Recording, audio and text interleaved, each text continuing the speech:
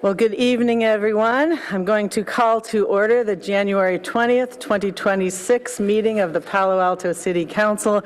Madam Clerk, would you kindly call the roll? Of course. Councilmember Lithcott-Hames? Here. Mayor Vinker? Here. Councilmember Rechtel? Here. Councilmember Burt? Here. Councilmember Lowing? Here. Vice Mayor Stone? Here. Councilmember Liu? Here. For the record, all present. Thank you. And now it is my sincere honor and pleasure to move to item 1, special orders of the day. And tonight we will be reading a proclamation honoring Aaron Bunk Miller for 34 years of service to the Palo Alto Regional Water Quality Control Plant and its partner agencies. Welcome, Director Eggleston. And good evening, Mayor Vinker and City Council. Really my privilege to give just a brief introduction to this item. So we're starting off tonight's meeting by celebrating the career and retirement of one of our longtime Public Works employees, Aaron Miller, who goes by the name Bunk. Aaron began his service back in 1992. So by the time I arrived, he had already been there for 6 years. And before retiring at the end of last year, he was our second longest tenured employee in the Public Works Department, spending his entire career in various functions at the Regional Water Quality Control Plant.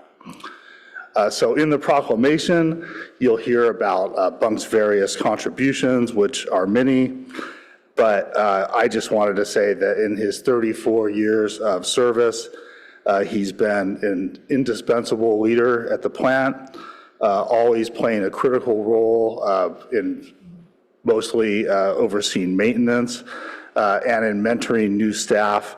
And as you'll see, always with a friendly greeting and a smile on his face. So I know that everyone at the plant and in Public Works will miss Bunk a lot. We wish him many years of adventures and new things in his retirement. And then I just wanted to acknowledge members of Bunk's family who are here tonight. So Debbie Miller, his wife, and Jaden Miller, his son, and Skylar Miller, his daughter. And with that, Mayor, I will turn it back to you. Thank you. Well, thank you so much. This is one of the sincere pleasures of council, is these types of proclamations where we can express our gratitude. And to do that, I'm going to turn to Councilmember Lowing, who will read our proclamation.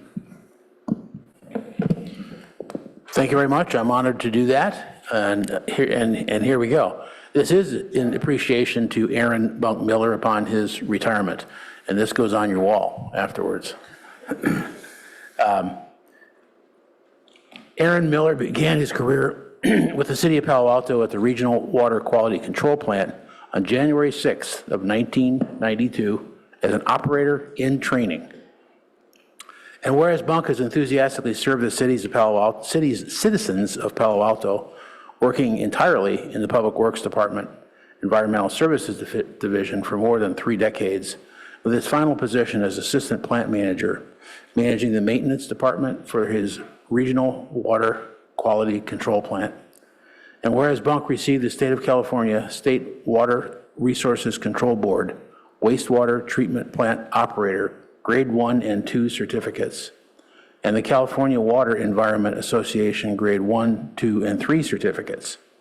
And whereas Bunk was awarded Plant Mechanic of the Year in 2016 from the CWEA, and whereas Bunk, with a smile, worked through many storms to make sure that the streets of Palo Alto did not flood with wastewater by keeping the headworks flowing, especially during the 2022 New Year's storm, where he and his crew worked round the clock for days to make sure that the flow from the 6 communities could be treated at the Regional Water Quality Control Plant.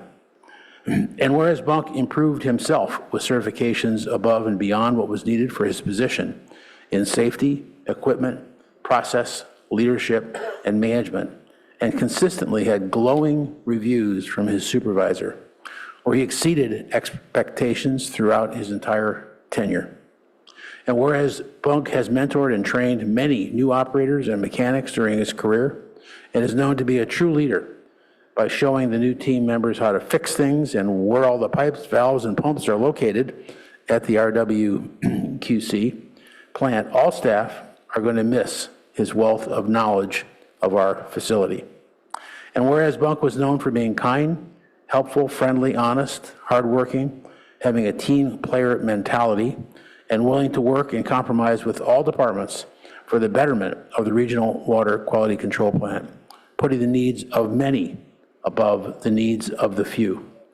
And whereas Bunk has now completed 34 years of exemplary, outstanding, dedicated service to the City of Palo Alto's regional water quality control plant, serving the City of Palo Alto, Mountain View, Los Altos, and East Palo Alto, the town of Los Altos Hills, and Stanford University.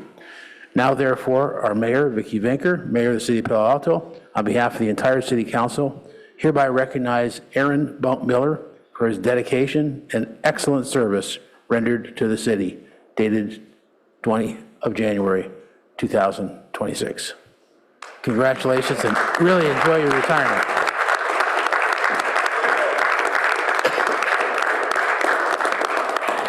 We are so fortunate as a city to have employees like you that are exemplary role models. Just thank you for your service. If you want to say anything, you're free to, no pressure, or just come on up for a photo. So,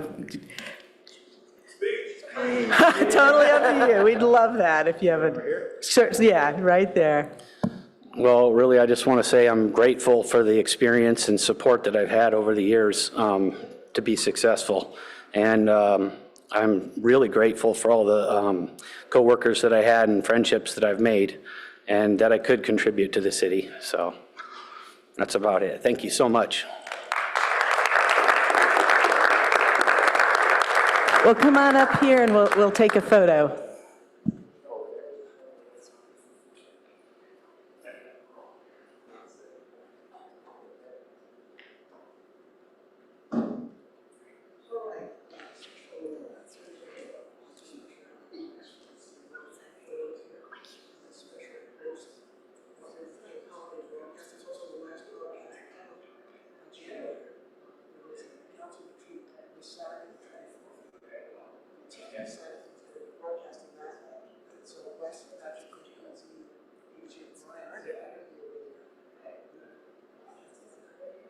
One of us got it right. Thank you. Right, double trouble.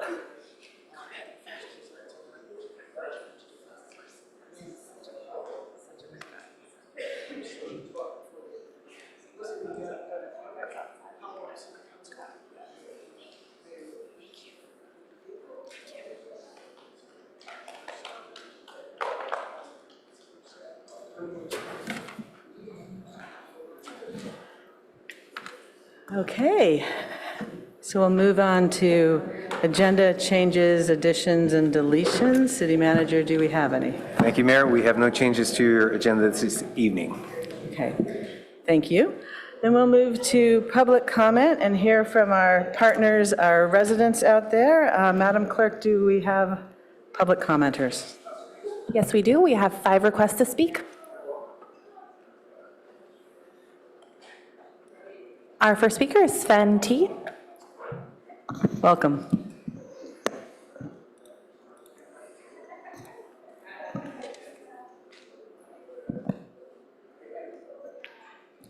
I just want to say thank you again for your time in being city council and not only listening to all of us, but dealing with rail separation and Cubberley and all of these other intractable problems that we have and solutions. So first of all, thank you. Okay, and I'm here to support that. So recently I was reviewing the City of Palo Alto's Public Utilities mission statement, and it hit me as a business owner that you guys should be made aware of this. And it's up on the screen right now, and I'll read it. It's to provide safe, reliable, environmentally sustainable, and cost-effective services. Now, when you think about it, the electric and gas utility is actually providing energy in 2 different forms, when what we as the public want, to paraphrase one of the gods of energy efficiency, Amory Lovins, cold beer, and hot showers. We don't give in the vernacular, a rat's ass if that comes in electrons or in the form of the CH4 molecule natural gas. So right now, we've got two parallel systems of which we're maintaining both, and they're both somewhat expensive to maintain. So if we're going to live up to this cost-effective solution, we really need to pick one. And if it was April Fool's Day, I'd say we need to pick natural gas, okay, but it's not. And as a chemical engineer, ex-PG&E, ex-Peninsula Clean Energy, electricity is much more reliable, much more convenient, much safer, and much more environmentally sustainable. So it hits all of those things. So we're spending a lot of money maintaining two systems to do the same thing, and the sooner we convert to the other just one, the better. Okay, so that is the main point. And I'm just going to pick a little bit on sustainable. Natural gas is not sustainable. Safe, natural gas is not safe. We know that the combustion of natural gas leads to carcinogens like benzene. We know that the combustion of natural gas leads to the criteria pollutants of oxides of nitrogen, which cause asthma in little kids. And little kids are innocent. And this is what pisses me off. We're impacting the health of kids. It's not fair to them. They have no choice. Thank you.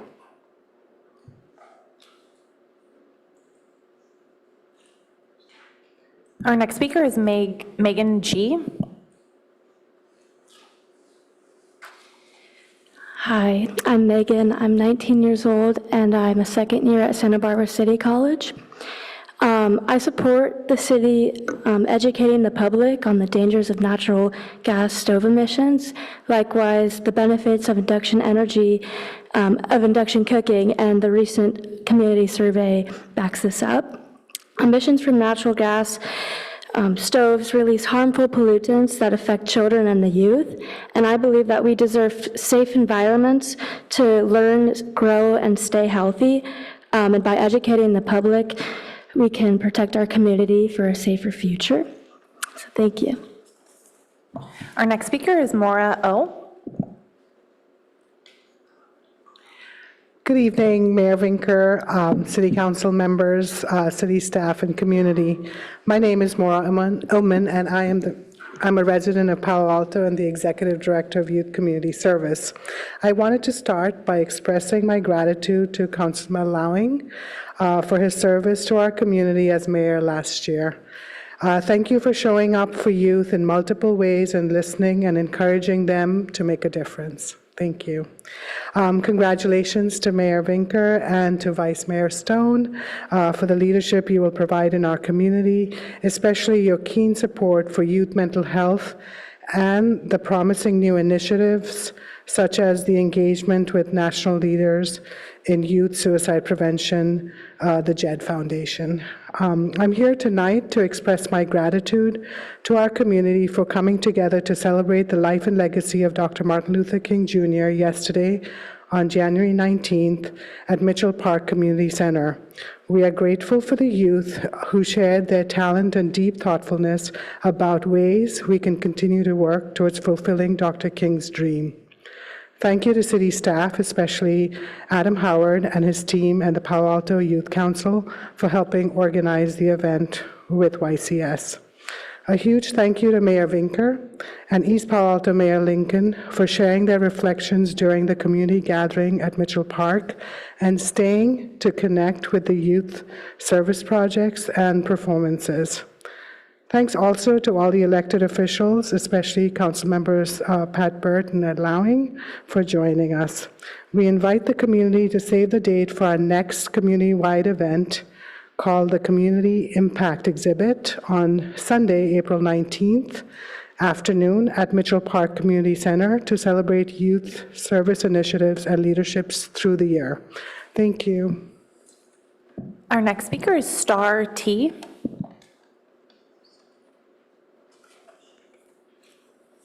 Good evening. This may seem premature, but many residents of Barron Park are worried the 3606 El Camino development will get rubber stamped when it comes to you.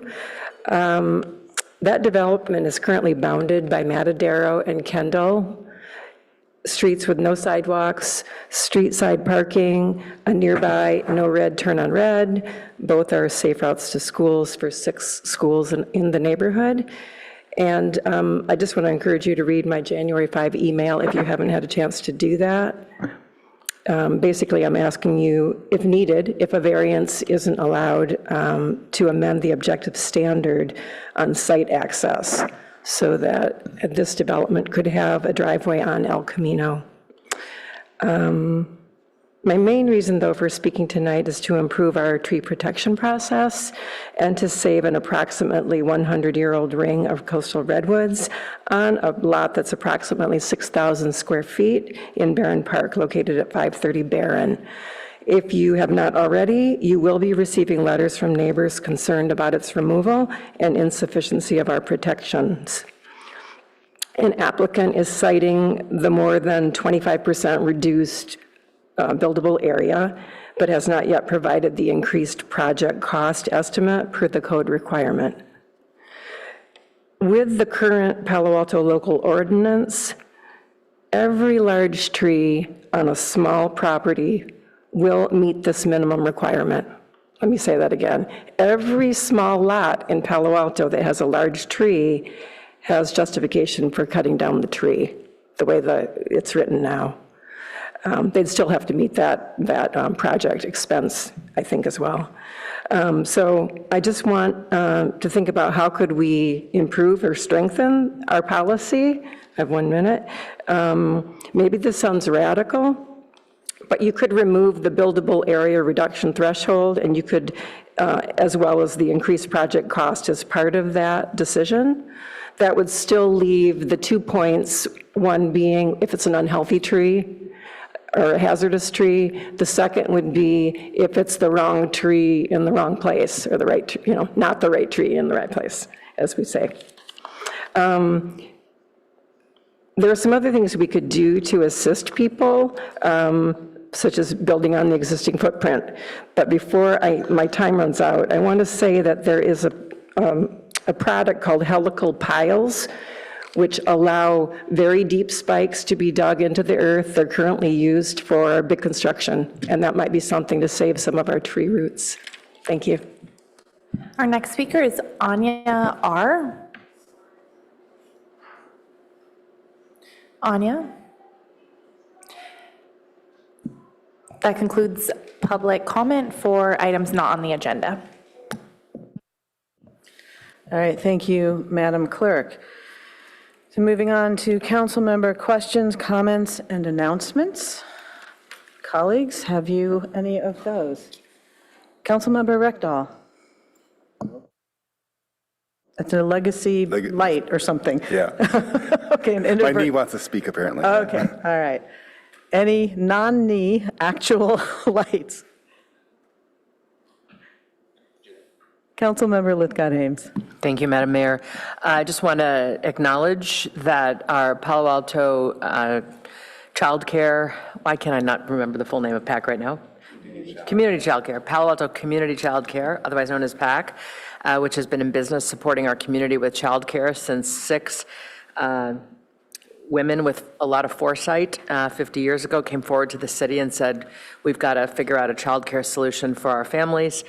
Since they came forward 50 years ago, we now have 18 different centers, one of which just expanded to offer care for little ones as young as 2 weeks, so for infants through toddlers, at their downtown site on Waverly. And so the mayor and I were at the ribbon cutting this past Thursday. I happen to be the council liaison to PAC, so I got to say a few words of gratitude to PAC, to its board, to its executive director, Lee Fab, and to the entire PAC community for the tremendous support they're offering children and their caregivers and parents in the form of really exceptional childcare. So we should all be very proud that we're a community that offers a fantastic array of exceptional and affordable childcare for those who need assistance. And so here's to PAC, and here's to what they will continue to do in our community.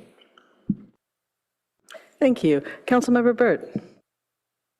Thank you. I just wanted to share that the Caltrain had its semi-monthly local policymaker group meeting this last week, and that's one representative from each city on the corridor as an advisory group to the Caltrain board. And the focus of this meeting was actually a workshop around Caltrain's update to their corridor crossing strategy, which is very important to us. And Caltrain has come to recognize what we've faced and Mountain View and other cities have faced, which is changes that have fundamentally occurred in the last half dozen years. On the upside to cities and the impacts on the need to grade separate, there's the projections are for lower increases in trains and lower increases in the number of cars compared to what was the previous model. As a result, the urgency to grade separate what Caltrain had thought was grade separate 40 crossings in the corridor is diminished. But on the flip side to that is the costs have gone through the roof and the funds available from state and federal levels have diminished. And so Caltrain is embracing a multifaceted approach similar to what we've done. And this corridor crossing strategy still supports all the cities that are moving forward with full vehicular and pedestrian grade separations, but recognizing that far fewer of those separations are going to be able to occur in the coming decades. The elements are continuing to support that, looking for where closures may occur in the corridor, and there are some cities that have very low traffic volume and prefer to have a grade closure. And then the final part is what they're calling this enhanced crossing strategy, which I think most of you have heard about, but it's this package of measures to make at-grade crossings first safer and more secure through automated technologies and otherwise. And then the other parts to this are to have greater signal optimization, which means to squeeze out a little bit better capacity for vehicles to cross, particularly during those rush hours. Previously, that wasn't going to get us to where we all thought we needed to go. But now with this diminished demand, it will help in many cases. And then the last part, so we had the reasons, primary reasons the grade separations were occurring was safety and security, capacity or mobility, and then lastly, environmental impacts. And with quieter trains, we now have us moving forward and others on quiet zones.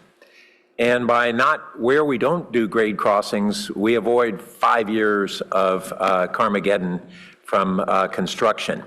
So that was all rolled out to all the cities, and I think it was very well received because it's a plan forward, recognizing our current realities and not clinging to what were good anticipations at the time they were made, and they've now been superseded. And then connected with that is Caltrain is going forward with a corridor-wide safety and security, which means fencing everywhere that the high security fencing everywhere that there aren't backyard fences, these enhanced crossing strategies at the crossings, even making the stations safer. And then, so that the cost of that is like 20%. The cost of doing that in the entire corridor is 20% the cost of a single grade separation. And depending on who you ask, does it address the problems by 80% of the problem or 70% or 90%? Something in that range perhaps, so it's encouraging. And then the final part is that our next meeting will include looking at station activation up and down the corridor, which is something the cities have really cared about. And then finally, Caltrain will be going to the cities up and down the corridor promoting their city partnership program, which is how do you get transit passes in the hands of a high percentage of workers. And the city partnership program that's on their website has all these different tools. Most of those are modeled off of what Palo Alto has been doing over the last 25 years. And so, for instance, between Stanford and Palo Alto, out of all the Caltrain Go passes, 75% of them are Stanford and Palo Alto. So we are really a model in that, which contributes to why we have such high train usage. It's the network getting to stations, and it's people getting passes in their hands, like the city now is getting real notoriety for leading on what's now the Bay Pass, that all city employees have all transit systems in the Bay. So I just wanted to use this opportunity to update everybody. These are significant in how they overlay with our critical grade crossing efforts, but it's also a real recognition of some of the things we've been doing as a city and will continue to do that are really important in our models. Thanks. Thank you. Looks like no others, so I will comment. I also want to add my thanks to my colleagues, council members Burt and Lowing, for joining the MLK Day celebration, and the staff of our city and the staff of East Palo Alto and all of the amazing students who were there, and the YCS organization writ large. But I also want to thank Maura Oman, who thanks everybody else and does yeoman's work year after year to make that event a real success. It's an important event, and it was really truly an honor to speak there. So thank you, Maura.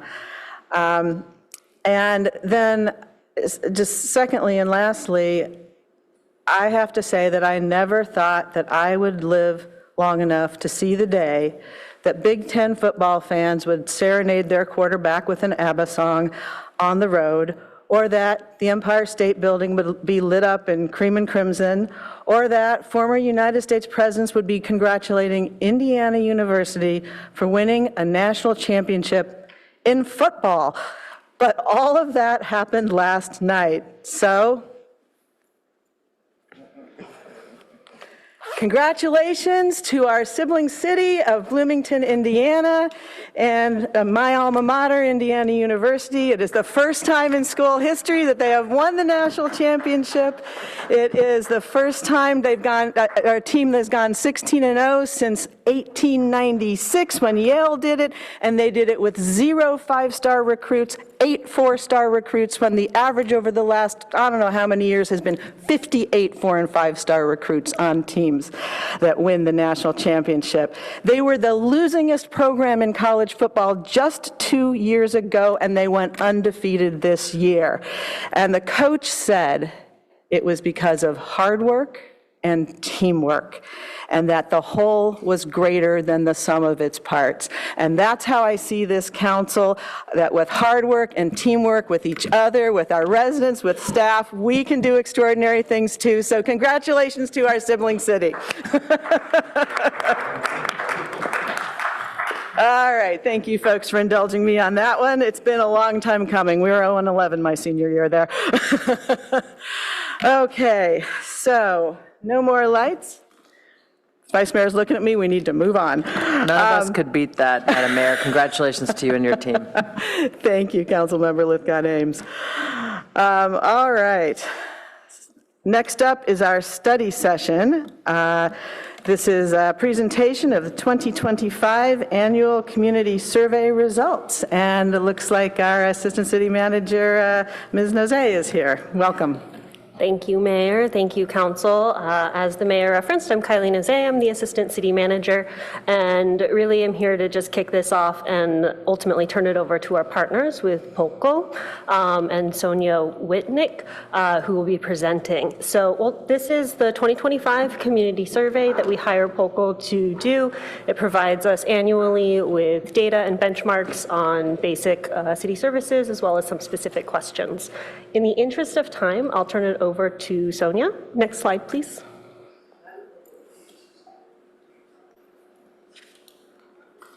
Thank you. I was just wondering, could I share mine, or should I just say to move the slides forward? Okay, thank you. Perfect.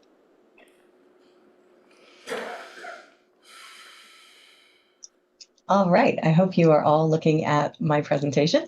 Good evening, Mayor and Council members. I'm Sonia Wittink, and I'm the Executive Vice President of Data and Insights at National Research Center at Polko. I'm very happy to join you to share a quick review of your results of your survey, of your community survey.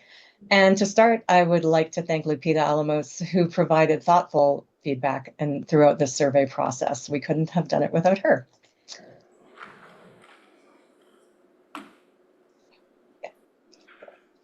This is the 21st iteration of your community survey. The methods used were the same as in past years, a random sample with mailed invitations. Similar to last year, 574 residents responded to the random sample invitation. You also implemented an open outreach, so anyone in the city could participate.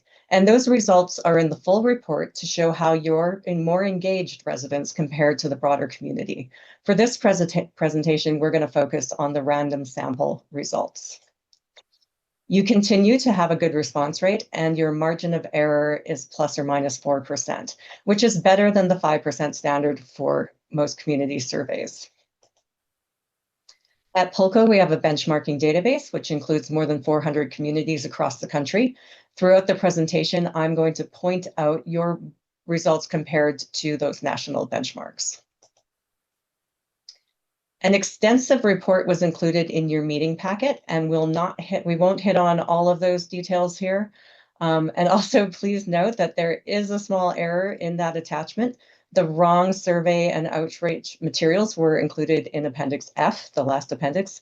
All other aspects of the report are correct, and we're going to send you an updated version tomorrow. So apologies for that, but we will make sure we correct it quickly. And on to our high-level overview. Of the 88 survey items with evaluative ratings, 22 were higher than the national benchmark, and 4 of those were much higher. 61 had similar ratings, and 5 were lower. But note that one of the low items was a rating for the federal government, so only 4 were for Palo Alto. The lower items were related to housing and the cost of living. When compared to results from 2024, 14 ratings were statistically higher, 124 were similar to the prior year, and 1 received a lower rating, but that was also the rating for the federal government. So Palo Alto scores are steady or improving. Moving now on to survey key findings. This is what stood out to us as survey researchers, but as mentioned, there's a lot of additional data in that full report. Start out, people like living in Palo Alto. About 9 in 10 residents rated their overall quality of life as excellent or good. 8 in 10 said they were likely to remain in Palo Alto for the next 5 years, and they would recommend living in the city to others. All is consistent with prior years and close to national comparisons. Looking at aspects of quality of life, most of these were similar to the benchmark, except for Palo Alto as a place to work, which was higher than the benchmark. Lowest on the list, but similar to benchmarks, was Palo Alto as a place to retire. Moving on to city services.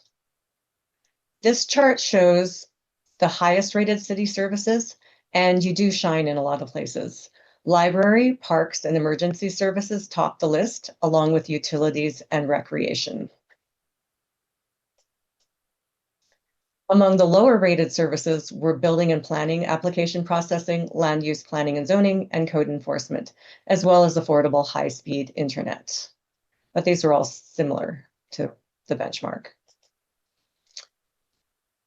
Compared to the national benchmarks, 8 services were rated above the nation. These included open space and parks, natural areas, recreation centers and classes, drinking water, utility payment options, and street cleaning. 15 services were on par, and none were below national benchmarks. Compared to 2024, 33 services had similar ratings, and 2 were improved. Affordable high-speed internet access was up 10 points from 2024, and electric utility services up 8 points. Palo Altans had high marks for non-motorized transportation and also the quality of businesses in the community. The community features that received the highest marks from residents included ease of walking and travel by bicycle, and the overall image of and reputation of Palo Alto, which were all above the benchmark. The perceived quality of business and service establishments increased by 7 points from 2024 to 2025. Opportunities to attend cultural activities and shopping options were also higher than the national benchmark, as noted by those stars. Affordability is a concern in Palo Alto. As in previous years, few residents gave excellent or good ratings to the cost of living, as well as the availability of affordable quality housing in Palo Alto. Only about 1 in 4 residents gave positive ratings to the variety of housing options. These were similar to 2024 and lower than the national benchmark. An open-ended question invited respondents to describe, in their own words, one change the city could make to increase resident satisfaction. These were categorized by themes, and the full comments are also shown in the report. The most common theme was housing and construction issues, mentioned by 21% of respondents, followed by transportation and traffic, and affordability, mentioned by about 1 in 10 each. Outdoor life is a strength in Palo Alto. Another open-ended question asked respondents to share, in their own words, one thing they believe the city does well and should maintain. Parks, open space, and the natural environment topped the list, accounting for 28% of all mentions, followed by activities and recreation, and utilities and city services. Residents were provided a list of potential activities and asked if they had done them in the past 12 months. Visiting a neighborhood or city park ranked highest. Other frequent activities included talking with immediate neighbors, voting in the most recent election, which would have been the presidential, and using Palo Alto public libraries or their services.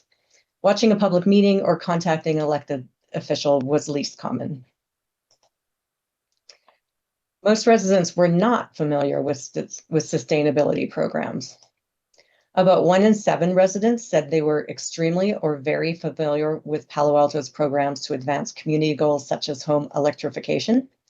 Only 1 in 20 were extremely or very familiar with the city's sustainability and climate action plan and its goals to reduce greenhouse gas emissions by 80% by 2030. Most were either not familiar or only slightly familiar. When asked what would most motivate them to replace major gas appliances with electric models, the top consideration was saving money through rebates, with 6 in 10 residents choosing it, followed by improving health and safety, and then improving or helping to stop climate change. About 3 in 10 residents said that they were not interested in upgrading to electric. Most residents had good things to say about the local government. 3/4 of Palo Alto residents gave the local government high marks for treating residents with respect, while about 6 in 10 praised it for being honest, treating all residents fairly, acting in the best interest of the community, and being open and transparent with the public.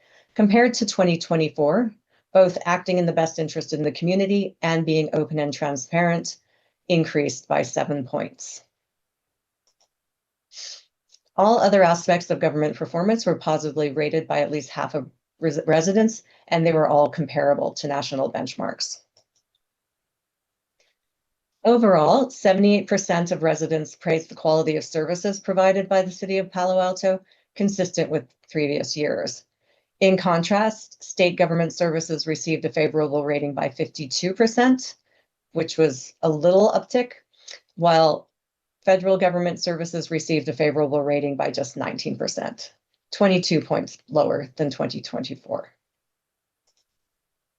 So a quick summary, Palo Alto residents have a high quality of life. A few services could use improvement, but most are very well on track. People love the quality of businesses and the ease of walking and biking in the community. High quality outdoor amenities are valued. Cost of living and housing is a national issue, and especially in your area. Residents were not very aware of state sustainability programs, and the rating for governance were stable with a couple of upticks. That's my quick summary, and now I'll turn it back to Lupita. Actually, Mayor, we'll turn it back to the council for your discussion. All right, thank you very much. Thank you for the report, much appreciated. I'd like to start and see if council has any clarifying questions or things they might want to ask about the report. Then we'll go to public comment so that then we can also react to the public comment. This is a study session, so we won't be taking action tonight, but it would be, I do look forward to this discussion. Does anyone have questions we should start with? Councilmember Rectal. Yeah, this time it is me, not my knee. But can you bring up the packet page 57?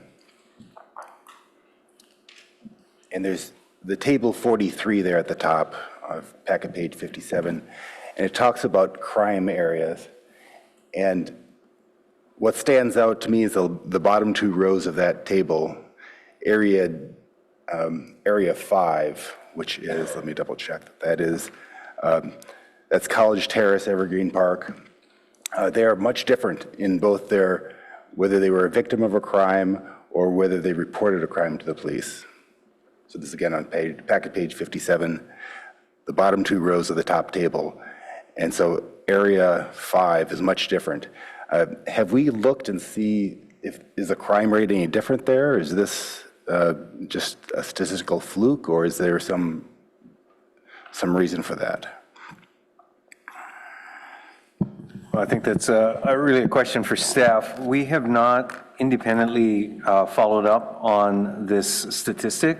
I will acknowledge, I think that we found in prior surveys that this area has traditionally or on an ongoing basis had feedback that tended more negative than other parts of town. And so I think it's something for us to look into, but I think it's fair to acknowledge that. Okay. And if I could just add a clarifying note. So these little capital letters that you see under the 23%, the C and D, that means that area 5 was different than area 3 and 4, but statistically similar to area 1, 2, 5, or sorry, 1, 2, and 6. And then the same for below.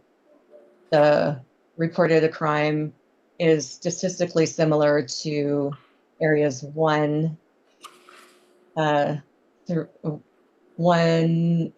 and 6, but different from areas 2 and 3 with columns B and C. So it's not different from statistically different from the entire community, but it is statistically high in some areas. And similar, can we go to packet page 80? And there we saw one area, and that was area 4 had worse utility reliability. So we're looking at the very first row on packet page 80. And area 4 there is 88%, which is pretty good, but when you compare that to the other areas, it's lower. Have we looked at has that had more outages, or is it that they're just more reactive to the outage that they've had?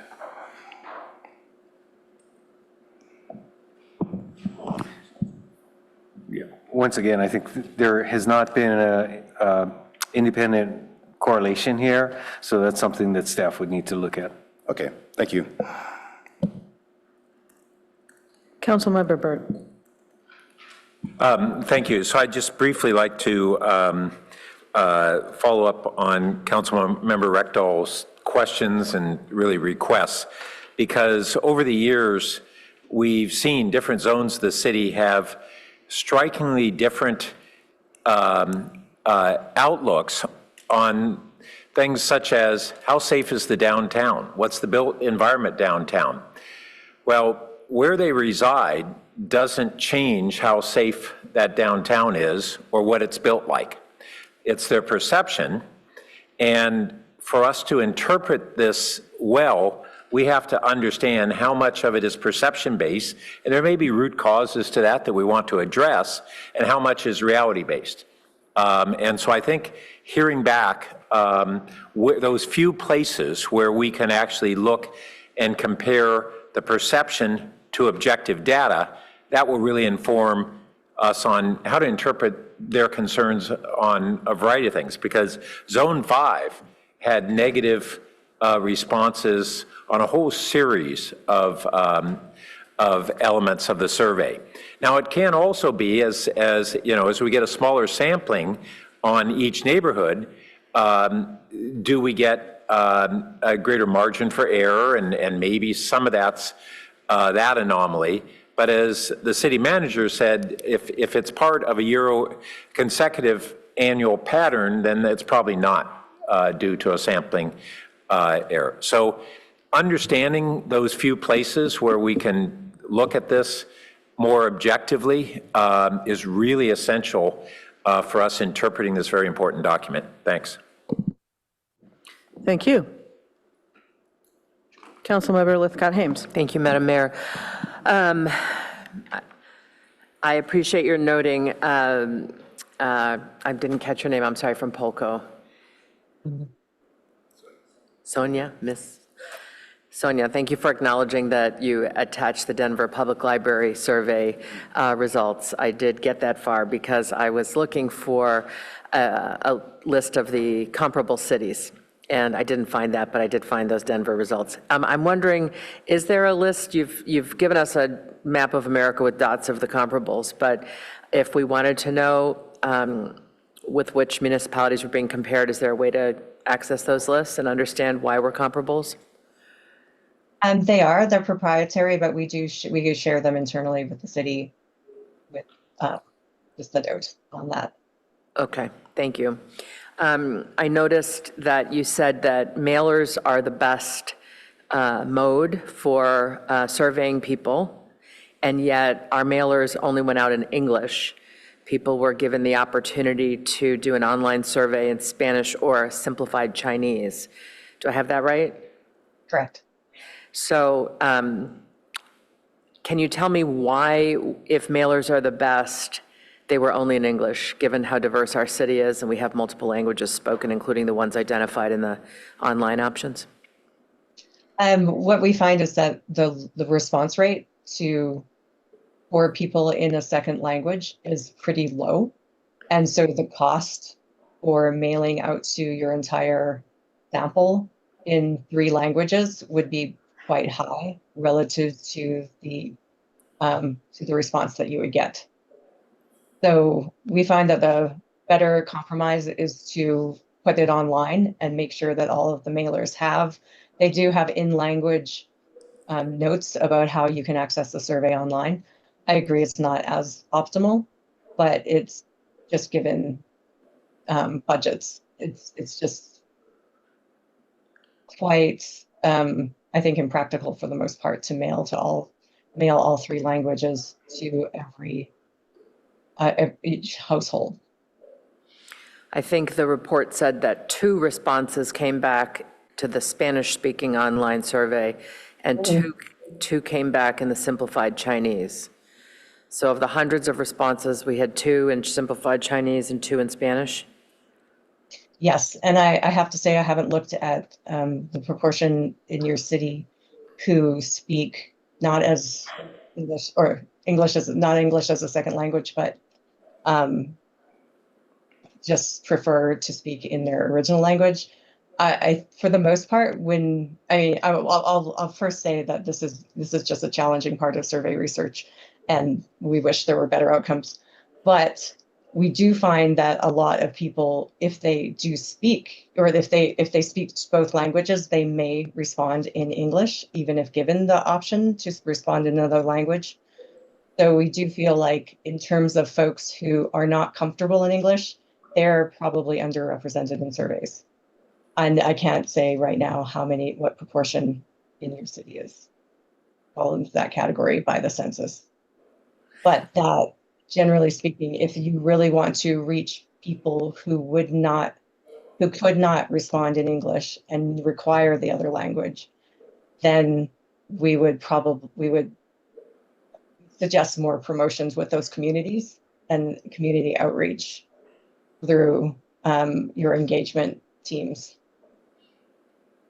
Thank you. I certainly would be interested in what percentage of our city falls into the demographics you just named in terms of their language, the first language, their ability in other languages, and so on. I just want to be sure that we're actually getting a representative sample and not conveying to people through the ways in which we're surveying them that we only care about English speakers. I think that may send a message we're not intending to send, but we are making a choice about budgets, and if we are not making our outreach efforts accessible to a significant proportion of our city, I think we would be concerned about that. So I would just love to kind of explore that a little bit further. I will say that I can't know how it's all received, but the research we've done is that most folks having at least that option of the online and seeing the invitation in their own language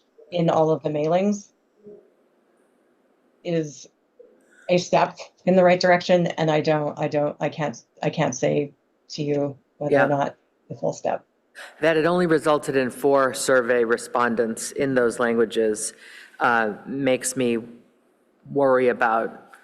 Yeah, and I guess the other part I'll say is that I have in limited situations, so I can't say I have a ton of experience, but I've personally been involved in at least 3 surveys where we did mail. It was when it was just English and Spanish.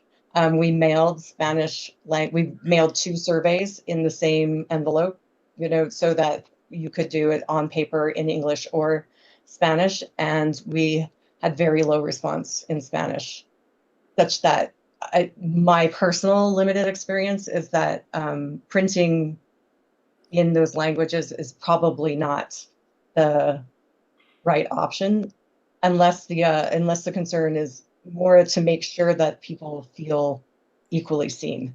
But in terms of getting the data back, it wasn't terribly successful. You said that's your personal experience or your experience at Palco? That's my experience at Polco. I've only done 3 surveys where we printed all of the mailers in both English and Spanish. And in what jurisdiction was that? One was Fort Collins, and I don't actually recall the other 2. They were a while ago. Okay. Thank you very much. I'm over time. Thank you, Councilmember Lithcott-Hames. And I want to follow up on each of your points, and I'll start with the last. So when you say it's more expensive, I would think that, postage is a large part of the consideration. And, I guess I would be curious in getting some feedback before we do this again about the marginal cost of adding those 2 languages, even side by side. They don't even necessarily need to be whole separate surveys all sent. I think it can be kind of like some ballots are that way or other things. I would bet that it's not, for 3 languages, 3 times as expensive. I would guess that on the margin. And it would be nice if we could at least know that so that we could see if we can more ably solicit that, because I do think it's kind of suspiciously low in terms of the response, and we really want to be representative of our community when we're putting this much upfront investment in there. So I would love to just explore that a little more before the next year. I guess that's a comment, not a question, so I apologize. I'm breaking my own rule.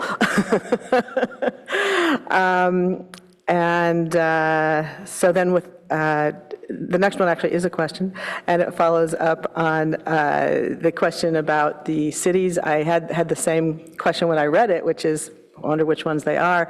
So I'll ask you a slightly different question about those, which is,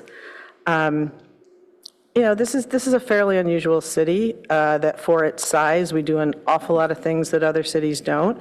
And we kind of punch above our weight class in terms of people knowing us for our size and various other things.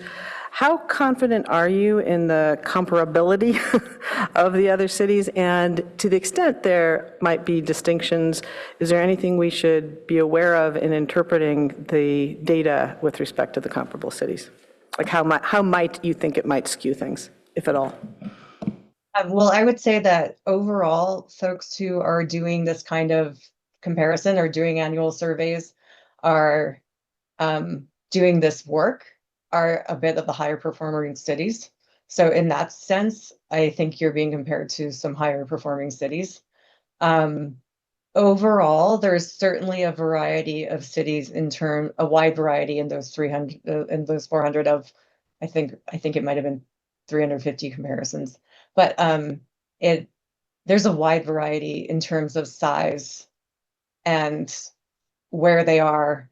And so it's truly like you're being compared to the nation, and it's not meant to be like, we do actually do custom benchmarks if you want to hone in on things like population size, median income, and things like that. And so we can create a custom benchmark for you.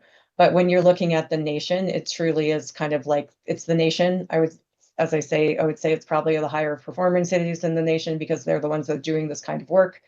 But there are communities that are 15,000 and in the Midwest, and there are communities that are larger than yours in Texas. So it's a true national. And Councilmember, if I might, or Mayor, if I might add, we do benchmark with custom communities as part of this when it's noted accordingly, and those are specifically California communities and ones that staff has reviewed the list of those comparables. We still don't disclose that list, obviously, since, as Poco noted, it is proprietary information for them, but we do review that list to ensure we are looking at, to the best we can, similar jurisdictions. Some are bigger, some are smaller, but generally looking at that, to your point of, not all cities have an airport. So we want to make sure we have some comparables that do have that. So no one's perfect, but we do review that list. That's great to know. Okay, thank you both very much. Councilmember Liu. Thank you. Just one clarifying question, and really this is focused about question 19, but generally relates to the free comment section. So for example, in question 19, it says, what is one change that the city would make that would make you happier? And housing and construction was the top reply, with the percent being 21%. Then in the free answer section, there are a lot of comments saying build more housing, a lot of comments saying don't build more housing. So I want to confirm that when we see 21% as housing construction as a change that would make you happier, we can't interpret that that is 21% who want more housing or less housing, right? It's just anything related to the topic. I just wanted to confirm how the survey was set up and how the free response was configured. So how should we interpret that? That is correct. It's the theme is housing or construction, and we split out negative and positive. Yep, that's what I thought, but just want to double check. Thank you. Great. All right, thank you, colleagues. Let's move to public comment.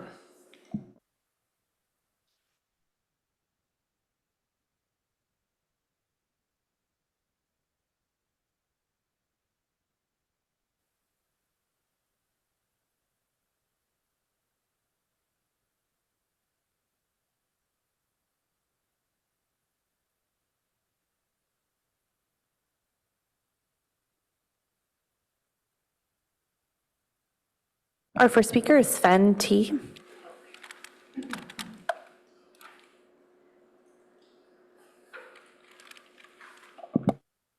Once again, thank you very much for your service, Mayor Vicker. Congratulations on your team, and I really, I think we all do like your coach. The whole is greater than its parts. That's what we are, and we strive to be. Well said, thank you. I really like in this survey two things: ease of biking and the electric utility services. Ease of biking. Hey, everybody go, yay, Ellen Fletcher.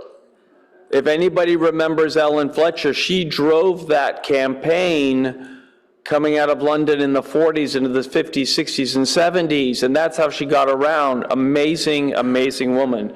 On the electric services side, everybody go, yay, Bruce Hodge and carbon-free Palo Alto and his irascible band of engineers and poets and dreamers and dancers. Because they worked really hard to convince the utility that it actually made sense on the electric side to go essentially 100% renewable. And we did, and it made sense. So here we are. I really like that part, that 5% of our community knows the SCAP plan deeply and deeply cares. That's actually really good. 1 in 20 people are done a deep dive on our climate. And that 59% want rebates to encourage them to electrify, and that health and safety comes in at 37% and stopping climate change is 35%. Health and safety resonates. And you guys, I'll give the people that are designing the survey for next year, I will give you a shiny silver dollar. And silver is very expensive now. If you would ask this question, if you knew your gas stove was emitting chemicals that cause cancer and injure your kids' lungs, would you switch to induction? I mean, here we are, we're feeding chemicals into people's homes and they don't know it, that cause cancer and injure kids' lungs. And all we need is to educate. That we're not doing anything wrong per se. We just need to educate the public who don't know this, to let them have a choice. And we want them to go to electric. We know that already. So let's, Mayor Vicker, you also said, let's punch above our weight class. Let's be one of those first utilities to actually acknowledge, educate, and advise our residents that, hey, that stove in their house, it's not good for you. Let's get rid of it. Let's do it for our children. Thank you. Our next speaker is Star T.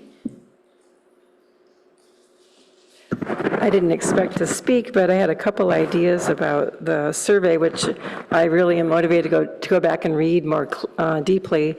In terms of sustainability, I think we could promote awareness of this area by accentuating the Joint Sustainable Schools Committee that we have, a joint program between, of course, our schools and our city. It's a fabulous group. I love to attend those meetings. We could promote that in Uplift or maybe Palo Alto Weekly article. In terms of survey effectiveness, there are so many things we could do that would be improved by having a rental registry.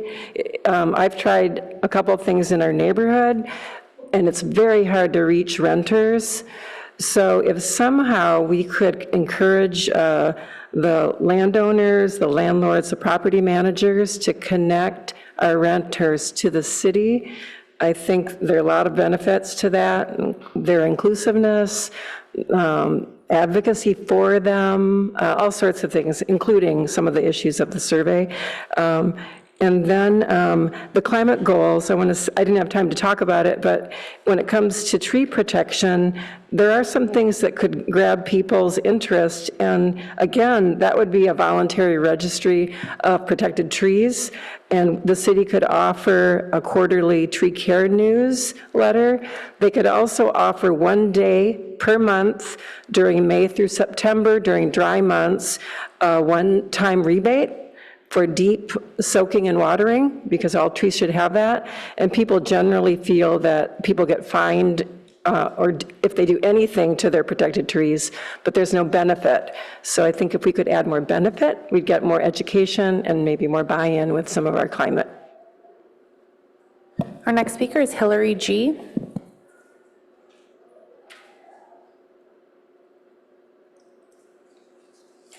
Good evening, everyone. I am here to talk about the exciting statistic that a third of the city thought that improving health and safety was a good reason to switch from gas to electric. That is very exciting, and I want to tell you a couple of things behind it that might help you going forward. I also want to tell you some of my personal experiences in talking to people and how they respond when we've told them that their gas stove could be harming their children. It's quite an interesting thing. So I want to start with a quote. In the next 5 to 10 years, people will be thinking about burning fossil fuels in their home the way we now think about lead paint. That is a quote from former state rep Tracy Burnett, a Democrat who was the prime sponsor of a clean heat law recently signed into law in Colorado. So lead paint, cigarettes, gas stoves, those are three things that parents need to think about not having in their homes. So let's talk a little bit about why gas stoves have such an outsized impact. We all know that people are very attached to their stoves and they don't consume a lot of gas, so we've kind of put them in the back. But unfortunately, until we get people to let go of their stoves, not only will they have health issues, but we're going to have to keep the gas line running to their house, so that's going to be hard. So when you talk to people, though, about the health consequences of gas stoves on children, what I've typically seen people respond to is they've gotten really mad. They're not mad at me or to my other colleagues who've had this experience, and I think Councilmember Burt has had the same experience. They're mad because they didn't know, and they've just bought this massive, expensive, high-end gas stove, and now they're going to have to rip it out. Or they're mad because they didn't have that stove, but they're a renter, and they're worried about their kids in that context. So I think we have a real opportunity to let people know that gas stoves are dangerous. They are not something that we should be having in our homes. We're hoping that you will be adding that to the next gas safety brochure, letting people know if you do want to cook with gas, please run that fan. And if you don't have a fan, open up all your windows. And you have to keep that fan running or the windows open for like 15 to 20 minutes after you stop cooking because the bad stuff lurks. So really hoping that we can seize on this initiative and get more rallying around this health and safety issue and make it less about climate, because this is not about climate or climate change. This is about health. I'm done. Thank you. Our next speaker is Anya R.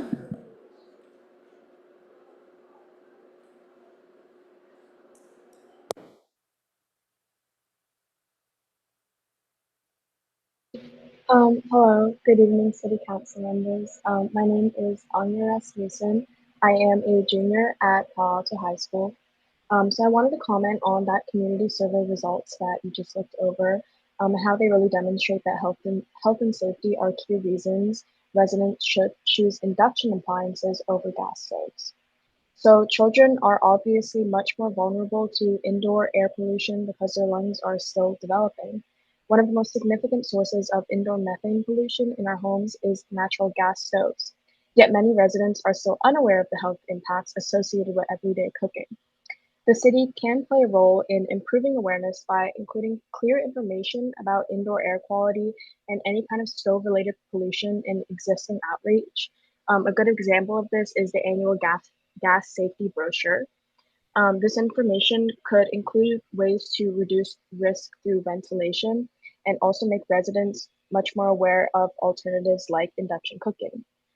Induction cookers are also becoming a lot more accessible and affordable, and programs that support shared access can go a long way. For instance, for every $1,000, we could create 10 loader induction kits that are circulating in our community.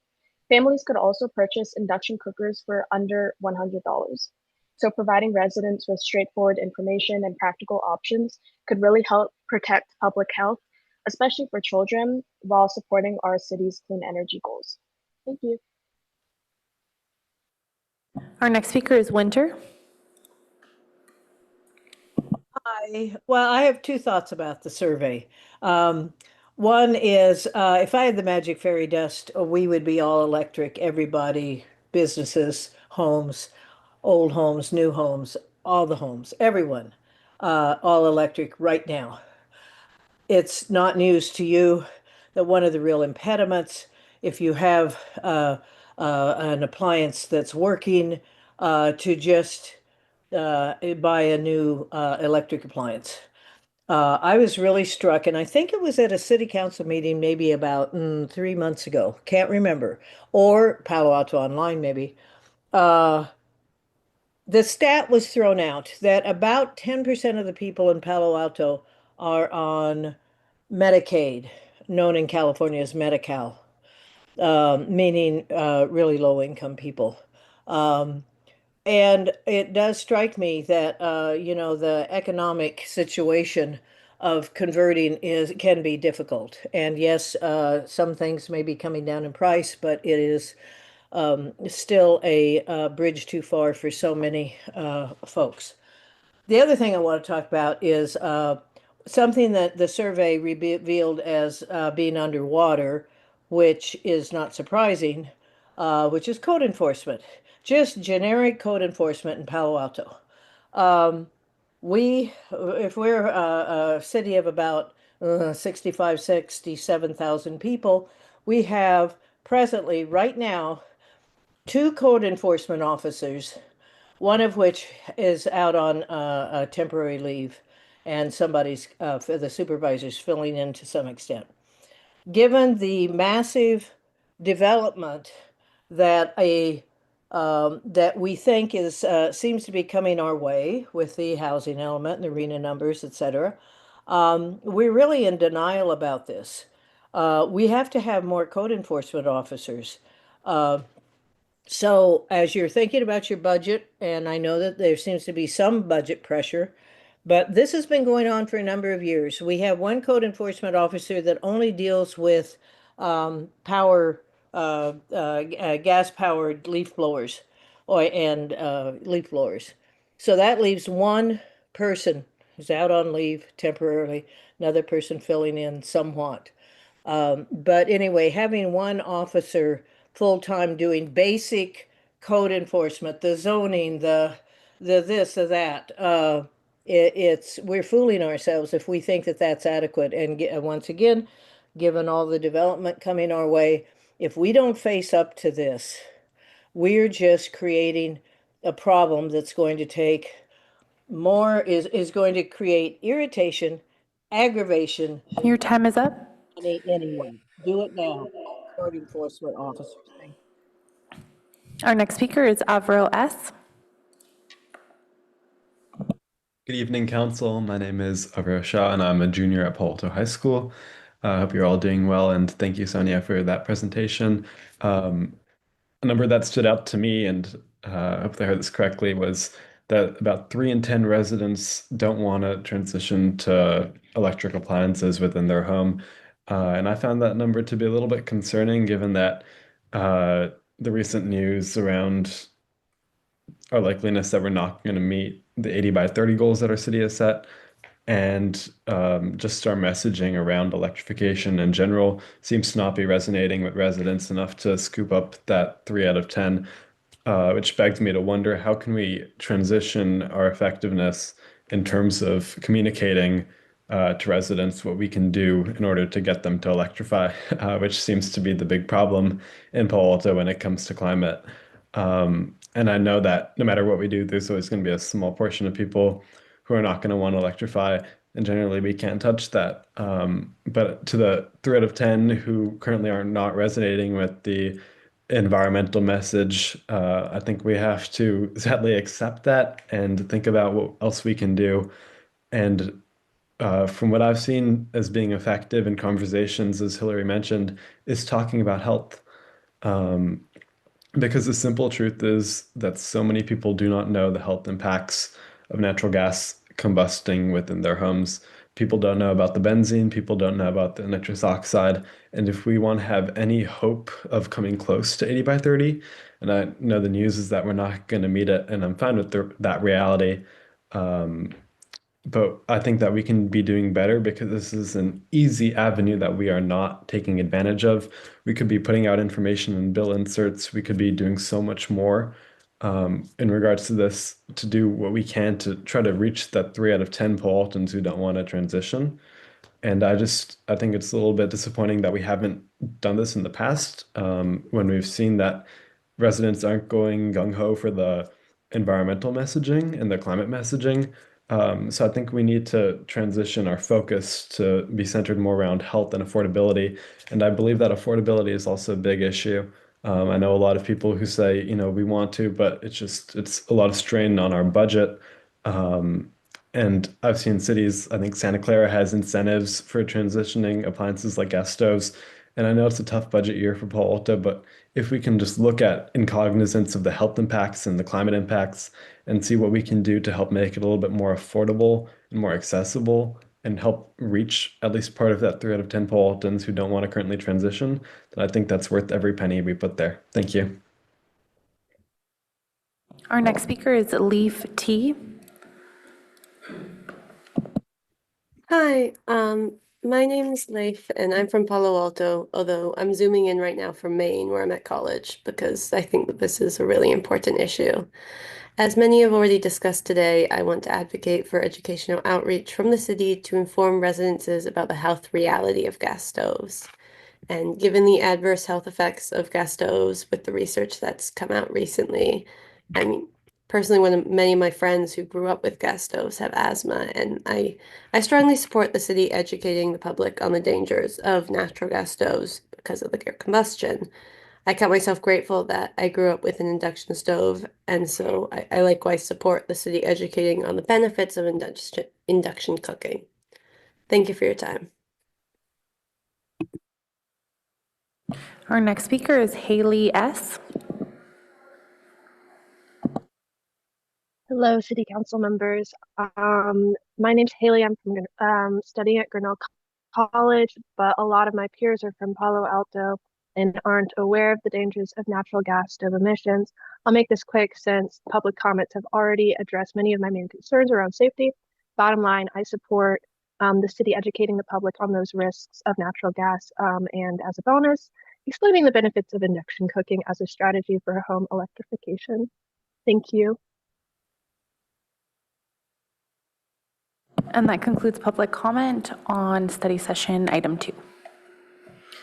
All right, well, thank you, Madam Clerk, and thank you to each of the public commenters that took the time to give us your thoughts on this survey. I think in this item in particular, where we're surveying your thoughts, it's helpful to have your feedback and response to them as well. Okay, colleagues, comments, thoughts, opinions, discussion. I know there's some.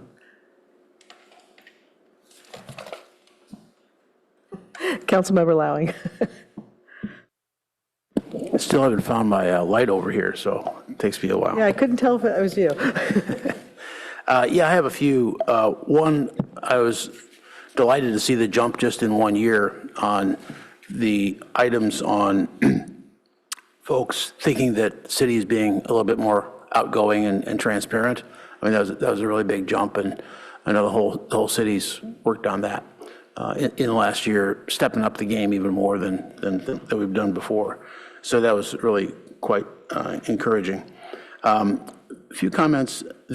I'm also relieved to see that we beat the federal government 71-17. So that's a good score vis-a-vis the current federal government. I don't know if I don't know what the consultant's interpretation is of this affordable high-speed internet. It jumped this year from 44 to 54 that say that they're happy. And I thought when you went through it, you said that they might not be happy. As you know, we're doing a pilot right now to see if they're going to be happy or not in the next year to 50 years. Is your interpretation that there's still an unhappiness level? Because to me, it looks like, wow, if you're jumping 10% in a year, and that's something that we need to take into account as we're looking at our pilots and potential rollouts. Yeah, what I was saying is that it is on the lower end. If you just stack rank all of your services, it's on the lower part of that list. That said, it is similar to the benchmark. So it's what you commonly see in communities. And that it did increase from 44% saying it was excellent or good to 54% saying it was excellent or good in the past year. So that's quite a good jump, but it is just similar to a benchmark. So it's similar to what other communities are experiencing in sort of terms of people's perception of access to affordable high-speed internet. Okay, I'd be interested in other colleagues' perception on that one. On packet page 83, you commented that the issue about reducing community greenhouse gas emissions, the 25 rating compared to 24 is similar, 25 being 20 2025 being 57 and 2024 being 60. So I can see why you say that that's similar. That's within the margin of error. But I guess I'm more concerned about the lack of any progress since the first date on here, which is 2017. So there hasn't been any increase since then, and in fact, there's been a decrease from higher years of 22 and 23. So I can't argue that your word similar there is correct for the column that it's in, but I'm just more concerned about what you're showing there in terms of community sort of interest, awareness, thinking that these are important.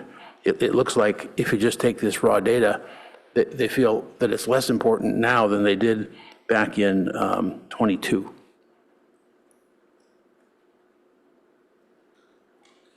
The consultant want to comment on that? Can you tell me again which item you were looking at? I'm looking at packet page 83, the one that says rate how important, if at all, you think it is for the community to focus on these.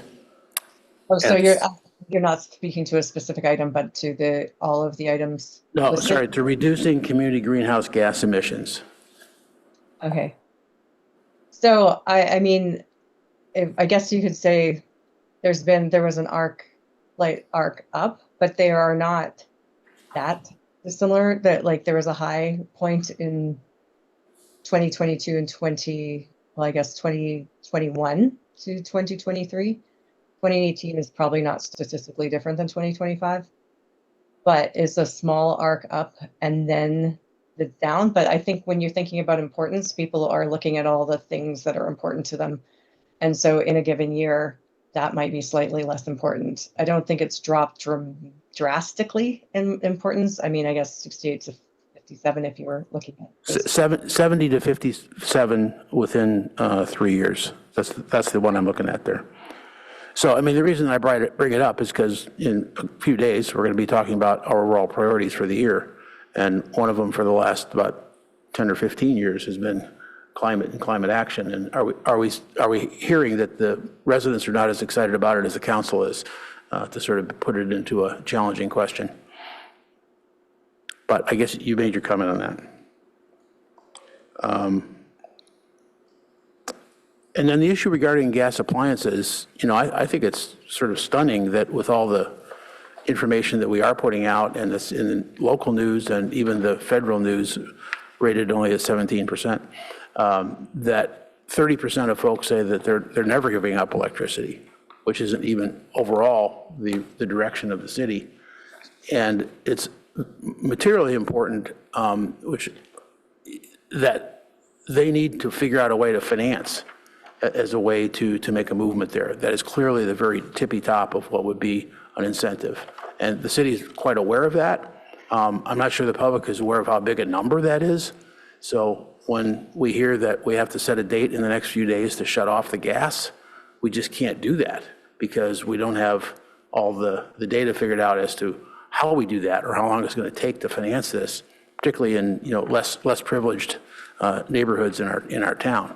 So just want to underscore that fact that the motivator for folks to really make this change here is in their pocketbook, understandably, because these things cost so much when you talk about furnace and hot water heater and stoves, et cetera. Then just also for discussion purposes, I'll raise the question again as I did last year. Do we want this every year? Because we have a lot of, this looks the same as last year, almost identical. And we're always kind of up in the same categories. And our marks relative to, I won't say our peers, but the comparables that the staff put out there are usually the same as well. So everything takes staff time and money, so I just put that out there. Do we get enough in a given year to spend this much time on it? Thank you. Vice Mayor Stone. Thank you, Madam Mayor. Yeah, just following up on Councilmember Lowing's point there, I've always kind of felt that as well. Is it necessary that we do this every year? I'd be curious to learn more about the cost and the burden on staff. But my question, as far as just being able to, because I do find the data helpful to be able to track changes, just like Councilmember Lowing just pointed out, the change over the last few years on the importance of, I guess, I can't remember exactly the wording. Greenhouse gas. Thank you. Reduction. And so I think that's fascinating. But if we were to have this every other year, I guess, are there other cities that do that? I mean, how do you think that materially changes the way that we can use the data in that way, or is by switching to every other year, is that going to kind of give us the same, or at least a similar lens to be able to kind of look at this? I would say that we have communities who do both, that do the survey every year and every 2 years, and it's a lot about what you're feeding, what data you're feeding into your planning, into your performance measurement, and how you're using it. Vice Mayor, just to add on to that, we as a city have at times gone to every other year, and the council then asked us to move back to an annual survey. The cost of this is about $33,000, though that is the last year of our contract, so I'm not sure what the price increases would be subsequent to that completion. Well, just to put a little more context in, and again, many council members are familiar with this, but for those who might not be, over time, the council has debated whether this is the right survey, other survey instruments might be used. It is a fairly long, lengthy survey, and as such, Vice Mayor, you led the effort to try to reduce it in length, which I think was a challenge. So ultimately, we have what we have based on the discussion consensus of the council, and I would be happy to modify that as you see fit. Yeah, you didn't have to remind everybody of my efforts to reduce the length of the lengthy survey. It was a challenging thing to do. That's for sure. I'd be interested in the conversation.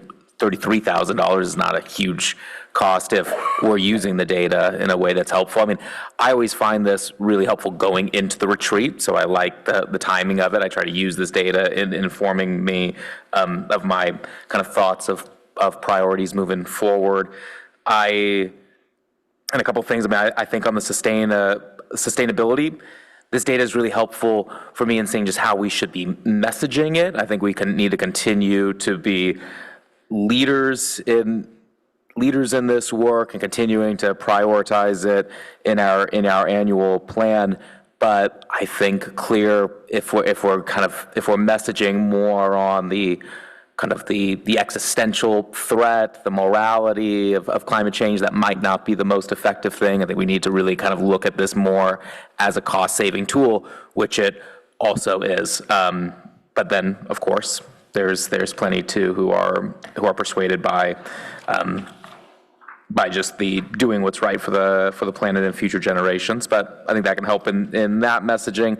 And then I was really concerned about the data on, 55% think that Palo Alto is a good place to retire. I'd love to dive deeper into that to understand why that is and what we can do to make it a better place to retire, whether that's mobility issues, services, cost of housing, and the difficulty in downsizing, et cetera. I think those are all things that would also better help inform as we move forward into the retreat, what type of housing policies we might be able to promote for seniors and those who wish to retire in Palo Alto, as well as other things. So I think that was helpful. I'd like to learn more about it in the future. So thank you. Councilmember Rectal. Okay, yeah, when Councilmember Lowing mentioned every other year, would that be a savings of money? And I thought, oh, that makes sense. It is kind of repetitive. But for 33K, it's probably worth it because you can see trends quicker. If it's every other year and we saw something change, you say, oh, is that just a blip in the data? Whereas if you have 3 years in a row, you can see a trend. And I think that's probably worth the $33,000. It's not that much. Okay, overall, this is a really good survey. I think it's well done. A lot of work went into it, and I appreciate the work. Thank you. My biggest complaint is that this is kind of a core dump, a whole bunch of data, and it's not actionable. A lot of it is you don't know exactly why things are happening. And so, for example, when they talked about low connections, citywide, we have a low connection, and that's one of the areas where we're not head and shoulders above people. And why is that? And there's two areas, one of them being Community Center in Crescent Park, Duveneck, that has a higher, and South Palo Alto has higher. And South Palo Alto has both Eichler and Green Meadow pools there. And that acts as kind of a community focus. And is that why those areas are higher? I don't know. And so now if you're trying to make it actionable, say, well, we have 2 areas that are high and 4 areas that are lower. What can we as council people do? And I think it's really difficult to figure that out. Sonia, do you have any insight into how we can tease out the reasons for some of these scores? I mean, I would agree that it's a little harder to tease out the reasons from a broad survey where you're measuring the trends. I mean, it's much more you're like highlighting areas to dig deeper into. I think that sometimes in a community, when people see a lower mark or a higher mark, they go, "Oh, I know why that happened." I mean, when you were talking about some of the trust scores, you're like, or the informing your residents, immediately you thought of there was things that we implemented, right, that moved the needle on that. So what I would say is with most of our folks, that if there's some specific areas you need to dig deeper into, you can use Polko to do that. It's included in that $33,000 that we, for anyone who has subscribed to your Polko profile, we can ask them additional questions. So that would be, I think, the thing. And again, it's included in your subscription to use it to the annual survey. So that's something that we have a customer success manager that can work with you to do some like short, kind of more topical surveys. And those ones, they're not going to be probably we're not going to spend that kind of money and time and all of that, but we're going to do some outreach with the community through your channels. We're going to use whoever is subscribed to Polko, and we can get some context. Again, it won't be necessarily statistically representative, but when you're trying to deep dive on, like, you said you won't buy an electric appliance. Why? Like those are the questions that are just helpful to kind of have that sort of more robust, not focus group, but like dig into the community, ask for like, what are the reasons behind a yes or a no or a high mark or a low mark, and just get a little bit more information that way. I think too, I know the other council members was speaking about there's some data that you could maybe just compare, that you have some, like we always say, like sometimes some communities get really low marks for crime prevention when they're actually really safe and have low crime. And then it's really just thinking about like, what is that perception and where does that perception come from? Talking to the community further about what that might be. Okay, thank you. Yeah, another case is health and wellness opportunities. Uniform over the whole city, we don't have good scores on that. And health and wellness, that's kind of a broad. Is that talking about, they want it more bikeable, they want it more walkable? Is it they want a city gym? What are they, or, we have good parks and rec scores, so I don't think it's that. But some more insight into why we have these lower health and wellness opportunity scores would be useful.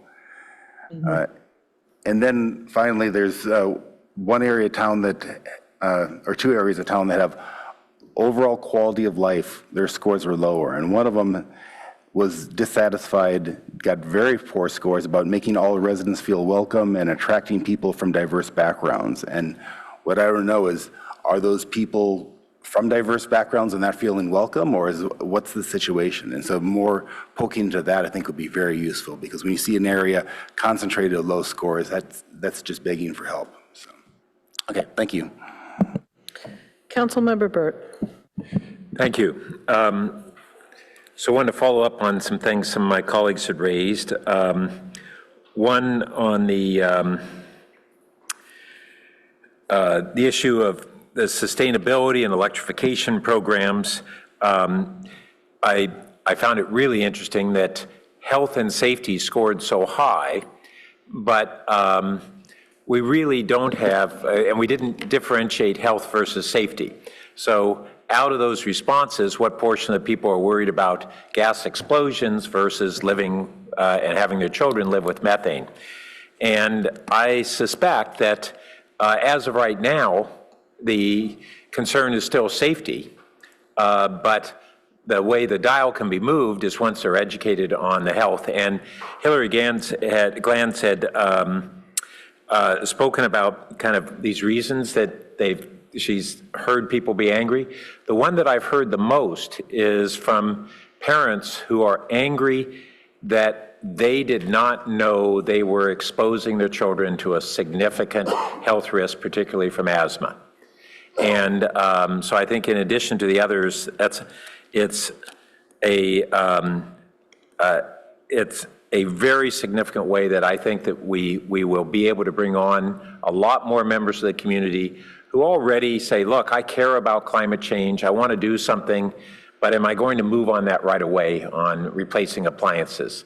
And this, I think, will tip the scale. So reorienting our communications programs around really highlighting that, I think, is maybe one of the most valuable outcomes of this survey this year.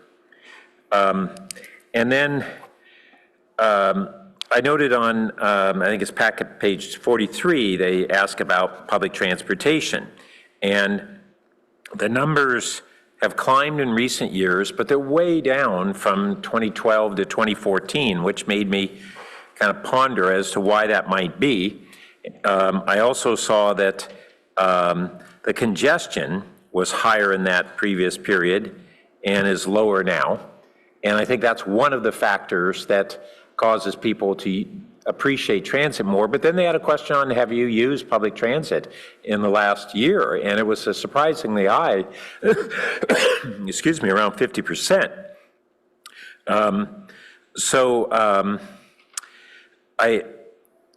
I think that one of the things is to make the public, again, more aware of what's available in transit. And we have our VTA bus lines down El Camino and Middlefield and whatnot. We have the Caltrain electrification, which most people have heard about and treated very favorably. What we lost was a public shuttle system a half dozen years ago that I think had more perception of value than ridership. What we have today is a free public bus system far exceeding what we had from our Palo Alto shuttle, and that is the Marguerite system. And VTA promotes that on their website and links it and overlays it. We don't.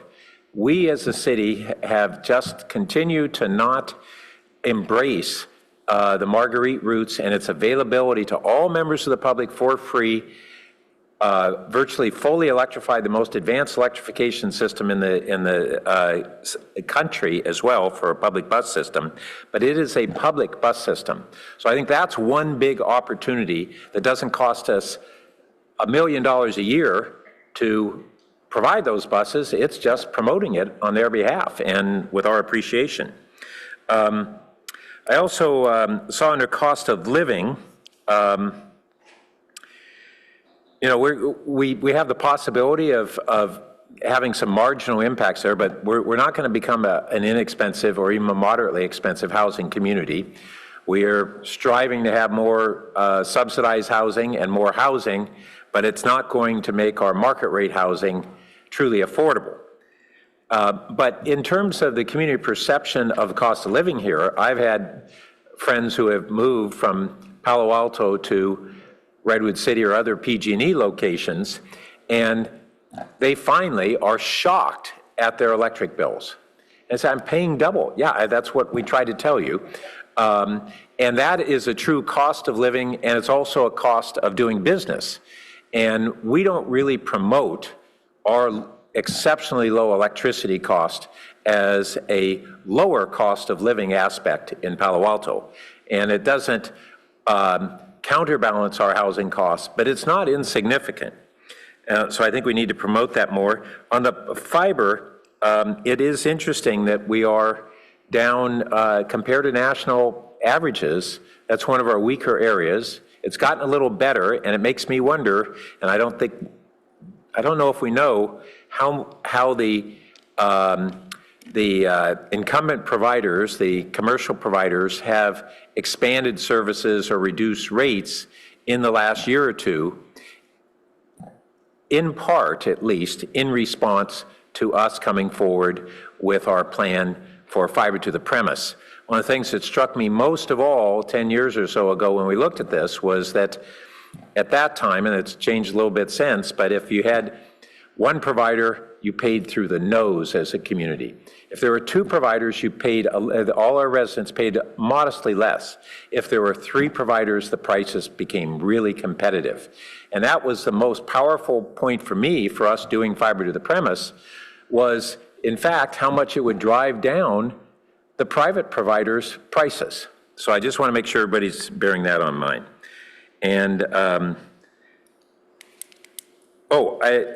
I just, one last thing on the housing. I saw that 20% have it as the highest priority. I think that, I actually construe that to be predominantly that those are people who say more housing is their highest priority. Interestingly, that was 30% of the 18 to 34-year-olds. And then fascinatingly, and that's not surprising, but that same group had the highest desire or priority for public safety. And that surprised me.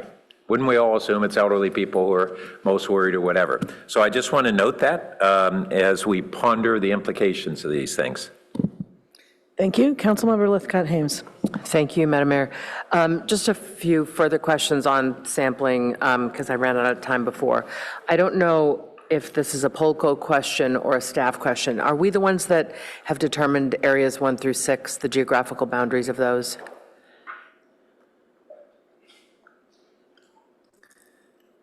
Here's why I'm asking. Area 6 is a lot bigger than the others, and they turn out to be underrepresented in the survey responses. So I'm curious about why Area 6 is so big and what we might be able to do to increase their response rate. So Councilmember Lithcott-Hames, we should say we did do the area district boundary. Many years ago. And for consistency, they have remained the same for comparability between years. Correct. Okay.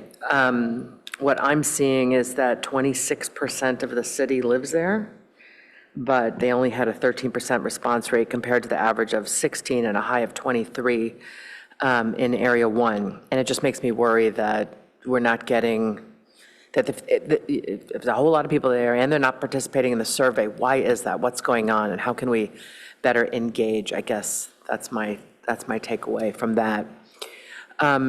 Also, I noted that people age 55 and over, a group in which I count myself a member, are 42% of our population, but we're 69% of respondents.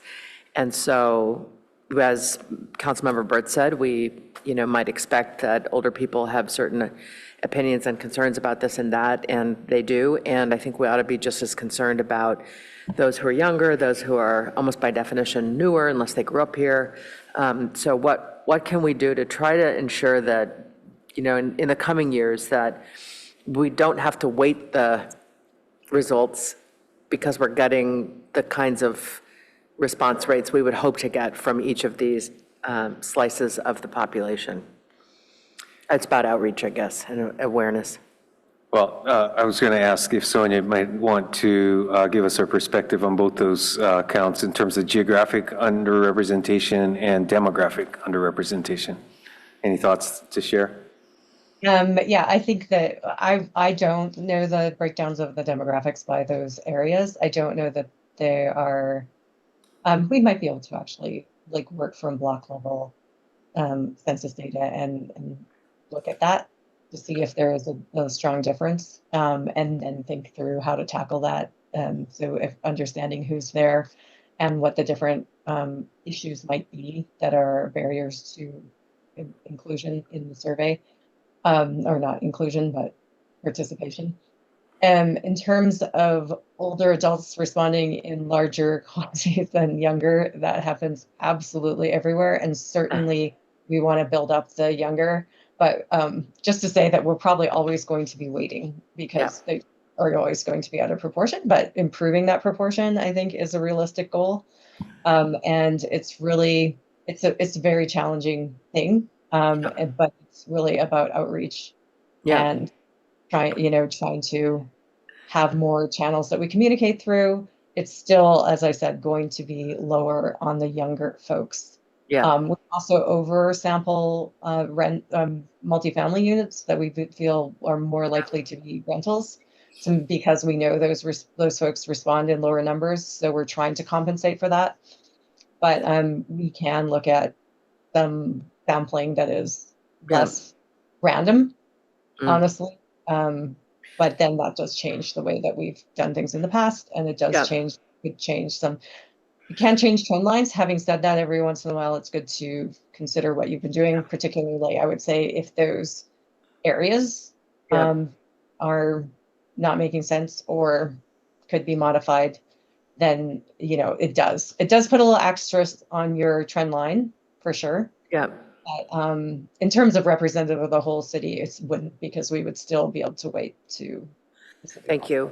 I'll turn to staff now. I just have a few seconds left. I had hoped to ask you what your insights are. We haven't really heard that. Love to know what surprised you and what you were happy to see and what you were disappointed to see, and what do you think you'd like to do about it?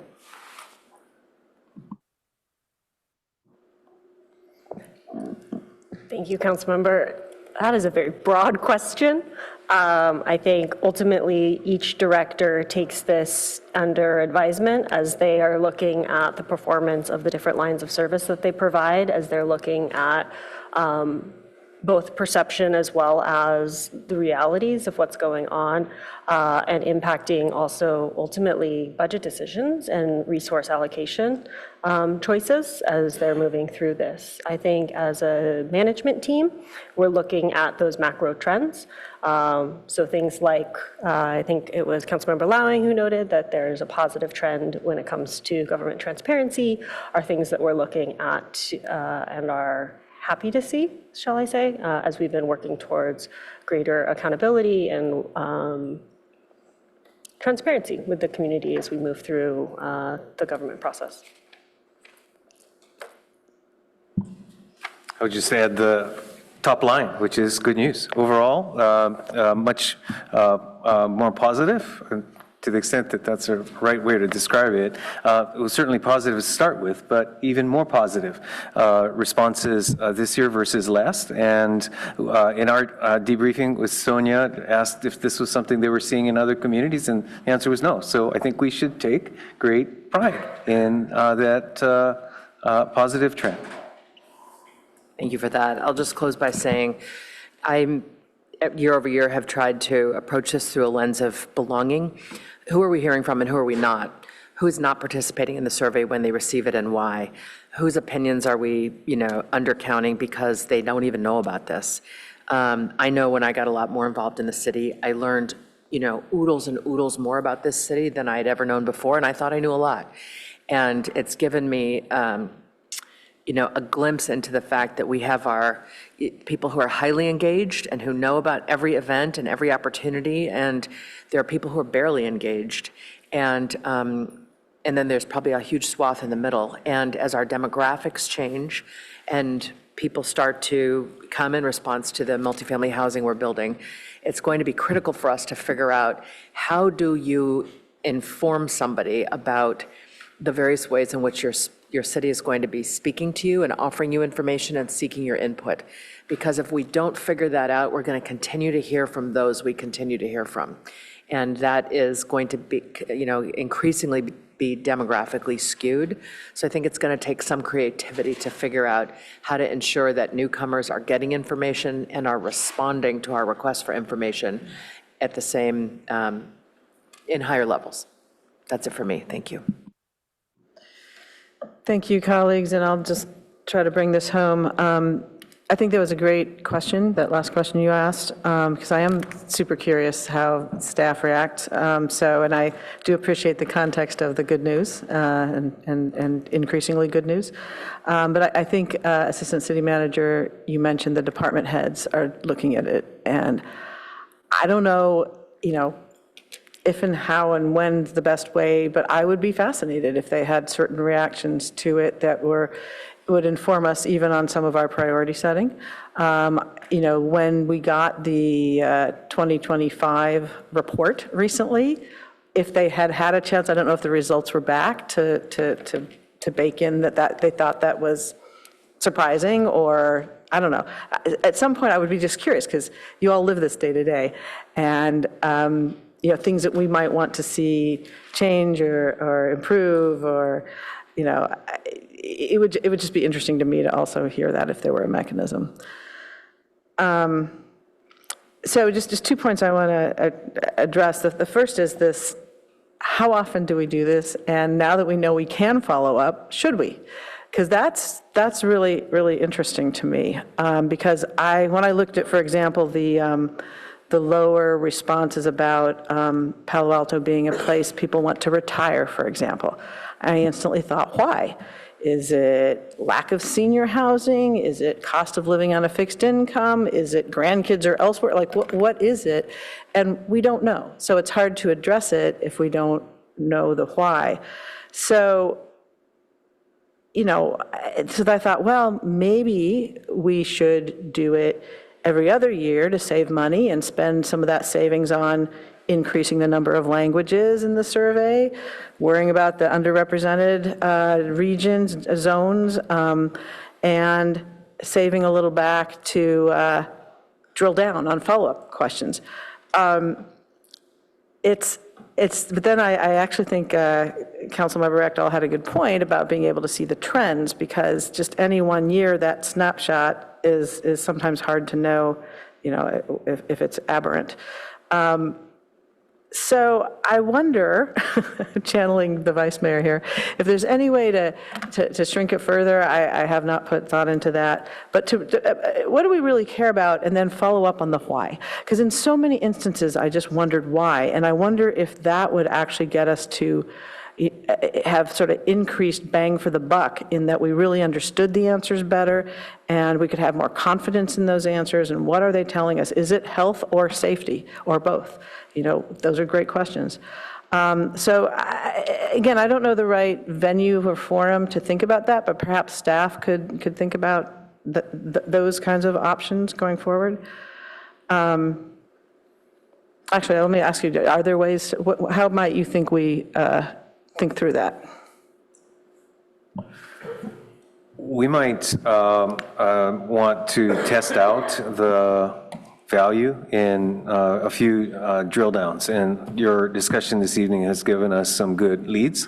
I think our concern may be that, as Sonia pointed out, wouldn't be the why responses may not be statistically significant. So I think it raises a question whether it's purely anecdotal, and what we would do with that, and also understanding as she mentioned, the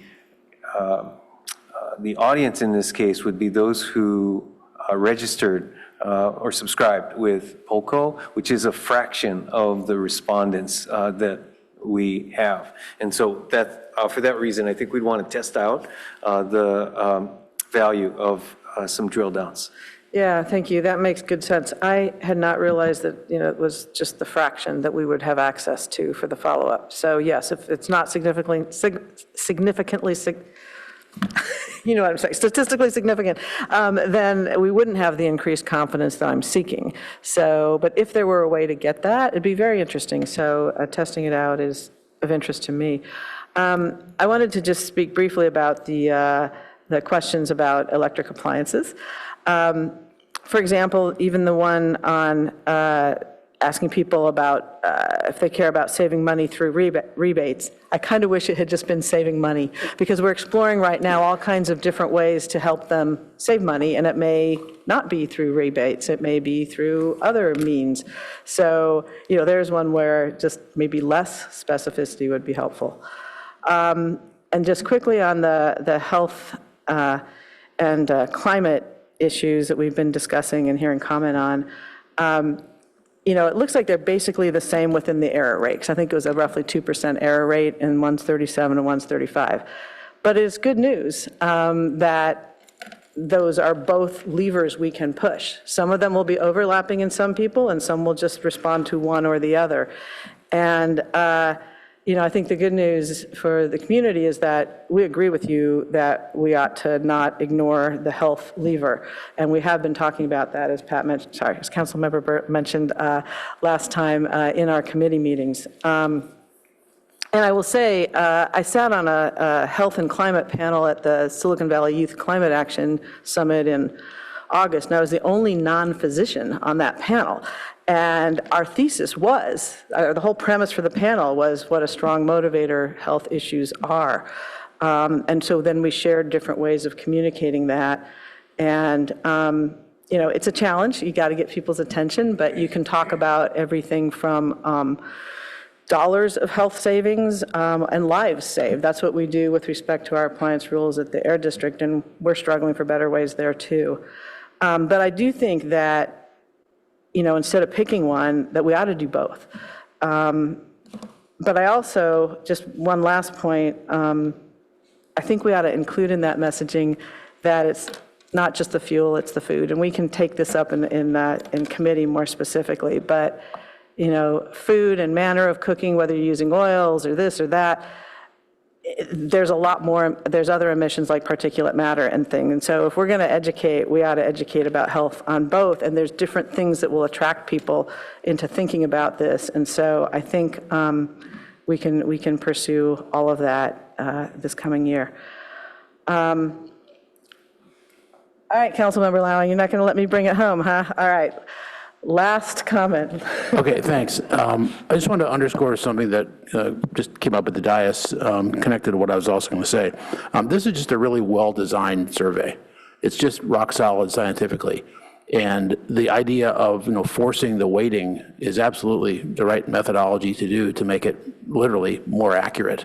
So I'm impressed with that up front. So the comfort level coming out the back that we're going to get statistical significance is only critical. That's what we need, is the data here. And a lot of folks, when they see surveys, say, well, political surveys or whatever, there are only 574 people answered this thing. There's 65,000 people in our city. The statistical significance of the sampling is what's critical there.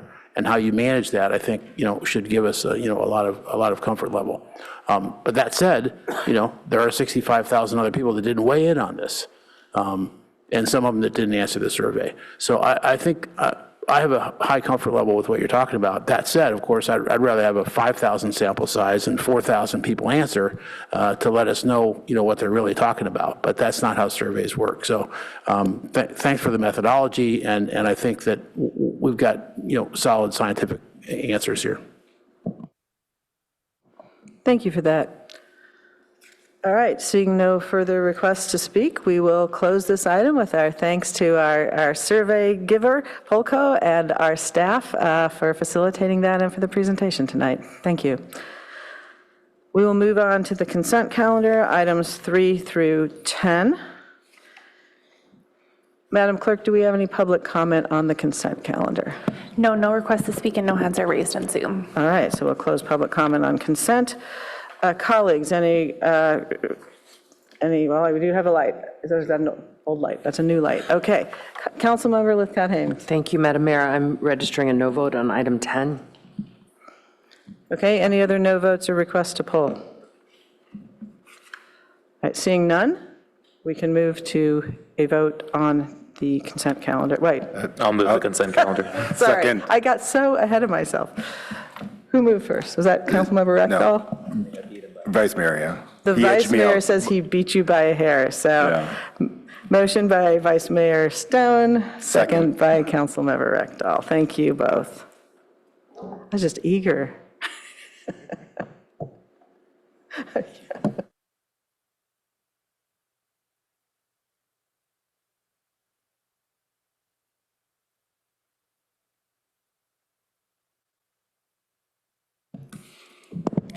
Councilmember Lowing, Yes. Councilmember Rectal, Yes. Councilmember Liu, Yes. Mayor Vinker, Yes. Councilmember Burt, Yes. Councilmember Lithcott-Hames, Yes. Vice Mayor Stone, Yes. motion carries. Thank you, Madam Clerk. And yes, as the Vice Mayor just pointed out, we are right on time. So we'll move to City Manager comments. Oh, I'm so sorry. No worries. If I could just state why I voted no on item 10. This is for those who aren't familiar, our dark sky ordinance, the second reading of it. I voted no the first time around and feel compelled to continue to vote no. My concern here is that we, in an attempt to darken the skies for the sake of birds and humans and other wildlife, have worked really hard to come up with a set of regulations we feel good about, and yet we've carved out an exception called the Edgewood exception for about 50 or 60 homes whose backyards front on San Francisco Creek with their neighbor over the creek in East Palo Alto. The neighbors over the creek bordery are those in East Palo Alto. And I just don't understand why we allowed it, and I'm worried that we are codifying bias and stereotype. Not saying anyone's intending to do that, but I just feel that the exception, that the request for an exception was not borne out by data from our own Palo Alto Police Department about relative safety of those neighborhoods versus others. So that is why I'm voting no. Thank you. Thank you, colleague. Now, City Manager. Yes, thank you, Mayor, and members of the council, assistants from the city clerk, with just a couple of slides or a few slides here. Next slide, please. Did want, and primarily on calendar issues, want to ensure that community members are aware that the city is putting together an open house on the topic of oversized vehicle parking throughout Palo Alto. This is certainly an issue of concern and interest for many members of the community. And so we have put together this open house in order to have a variety of topics, related topics, open for discussion, for information sharing, as well as to obtain feedback from community members. So this would be on Tuesday, January 27th, next Tuesday, 6 p.m. at the Mitchell Park Community Center. And additional information on our website as noted here. Next slide, please. Also, for your calendars, those who perhaps are either in the know or would like to get in the know of city business, opportunity to volunteer for our boards, commissions, and committees is ongoing.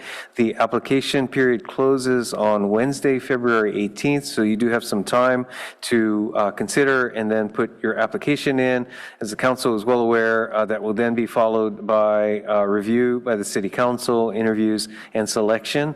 We have several of our commissions and committees that have openings, and so certainly encourage community members to look at our website, paloalto.gov/BCC recruit. Next slide, please. Then also coming up is the Lunar New Year celebrations. Two of note, produced directly by the city or co-sponsored. Here we've got the libraries annual event on Sunday, January 25th. That is with a location not shown. I think it's at the Rinconada Library. So check our city web site, city calendar to confirm, but I believe that is at the Rinconada Library on Sunday, January 25th. And then at the Mitchell Park Community Center on Sunday, February 22nd is the big annual event celebrating the Year of the Horse, and more details to come. So save the date, more details to come. Next slide, please. And then finally, looking forward to the City Council's calendar. This Saturday, you have your council retreat on setting priorities. There is no meeting next Monday, that's the 26th. And then the following meeting of the City Council will then occur on February 2nd. A number of items here, study sessions on proposed development at Town and Country and 44 Encina, as well as this review of the 2026 Board and Commission work plans. This is an item that was pulled from consent prior to the end of the last calendar year. And then a climate action related item on the reliability strategic plan and 2-year work plan. Then February 9th, we have action items related to weed abatement and the Coverly project. That is a change. I think we had previously shown that as February 2nd, but that is now scheduled for February 9th. And then, as shown here, we have items planned on February 23rd, and then the following meeting will be March 2nd, and items noted for upcoming agendas from there. With that, Mayor, that completes my report. Back to you. All right, thank you, City Manager. We will now take our break, and we are 9 minutes ahead of schedule. So we will come back in 15 minutes, which is 7:52. We'll give ourselves. So anyway, still say 7:55, a little bit before 8 o'clock. We'll be back, folks. Thank you very much.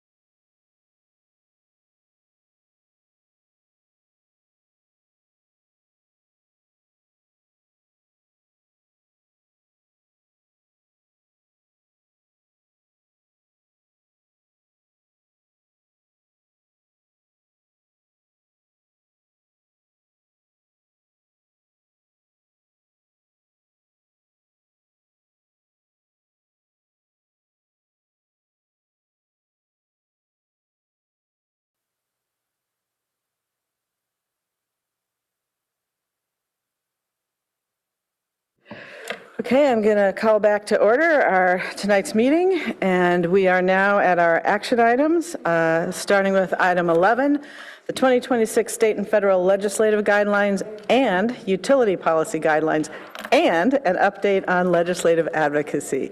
So with that, I will turn it over to the clerk, our assistant clerk, Ms. Pryor. Good evening, thank you. So as you mentioned tonight, we are reviewing the annual legislative guidelines and also receiving an update from our legislative consultants, Townsend Public Affairs, and having an opportunity for the City Council to provide input on the guidelines and any legislative issues they'd like to. Next slide, please. So our recommendation is that the Council approve the 2026 state and federal legislative guidelines and the 2026 utility legislative policy guidelines, and then receive an update and provide feedback on recent and upcoming federal and state legislative and regulatory activities. And our goal for this presentation will be to keep it fairly high level and brief, so there will be lots of time for the Council to ask questions and provide some input. Next, please.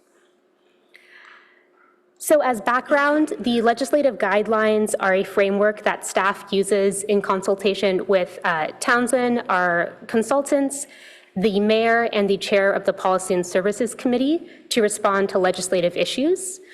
As you're all aware, the legislative landscape moves very, very quickly and is quite fluid, and there is not always enough time to come to the City Council for feedback and approval on every little issue. And that is why the city established legislative guidelines to guide the work that staff does. And then if there are significant issues that are maybe more controversial, staff does occasionally come to City Council to get City Council's feedback on those issues. This item is your annual review. The Policy and Services Committee reviewed the guidelines in November and recommended a few changes. This year, unlike last year and most previous years, we are bringing both the state and federal guidelines and the utilities legislative guidelines to you, so you can see the full portfolio of our legislative policies. The utilities guidelines generally are not reviewed annually by City Council. They are reviewed every year by staff. And if there are changes, they go to the Utilities Advisory Committee and then to City Council. So, next slide, please. So in addition to the redlined guidelines that are included in the packet, we did want to raise out a few points that have come up since Policy and Services reviewed the guidelines last fall, just kind of to have an example of how quickly things change in the legislative landscape. These are issues that were identified by staff since the review, so we wanted to flag them for the Council's awareness.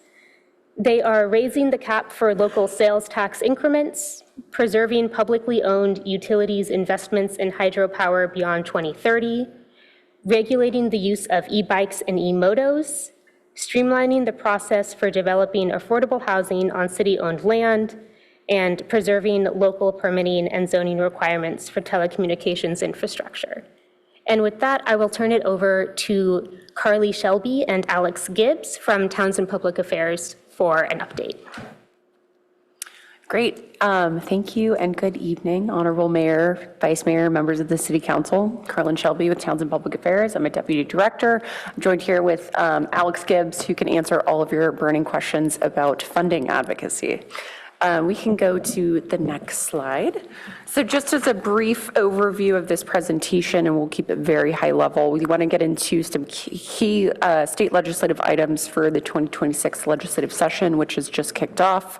We have a high-level overview of where things stand on the state budget, a federal appropriations update, and then an overview of grant funding efforts, which Alex will cover.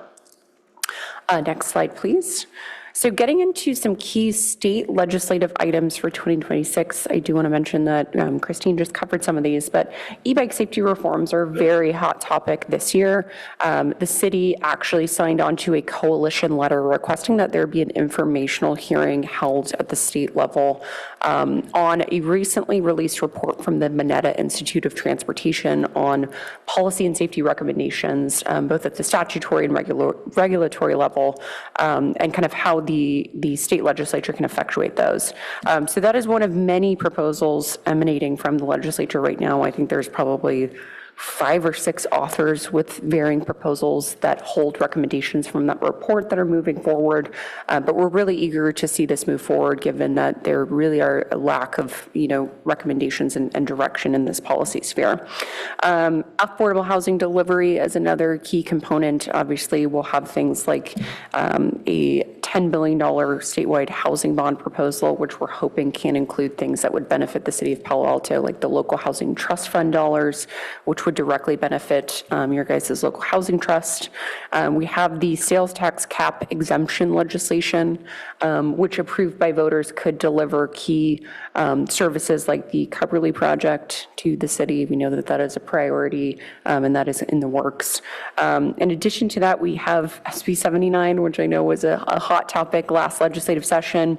Turns out that, there are some drafting inconsistencies in terms of how this can actively be implemented by local governments. So we'll need to revisit that, potentially implementation delays, more clarity surrounding what HCD's role is in all of this, which counties it specifically applies to, et cetera, but that's very much in flux right now. And then we have state, new leadership changes and upcoming administrative changes too. Obviously, Governor Gavin Newsom only has 1 more year left, and we'll have some major changes coming following that, along with a new Senate pro tem and new committee chairs. Next slide, please. So just getting into a high-level overview of what we're anticipating from the state budget this year. Back in November, the Legislative Analyst's Office projected that we would have to cover an $18 billion projected deficit.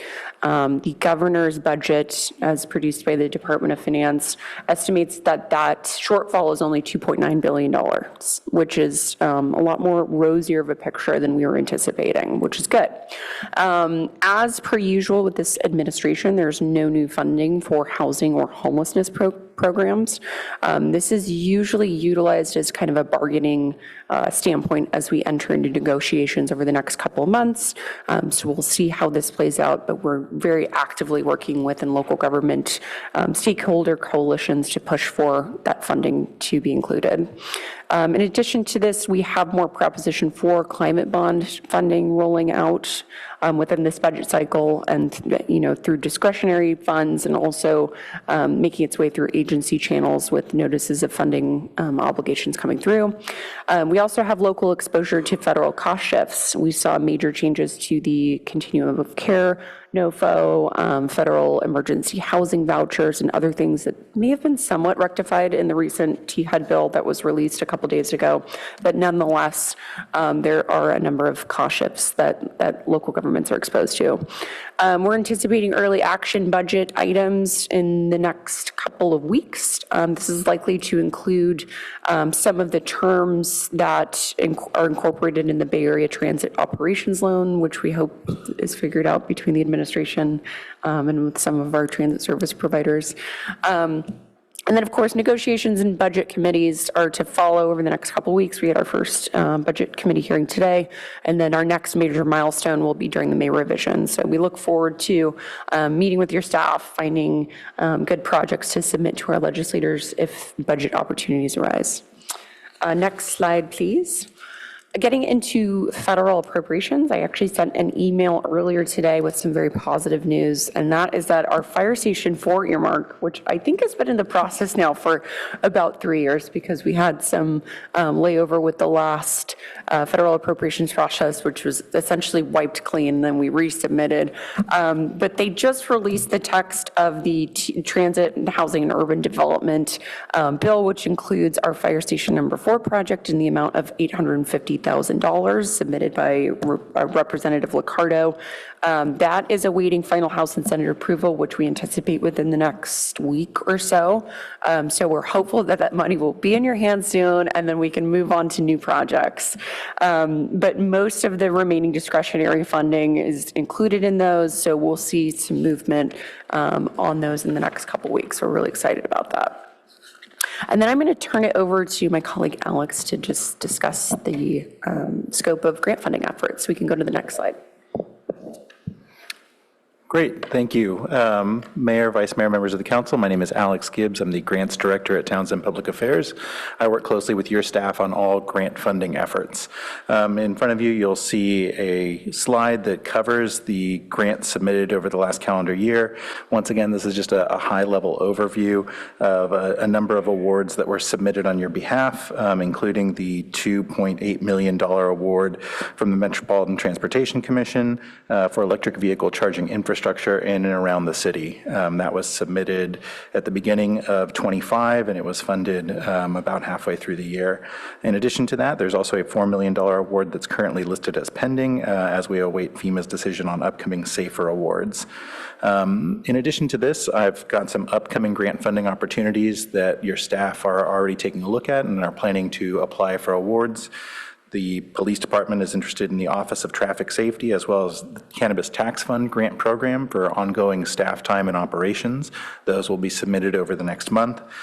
This is a year for the statewide parks program as funded through Prop 4. That's a rather large portion of park funding dollars that could be allocated in amounts up to $8.5 million with no matching funds required. We're currently working with your staff to identify potential park parcels that could be competitive for one of those grant applications. In addition to that, the state and local cybersecurity grant program is now open and accepting applications. This program would allow for additional safeguards to cyber attacks for municipalities, including things like firewalls, penetration testing, et cetera. And then finally, one that's currently being considered is the Tennis Venue Services Grant through the U.S. Tennis Association. This is the U.S. Tennis Association attempting to beat back the scourge of pickleball by offering incentives for the resurfacing and or lighting of pure tennis courts. My understanding is that there are some tennis courts in the city that could use those dollars, so that is something that we're currently working on and investigating in. Not to upset any pickleball players out there, there is also the U.S. Pickleball Association grant that is on our radar. Don't worry, we're looking into that one as well. With that, now that I've gotten myself in trouble, I will hand it back to Carly. And that concludes our presentation. We can go to the next slide, but looking forward to answering your questions, and thank you for your time. Good evening, council members. Lisa Belier, Assistant Director of Utilities Resource Management, and I'm going to briefly go over 2 slides on the utilities work on legislative and regulatory matters. I do have Dr. Alina Perkins and Riley Yalian joining via Zoom to assist in the Q&A. So the first slide provides an overview of some highlights on the state and federal side. This is really a slide that's for your reference, and I'm not going to go through each of these, but I will highlight that the new calculations for the cap and invest from the California Air Resources Board are expected to be some of the most impactful to the utility, and staff are heavily engaged there. The next slide, please. The next slide lists the groups that we monitor or work with to jointly advocate for our positions. The city has unique policy positions within utilities that require careful engagement on bills and regulations. And Mayor Vinker, together with the Utilities Director, Alan Curatori, and staff, has played an instrumental role in engaging state and federal lawmakers to advocate for affordable, reliable, and safe energy and water. And with that, I'm going to turn it over to Christine to conclude the presentation. Thank you, Lisa. So just to show you the recommendation again, it is to approve both sets of legislative guidelines and then provide any feedback or ask any questions you have about the legislative program for 2026. And that concludes our presentation. Thank you. Mayor, if I might just exert one point of personal privilege here, which I had neglected to, I think, point out, as I typically would in the presentation. You heard Ms. Shelby note that she has a new title, Deputy Director with Townsend.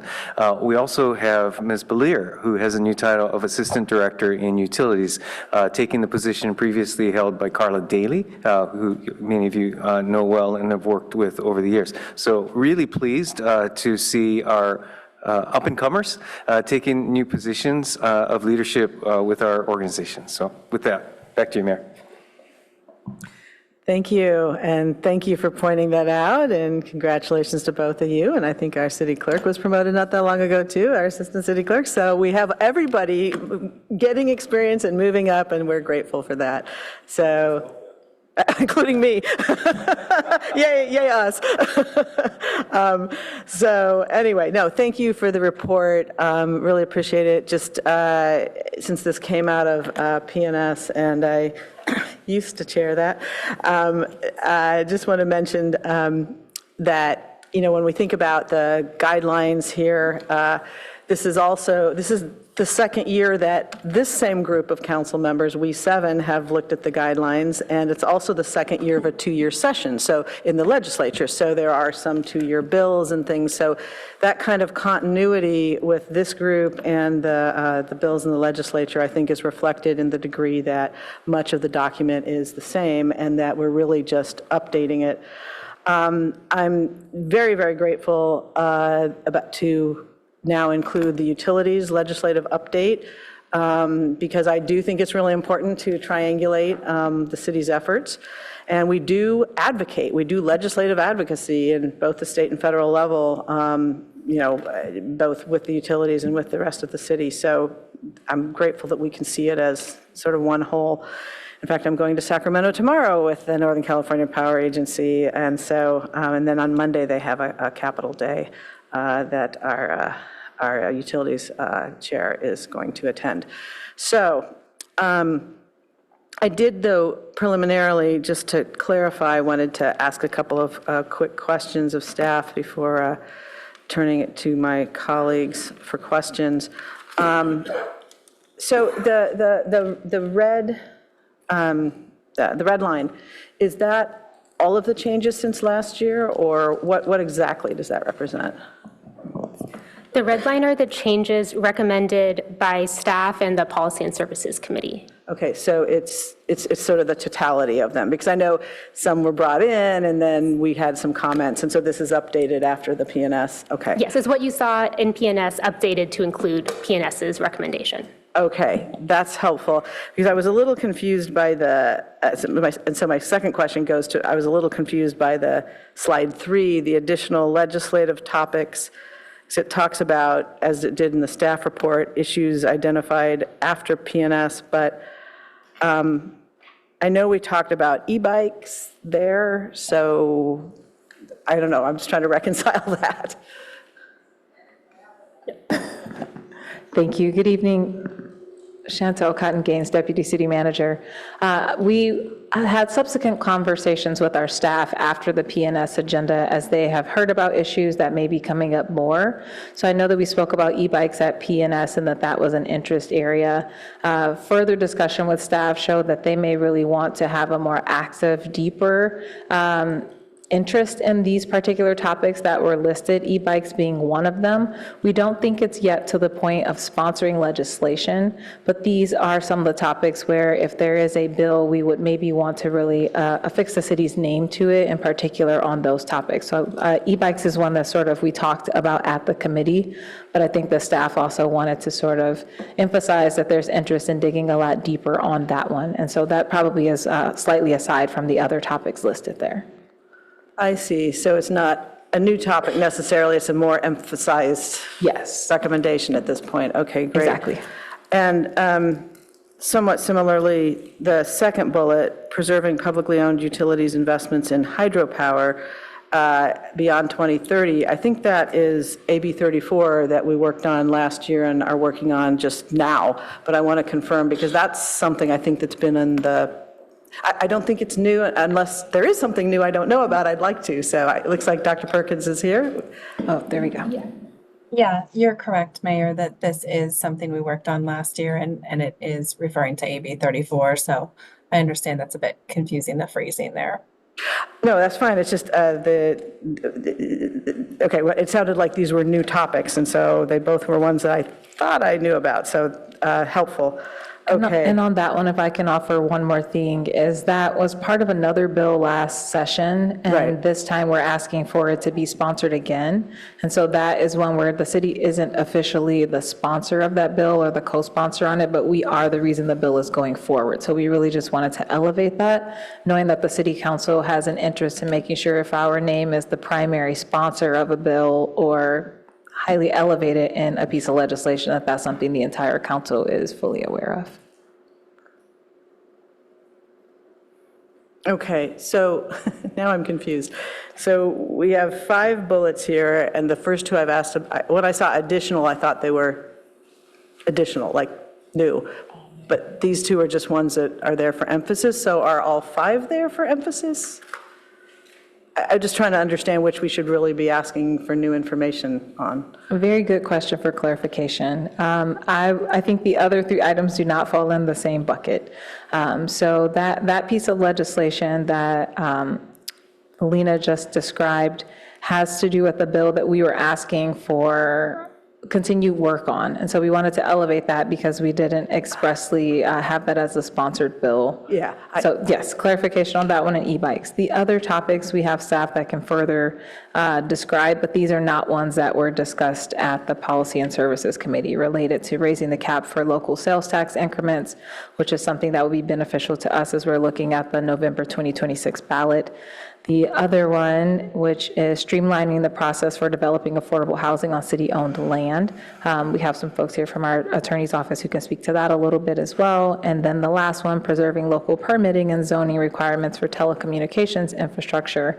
That relates to some of the regulations that are going through the federal FCC right now, and we have been very actively involved in that conversation. And so that's a little bit net new information since PNS. So 3 of 5 completely net new, but we did not want to lose the other 2 since there had been some movement on those 2 since PNS. Yeah, okay, that's great. That's just helpful in terms of my colleagues knowing what didn't go through PNS discussion. So thank you very much. Okay, so those were my clarifying questions. Are there any other clarifying questions before we go to public comment? Seeing none, Madam Clerk, do we have any public comment? We've cleared the chambers pretty much. No request to speak. All right, thank you. All right, back to the dais for questions or comments. And the proposed action here is to adopt these guidelines and obviously receive the update. Councilmember Lowing. Thank you. First, I just want to call out all the good work so far, just getting this all together, and the sort of urgent emergency work of getting attachment C together, which is illustrative to the whole point that this is going to change a lot and a lot and a lot. So we have to keep coming back and looking at these, and that's all your jobs, is alerting us to that and when we need to take action. So I think all the ones that are listed in attachment C are quite pertinent for us to take a look at. I had just 2 questions on the actual kind of script there on the guidelines.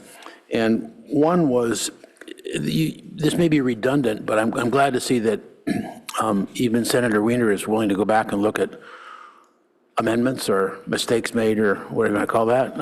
And there was a little bit of that in the last session, which I thought was good, although I didn't like any of the outcomes. At least the willingness to actually take a look at them again and say, hey, maybe we didn't get it right. I'd like to encourage that. So is that something that we want to put in here as, we want to discuss or support amendments that are amendments to already approved bills if they need fixes? Or is that so obvious that you don't need to state it as a separate bill? But I think the encouraging our legislators to say, you just didn't get that right, and here's the ways. I mean, I'd love to be alerted on opportunities to support those. And the other one is just a wording change. Wording that you haven't changed. At the bottom of packet, page 451, under climate and environment, supports an equitable and just transition towards GHG reduction. To me, that just sounds a little bit redundant, both equitable and just transition, but I may be missing something in the translation. Do we mean more than equitable? Whoever wrote that? I'm looking at It's out of order for me to answer that. P&S chair. That's sort of a term of art that's used, just an equitable transition. So it's generally the way people speak of environmental justice issues. And I'm told that in utilities that happens 4 times with that phraseology. So, as you can see, it's standard term of art. And Councilmember Lowing, on your first point about SB 79, I think generally we like to keep the guidelines a little broader than calling out specific bills by number. Right. But there are a number of bullet points under the housing section that I think do get to some of the parts of SB 79 that were problematic for the city. And so if there is any language you'd like to change in that section, we're happy to look at that and take any red lines. I just used the SB 79 bill from last year as areas that we tried to get some changes made, and some were made, not necessarily the ones we made. So, and I'm surprised that there's nothing so far on AI. That's just everywhere, and there's no pending or interesting legislation on that we want to watch. But in general, I'm supportive of the recommendation. Thank you. I'll ask Townsend if they know if any AI bills coming up this next year. We do have one bullet point that touches on AI under the Governance, Transparency, and Human Relations section, but I'm not aware of any bills in this upcoming session. Yes, happy to answer a question on that. We're actually, there are quite a few bills on AI. As you may have seen over the past few legislative sessions, Senator Wiener has proposed a number of various proposals related to AI regulation, which have not moved forward successfully. So we may see those crop up.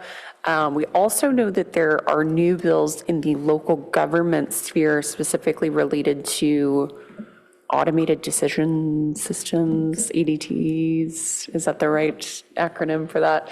That we want to raise to your staff, just given your guys' sophistication and kind of knowledge in that sphere.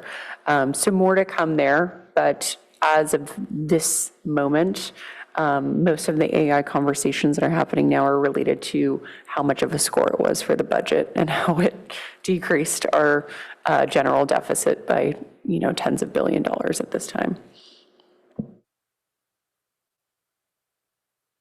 Vice Mayor Stone. Thank you, Madam Mayor. And I believe just following up on the AI discussion, there's been talks at the federal level too, essentially of preempting states' rights of being able to regulate. That's accurate? Yes, Vice Mayor, that is a good question. I will have to consult with our federal team for more specifics on that, but I can get back to you with more information. Yeah, that'd be helpful. And another one that I'd like to follow up, I was looking back at your emails that are always very helpful. I always enjoy reading through them. I have to say, I know there's been a lot of movement. You already mentioned 5 or 6 different bills being proposed on e-bikes. Don't want to spend the time going into all of those tonight, but that's an area where myself and Policy and Services have talked quite a bit about. There's a lot of community interest in it, so being able to provide that update, in particular to the bills that look like they're most likely to advance. I guess one more specific question there on I believe there were pilot kind of programs that the state did for Marin County and San Diego County, or any of those bills trying to expand that statewide? Because it seemed like those pilots, I believe, were kind of more focused on providing additional local control for cities or counties to be able to implement regulations. That's a great question. In terms of expanding pilot programs, I don't know if the current Transportation Committee chairs are looking to add more pilots to the statewide system. Rather, the results that we've seen within the report specific to Marin County have uncovered that about 88% of all youth e-bike users were utilizing illegally modified devices, which transcend the definition of a 750 wattage output device. So part of what we're looking at is bifurcating, or really defining what constitutes a legal e-bike. And that's not peak wattage. I mean, it is peak wattage, it's not continuous wattage, being the 750 watt output.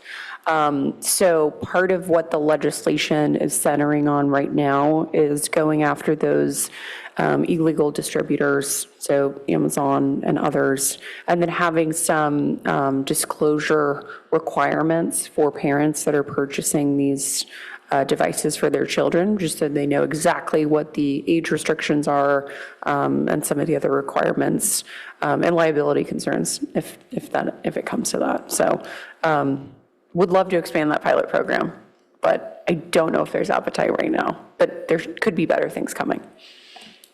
Okay. First, I was all excited about the 5 or 6 different bills, and then pretty disappointed in the extent of those. I think something for the city to continue to watch and engage on, and for policy and services to continue to monitor as well. And I know other cities, and I don't expect you to know it at the city level, but I've heard other cities like Dublin have been kind of finding ways to prohibit e-bike usage on sidewalks that state law currently already allows. I don't know if we already prohibit that or what, but a conversation for another day. I think that's outside the scope of tonight's item. So those are just the follow-up questions since I'm on policy and services. So appreciate, as always, Townsend, the work that you do. Congratulations on the promotion, exciting. And that's it for me. Thank you. Councilmember Liu. Thank you. And I'm also looking forward to moving this forward, and congratulations as well.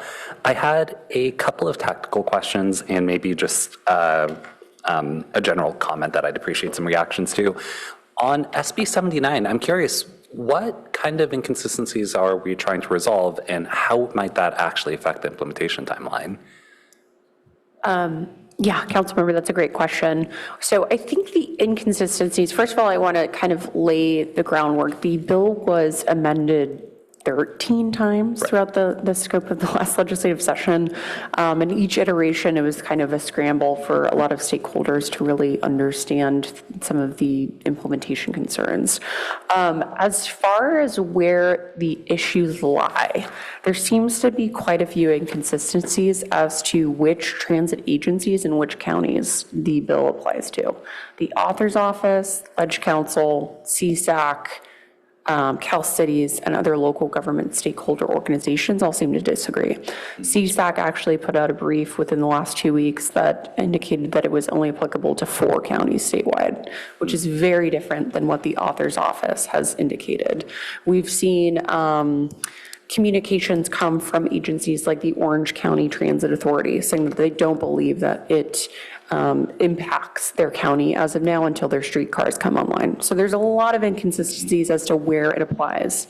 There's also inconsistencies within the local alternative plan adoption and who is responsible for reviewing it, whether it needs to be adopted or reviewed by HCD within a certain timeline. We know that they need to review the ordinance standpoint, but the alternative plan, there really isn't clear language that speaks to that. And so in order to really remedy these inconsistencies without having to pass a new bill really quickly with an urgency clause to remedy before it goes into effect, the thought process behind this is let's all bring together the MPOs, HCD, local government stakeholders, and really think about how to make this work. And maybe that means a delayed implementation timeframe to at least January of 2027, if not the beginning of the 7th RENA cycle. Okay, interesting. That could be a pretty significant timeline change. And I mean, I think we'll all be interested to stay tuned and understand what we can do potentially as a local TOD alternative plan. Another sort of more process question, maybe this is better for city staff, is that there's a Connect Bay Area Regional Transit Measure coming up in 2026. How do, sort of coming off of or reacting to public comment we got over email, so how do our timelines or processes for endorsing that work?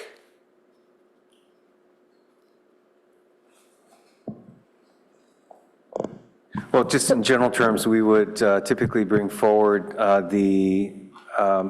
all measures on the ballot for council consideration, typically about a month in advance of the election, so the council can discuss and decide if you'd like to make any endorsements. Right.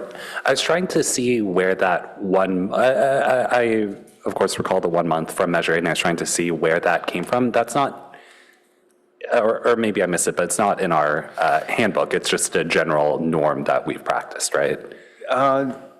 I'm not sure it's even that, but we use that timeline in order to have the council's action align with when, or prior to when most people would actually be casting their votes. Okay. Potentially this is a follow-up on policy and services, or potentially something that we could look at doing sooner. I mean, people, of course, actually start voting a full month before, so endorsing before, or not endorsing maybe another month or more before that would actually potentially be beneficial for voters. The last point that would appreciate any reactions to is that we do have a guideline around supporting measures that protect immigrants from unlawful or inhumane deportation efforts. I think it's really great that we have that. We also have some priorities around data privacy and local control over data and data sharing and things like that. But there's a large scope of bills that are reacting to federal action and ICE and overreach, like with masking or potentially more related to data privacy. Is there any ambiguity or any places where legislative guidelines could be more clear about how we feel about, I mean, this is a done bill, but like masking for federal agents, for example, it's not exactly, you could interpret our legislative guidelines potentially to not include that, but is there any practical guidance or inconsistency that you would need from us? That's a good question. What we can do, because we work with quite a few other local agencies, is kind of see what they're doing within their legislative platform development processes around this topic, which I know has been incorporated into quite a few of them, and provide some recommendations or thoughts around recrafting that language. I mean, I don't want to overstep your guys' boundaries, but yeah. I hear what you're saying, and I note that this is a very important topic for a number of other local agencies. But I do think that our guidelines, as written, cover a lot of those concerns. Yeah, I think they're pretty good. I just wasn't sure if there was any corners The we could deputy see city around. manager may have something. Thanks. I think that one of the judgment calls that we make when we're looking at pieces of legislation is also how far we want the guidelines to cover something versus bringing it to you as a city council. So for something like that, that is a larger issue. It has an impact here locally. It deals with another agency at the federal level. We would just want to make sure we're being very responsible in how we approach that, and that may be one that would make more sense to bring through the Policy and Services Committee to get direction before we go forward. So I think the guidance that we have, it will get us pretty far. And then if there's something that we feel like is a slight stretch, we would want to bring that to you instead of trying to make that judgment call on our own. Great. I appreciate that. Thank you. Councilmember Lithcott-Hames. Thank you, Madam Mayor. And I will plus one Councilmember Liu's questions about getting more detail or more involved in these bills that may have to do with regulating ICE's behavior. My 3 questions are, well, first of all, congratulations to everyone who's received a promotion lately. And thank you, Ms. Shelby and Mr. Gibbs, for your presentation, and Ms. Cotton-Gaines and Ms. Moliere. Okay, in attachment A under housing, the red line showed the addition that we want to support government action that supports evidence-based approaches to addressing homelessness. And I'm wondering if staff or Townsend or my PNS colleagues can give us a greater sense of what animated this concern and give us some examples of what we want versus don't want to see happen in this category. I need the mic. Oh, I think I have the mic, sorry. I can't tell when it's on or not. I based it off the lights. This is something that Ms. Melissa McDonough and I put together for the guidelines, particularly because at the federal level right now, there are shifts in the housing first practice, particularly with HUD. And so our interest is, for the city's perspective, we want to still support the ways of addressing homelessness that have been proven over the past years of getting someone into housing has been proven to be a better first step than some of the other programs that are focused on substance abuse or whatever other need an individual or a family may have. The stability of housing is a starting place for that. So this was our attempt to try to have language that show that things that have sort of proven to be more effective, that we're supporting legislation that supports those programs. Thank you. Madam Clerk, could you reset the clock, please? I think it's still going from, I don't deserve all of this time, but I know that I wasn't 5 minutes over. Okay, thank you, Ms. Cotton-Gaines. In attachment A under public safety, which was the next one down, we say we want to support government action that supports measures that allow peace officers to enforce traffic safety violations by autonomous vehicles, including failure to obey traffic lights and stop signs. We are getting all kinds of reports, and we are, I think, personally witnessing autonomous vehicles making moving violations in our city. And our only recourse seems to be to email the help desk at Waymo and give them the date and time of the infraction, and they put it into their vast database. And so far, I've never heard anything back. I've forwarded a number of concerns to them. And my concern is when you take into account that one Waymo vehicle, their driver, as they call it, making a mistake at Alma and El Camino across from Sand Hill, every one of their vehicles is going to do the exact same thing because it's a system problem. So it's not one bad driver, one car with a problem. It's a problem across the entire system, which then makes me very curious about whether we can scale up penalties when we are able to identify that there's an error that needs to be fixed. And if the error is reported after, if they do nothing after 30 days, 60 days, 90 days, there ought to be a way for us to crack down at a level of scale. And so anyway, I care about this, and I'm just wondering if you have any sense based on what other cities are doing. I know a lot of people are frustrated that, I think it's the Public Utilities Commission and the DMV that regulates them to start with. So we feel, here they are, they're in our city, we have no say. Yippee-ki-yay, here they are, it's the Wild West. What can we do? Is anybody else making any headway here? Any insights you can offer? That's a really great question, Councilmember.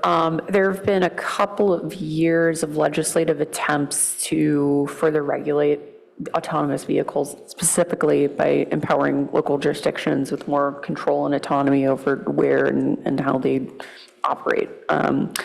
In terms of your idea surrounding some kind of like shot clock for penalties or some kind of response for remediation, I think that's a really fabulous idea.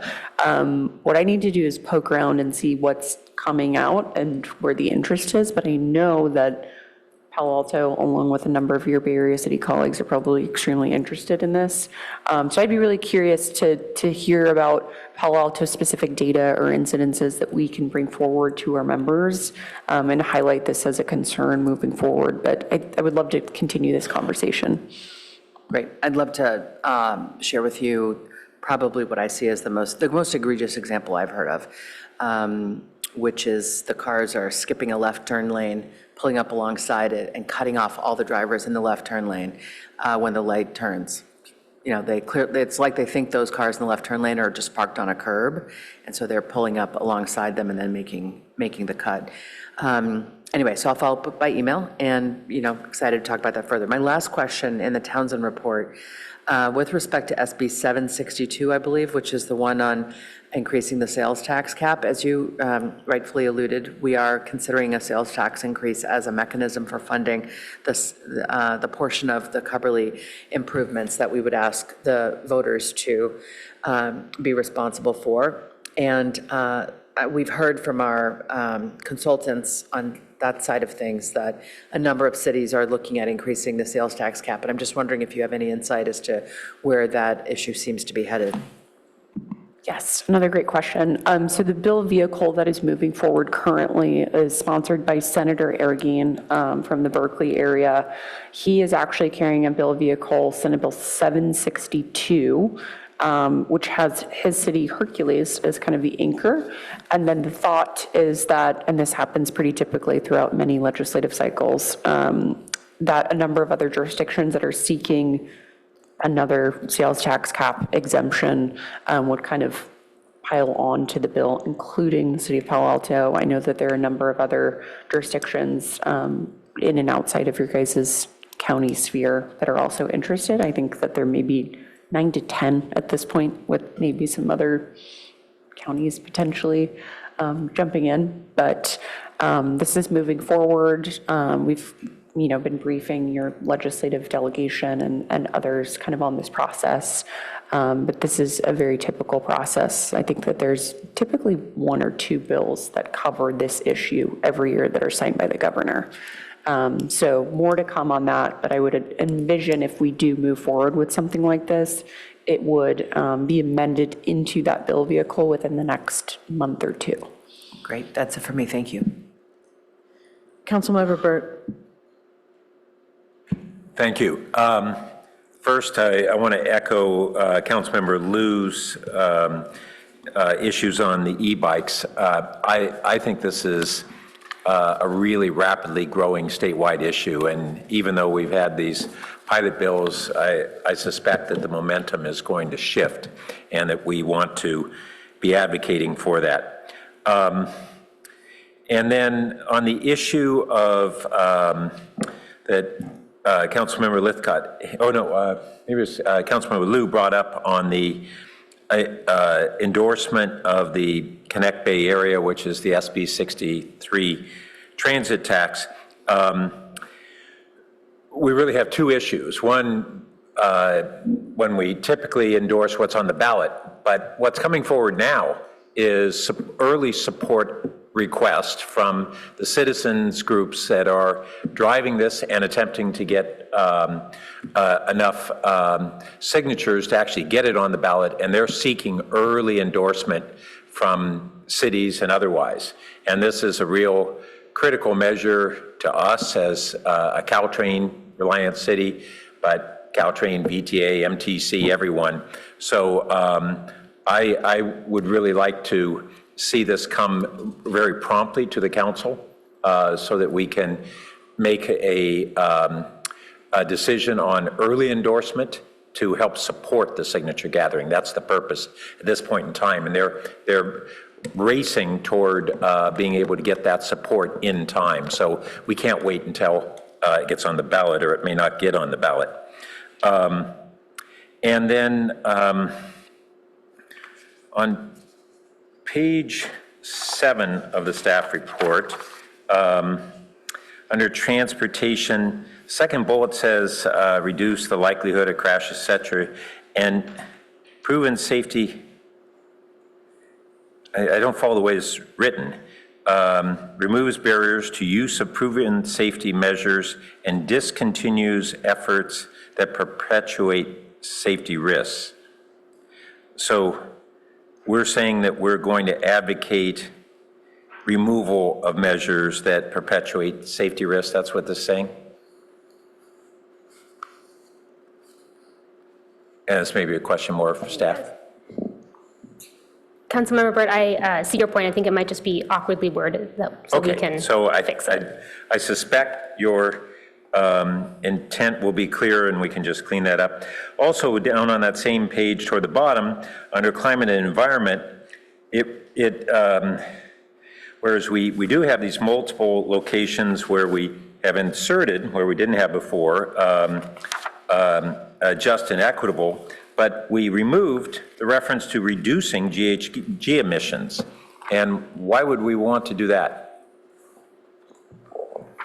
Our effort there was just to combine the first and second bullet point to make the guidelines a little less unwieldy. But if the council would prefer to leave in the language reduces GHG emissions, that is definitely up to your discretion. That's very much our priority, and I think the remaining language isn't clear that that is a prioritized intent. Okay. And then I did want to note on the SB 79 reform, whereas what I've read so far on the initial elements of that reform legislation really doesn't affect us. But some of the things that Carly mentioned really could. We're on an absolute sprint to try to figure out what and whether and what form would be our alternative plan. There's really not adequate time to do this thoroughly. And I will add that Senator Becker did not vote for the measure on the floor because he had certain amendments that the maker didn't accept. And I don't know that I was ever aware of specifically what his proposals were to get his vote, but I think that for us could be a starting point on what we're seeking in amendments and perhaps others. And the League is proposing amendments, and I think also those weren't affecting us, but maybe there's an avenue there. We also had, Senator Becker had what I think was SB 457, the Builder's Remedy Reform, which folded into a 2-year bill, which may or may not have legs in this cycle, but even though like SB 79, we don't typically reference specific legislation, I think we really want to be clear on both measures that this is really what we're talking about. Last legislative cycle, we had SB 79 that we didn't take an early position on, and it was Wiener's number one thing. It was pretty clear that it was standing a very big chance of getting through, and it would have tremendous impacts.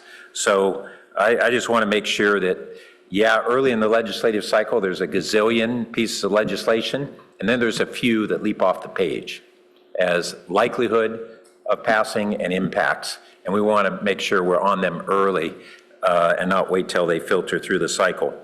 And then, I'm over already. So I have some follow-ups. I'll wait for another go around if that's the better way to do it. Yeah, let's do that because perhaps some other folks will address some of that. Councilmember Rectal. Yeah, I want to echo Councilmember Burt's point about if we have, legislation takes a long time to form, and the longer we wait, the less time we have to react. The earlier we get it, it may not be fully formed, but at least we can keep our eyes on it. So early is better. I agree with the red lines. I agree with my colleagues here. The only thing I would really add is the e-bikes. I mean, e-bikes is the Wild West right now. There's no regulation, and it really does need to be addressed because they're quite dangerous. But I don't want to overreach and throw the baby out with the bathwater, because there's some people like seniors and people with health issues. E-bikes are a godsend for them. It's really, it's how they keep on biking. And also from commuting. If you can encourage someone now to have a higher range because they have an e-bike, they can now bike instead of driving. So that's good for everybody. But those are all low power e-bikes. There's no need for as much power as they have. But I'd be really nervous about banning e-bikes from bike lanes or from bike paths. I think we have to be really careful not to overreach. But apart from that, I agree with the e-bike legislation. Thank you. So I have a couple of questions as well. Councilmember Lithcott-Hames was asking about the city sales tax limit. And if that went through and the city sales tax limit were increased, when do you expect would be the earliest that it would be effective? That's a good question. So if the proposed tax increase is set to go on the November ballot, CDTFA typically collects beginning April thereafter. So, and correct me if I'm wrong, maybe from the city attorney's office, but there would have to be an ordinance passed previous to that, and then it would be effective come the beginning of Q2 in 2027. So I think that would be the timeline for that. I don't have any more specific information than that, other than to note that we are coordinating across both the legislative front as well as with the effort related to Cupperly itself. Okay, I was just trying to discern what's the chicken and what's the egg here. Do you ask for X, in the case that this passes? Yes, and notable that it does not obligate the city to seek that additional tax. It is simply enabling. Okay, that's great. Thank you. Just want to +1 on the e-bikes.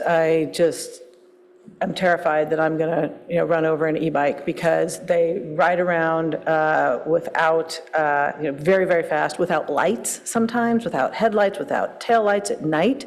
They come up on your left side, not your right side. I'm ready to make a left turn, and all of a sudden there's a bike. I am really scared that, I personally worry about it, and I can't see them, I can't hear them. So I think that whatever kind of safety regulation and otherwise we can get, I just want a +1 on that.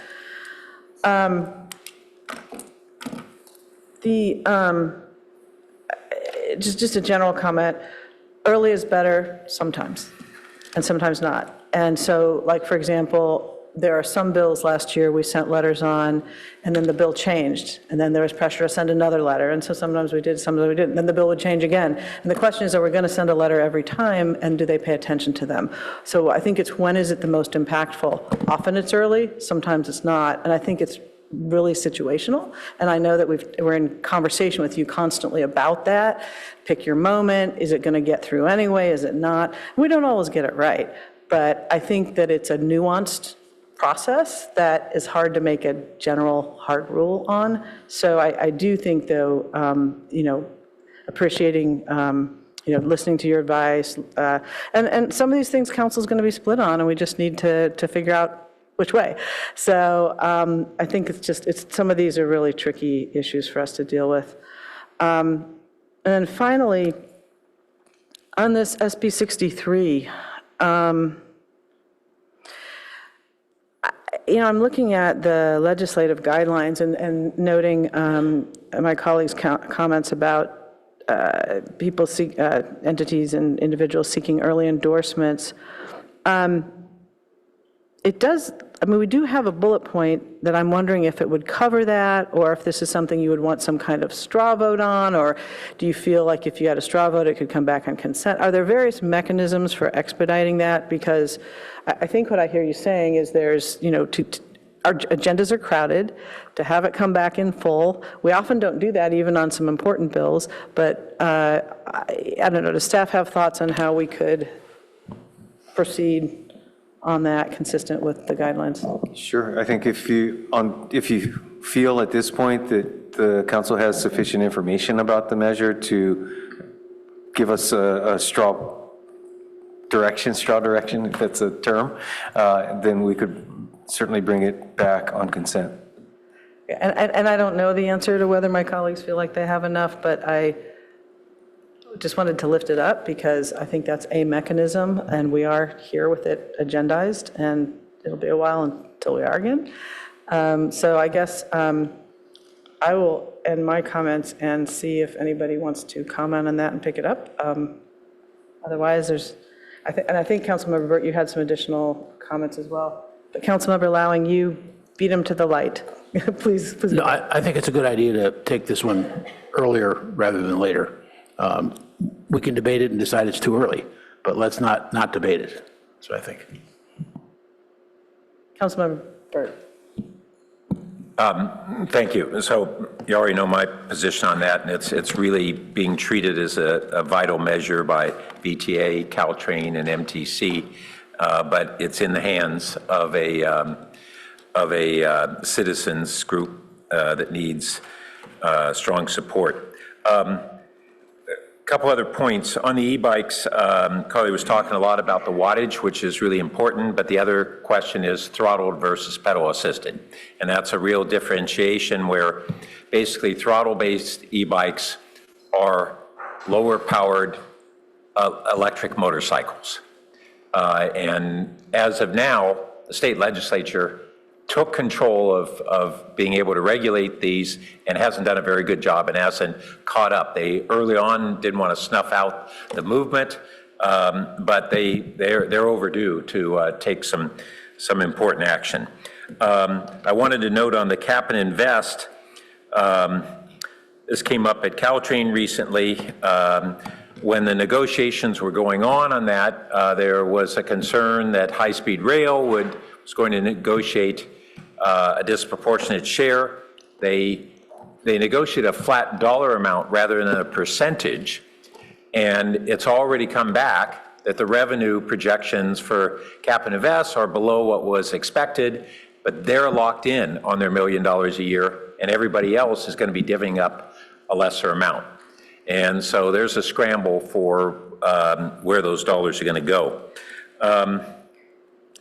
I did also want to bring up under the grants, that was a great list of things that we've got going. On the ones on the horizon, and I didn't realize that you were engaged with MTC allocated grants. There are two other categories that we may want to really pursue, depending on the timing. One is our University Avenue train station and the efforts going on there in near and medium and long-term redevelopment of that, what MTC recognizes as one of the, I think, 6 key regional intermodal hubs. It's not just our station. And then we have a new initiative for a bicycle and pedestrian underpass, and grant funding for that would be very important.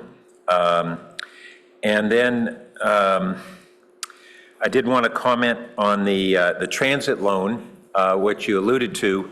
So what this is a bridge loan that BART and Caltrain and MTC, SFMTA, all have to have, because even if the regional tax is passed, that revenue is not going to come in for 2 years, and they need a bridge. And the governor's been really negotiating kind of hardball on that. So that's a very important interim measure, and I just want to make sure everybody knew of that. I was really glad that we had the utilities guidelines here, and I was asking myself, oh, they have their own, and why didn't I ever know that before now? It's because they never came to us before now. So I think that should be a routine. That's really important. And what I realized is we really haven't merged our climate-based legislative priorities with the utilities department priorities. And they don't incorporate some of the things that are utilities-based that are in our climate stuff. So I think whether we merge those as one or cross-pollinate, I don't know what's the better way to do it, but we definitely want to do something there. On the affordable housing for public-owned land, it said streamline, and that's great, but I thought a lot of our issue was clarification in the current law. And so if that is the case, then if we want to say streamline and clarify or whatever, but I thought part of the problem is that the current law is ambiguous, and that's why cities are facing legal challenges, and to eliminate the ambiguity. I encourage looking at just how to clarify that. And then on affordable housing, we really didn't, maybe Carly, you were mentioning that the funding has not been out of the gate a governor's priority. We don't have it down as our priority. We had one reference to funding, but it wasn't more broadly so. It was for historic sites and vacant structures and adaptive reuse, but not more broadly. There is a drastic need for more funding.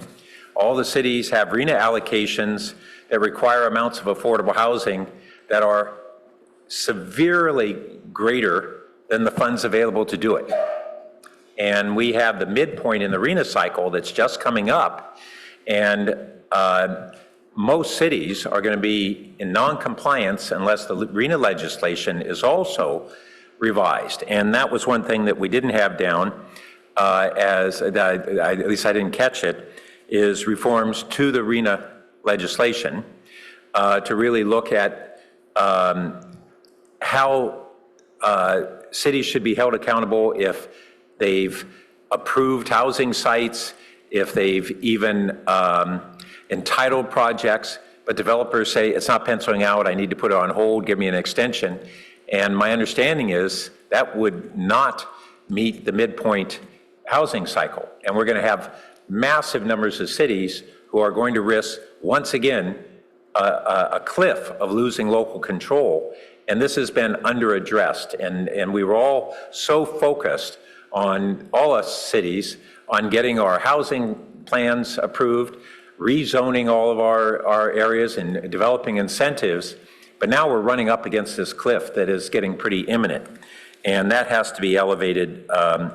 And there's real reforms needed. At MTC, there is an emerging somewhat consensus about looking at that issue because that the market forces are not aligning with the housing elements and the incentives cities are providing. And also that the allocations were based upon not only the deficits that we currently have in the region, but also the projections for population and job growth that have been thrown out the window basically by the Department of Transportation and the Department of Finance, which is what HCD uses. And so they're using prior growth projections that said by 2060 we'd be 60 million people, and they now project 39 million. And whether that can be induced to be some growth, it's not going to be anywhere near the 60 million. It might get up to 45. But the allocations were based upon two things, our current deficit and our projected need. The deficit is there. The projected need has largely gone away, but the mandates have not changed accordingly. So those are my concerns. All right, thank you. I think to kind of focus us and see if we can move this along, I'm actually going to make a motion that we, consistent with the staff recommendation, adopt the 2026 state and federal legislative guidelines and 2026 utility legislative policy guidelines, and ask that next year, and I'll explain why in a moment, ask staff to review and to revise as appropriate the utility legislative guidelines and the climate guidelines to be consistent with each other and mutually supportive. Not to say that they're not, and I'll speak to that in a minute. And so that we can solicit focused discussion, I would also include that we would adopt a support position for SB 63 and direct staff to prepare a letter of support to the legislature. So those are three things to adopt these. And let me. So I guess I should see if there's a second to those three things. So we're talking about adopting these as presented, asking staff to look to integrate the climate and utility ledge guidelines, and to make them not into one document, to make sure they're mutually consistent and supportive, and to support SB 63. Looks like, I think. May I just add that Senate Bill 63 was passed last year. It is in the form of a ballot initiative. So my understanding is that we would be submitting a support recommendation with CCR legislators for their awareness, but submit it to the campaign in its entirety, or? Thank you both Wanna for clarify that. Yes, yes, it's too late. Okay, well, maybe I should just say adopt a support position and follow up accordingly, and we'll figure out what that is. So do I have a second for that? Second. Thank you, Councilmember Rekdal. And just to speak to it quickly, it's my understanding the staff that supports the Climate Committee is in good communication with the Utilities Department about these issues, but nevertheless, I think it would be interesting to and helpful to have them directly look at these. And I'm grateful to the Utilities Department for coming to PNS and coming here tonight, because I'm in DC lobbying and not advocating for the city's interests on behalf of the Northern California Power Agency, which represents the electric utility. I've seen this a lot and had to ask a lot of questions, and I've found that staff is in good communication and with Townsend and others. But I think it's good for this council to know and also see how these two things interrelate. And so I think that I would love to see more sort of joint presentation on that front, or at least to be aware that that happened. And the others, I think, are self-evident. So that's what and I don't know if the seconder has any comments. No. Anybody else? Councilmember Lowing.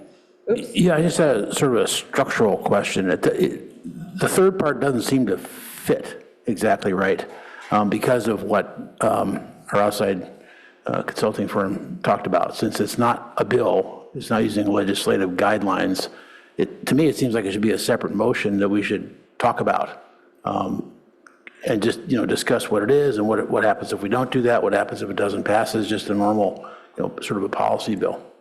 I'm happy to separate them, and if we can do that for discussion, or I'm happy to hold or set aside that. What's the best mechanism for that? I mean, I could just withdraw that part and then redo it, but is there a simpler way? That is one option. You could also, the council could also separate the motion for the purposes of voting, and then you could have separate discussion But then let's on that third item. Thank you. I'm happy to separate it for discussion and voting. That's fine. So, Madam Clerk, we're going to separate item 3, but you can see on your screen. And so let's have a discussion then on items 1 and 2. Councilmember Burt? Yes. So first, I think from a process standpoint,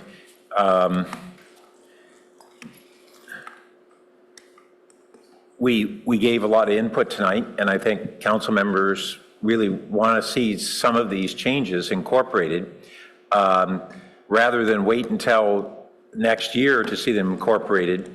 Perhaps there's an option of staff taking our direction and then incorporating them under consent so that we don't have to have an additional agendized meeting. But I'd really prefer to see at least a number of these changes incorporated for this year, as a lot of them are things that we think are impactful for this year.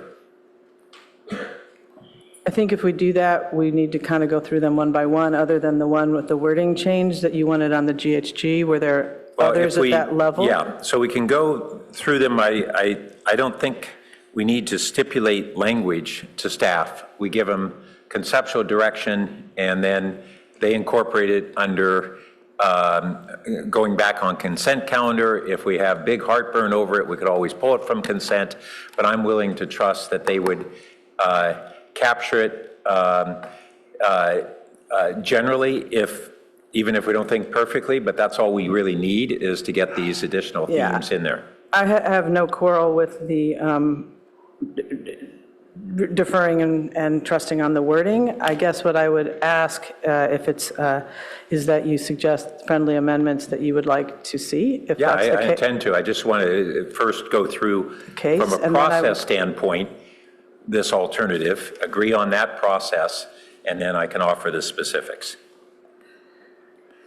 I think that's the general default process we have here, so I would encourage you to do that now, and then the seconder and I can respond. So first one is language that would really embrace SB 79 reforms that we had discussed. Second is to add and clarify the language under affordable housing to address funding and clarification on city-owned properties. And then on e-bikes, to clearly, we didn't have anything there, to elevate and emphasize the e-bike reforms, even if we don't have to go into what those reforms would specifically be. And So maybe we should react to each one, just unless anybody objects, because I'm just thinking that's a list that I have several questions about. okay. Thank you. Let's take the last one first. On the e-bikes reform, so we have the regulates electric bicycles and similar modes of transportation to promote safety. I'm not clear on what else you want there. I think that actually captures it. So Okay. they received additional input that I don't think has to be in the guideline beyond that, but they've heard the input on priorities. Okay, thank you. And then I'd just like to, I think you said the clarification on city-owned properties, and I just can't seem to locate where it is now. That was under housing on packet page 453. Is that right? Oh, no, let's see. No? Councilmember Burt, I think that was one of our bullet points that's in the staff report. Oh, yes, you're right. So it was bullet point number 4 on staff report page 4, packet page 448. It says streamlining the process for developing affordable housing on city-owned land. And what I proposed is clarify and streamline the process. Yeah, I would definitely accept that because I had meant to raise it and forgot, and I'm glad you did. And then- Councilmember Ekdahl is nodding. And then on affordable housing in general, to add a bullet to advocate for additional state funding in support of affordable housing. And they actually are looking at a state bond of $10 billion. So it's out there. They are, and I would have assumed that was in our, but I'm Our certainly fine. I'm legislative certainly fine with, guidelines, I'm fine with that. To my understanding, do not advocate for additional funding at this point in time. I'm trying to, okay, that's two thumbs up on that. Actually, if I may, good evening. In the financial section of the legislative guidelines, this is on packet page 452. About halfway down the list, it says supports reforms to local revenue financing tools for the purpose of supporting the development of affordable housing and public infrastructure. Yeah, So we and that's can edit that financing once more. tools, but that's not funding. Cool. I just wanted to Yep, reference yeah, that as you're right. the next closest I'd seen theme. that under financial, rather than housing, but that also didn't address specifically advocating for more funding. Okay, great. Just one second. Okay, so the idea is to amend that bullet to add funding and additional financing tools, and Councilmember Ekdahl, I'm looking at you to nod. So, yes, okay, and Councilmember Lee, you have a procedural question on that? Well, just to note that on the housing legislative guidelines, we have the bullet provide flexible ongoing funding for affordable housing, homelessness, and infrastructure required to support the increased housing production and keep pace with local development goals. So that it's longer. It's That's maybe, close, and that's valuable, and thanks for pointing it out, but it doesn't advocate increases in funding, which is what we really need. And that's what I want to focus on, but thank you for pointing that out. Just one moment. Second one? I see, provides flexible, so the idea there would be increased and flexible. Okay, I'm good with that. Okay, so SB 79, the city has positions of record on some letters that have been sent, and I would think on that one, I'm curious what exactly you'd want to say, because I do think it matters, because I do think there's a range of opinions on this. As you pointed out, Senator Becker, as the bill was amended, went from a yes to he didn't vote on the second time around, and who knows the exact reasons and what happened. But, so could you just restate Well, what first, when we did have letters on record, it was opposed to SB 79, is my recollection. Exactly. Yeah. But SB 79 has been passed, so now we're talking about legislation that would reform it, which is align with our prior position, but not the same thing. And as to what those reforms would be, I think we would, we tonight don't have those specifics. We're just kicking off our SB 79 ad hoc committee, which I think will perhaps come back with a better sense of what we would advocate. So at this point in time, it would merely be to endorse reforms to SB 79 that meets the city's subsequent recommendations, but we don't have what those are tonight. Yeah, I think since we would have to make subsequent recommendations on that, and I think that, it is a moving target, that I don't want to accept that amendment. Okay, I'll put that then as a separate amendment. That's fine. Okay, do you have additional? I think the only additional one was advocacy for reforms to the RENA requirements for mid-cycle mandates on cities. I'm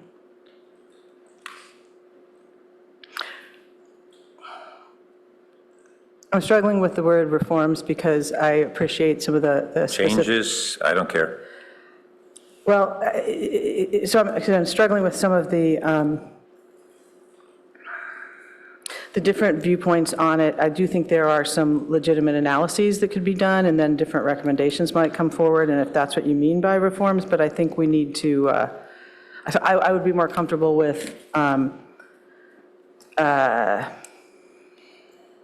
there was a review committee at some point on this, remember? And they made some, I don't know, Ms. Shelby, if you can, there were some analyses. I don't think they got approved by the state legislature, but if we could encourage that, like, re-review of it, some wording like that.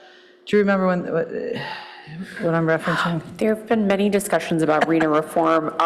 The most recent publication came from HCD, which it was called California's Housing 2040. This was back in 2024 when it was released, and it had a number of recommendations, not all of which I would assume that we would agree with.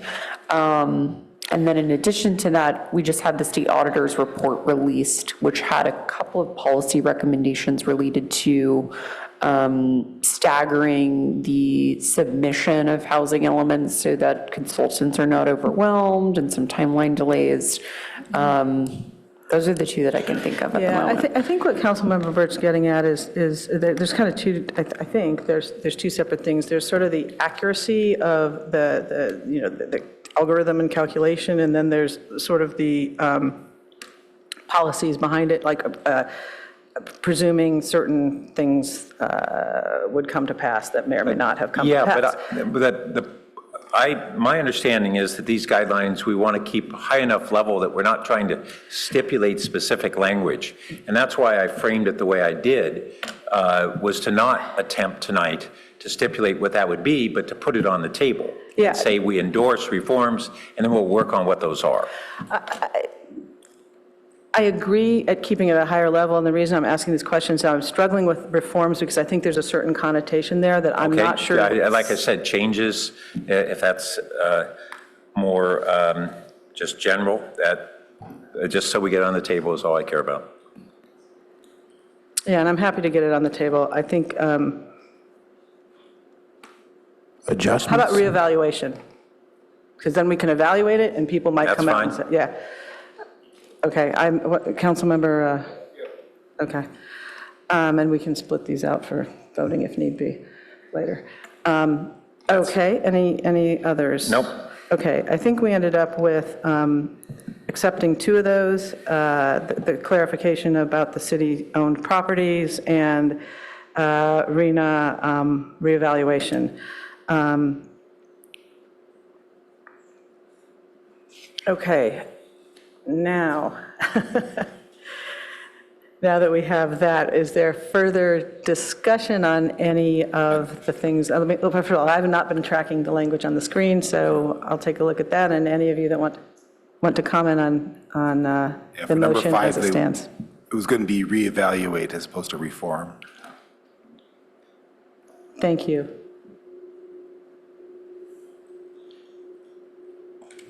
So reevaluation.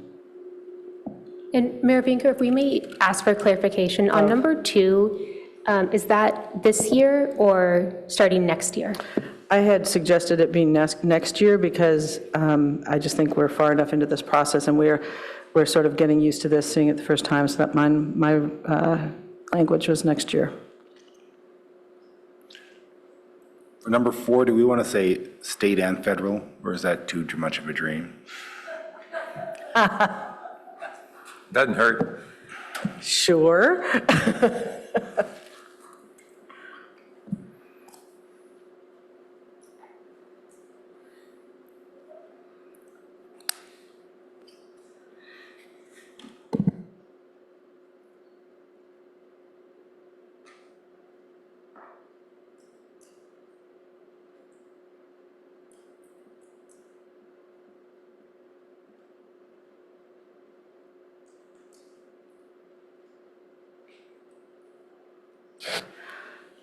Okay, is there any discussion on the motion? Structural question, we're voting on the first 5 items in the original motion? Yes. Okay. No, I think we vote the amendment first. Oh, I We need didn't to go, I realize think that. we go all the way to the bottom. Well, not- And, because so I think Councilmember Burt was moving, we sort of did it informally as we were talking through these, he was suggesting that he would move to amend the pending motion to add that line on the bottom, and I don't believe there's been a second yet. So the first question is there a second to that amendment? I believe, unless anyone corrects me, is where we are. To be added to the first 5, is that, what's confusing me is SB 63 is stuck in the middle of this, so. Well, I think we have to come back to that as a Okay, separate motion. Yeah, I'll second it. Madam Mayor? Yes. So just looking at the language here on the screen, I believe item number 3 under the main motion should just be the bullet point and not the language following the number 3. Well,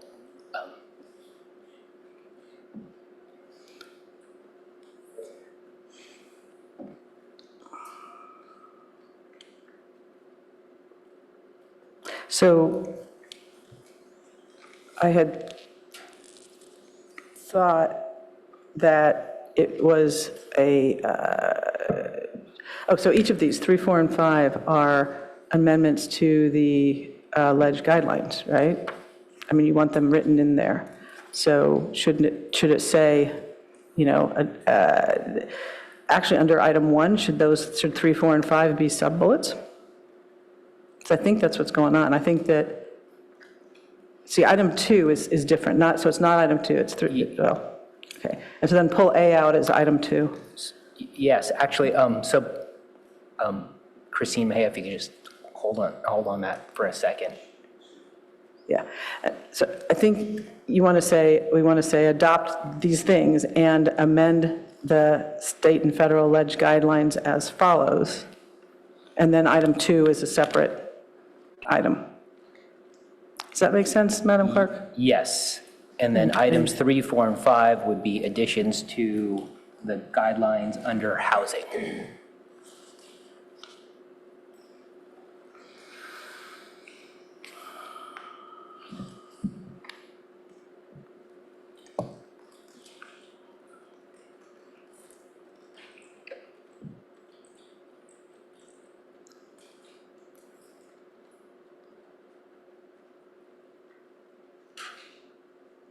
I think that's pretty close. City Attorney?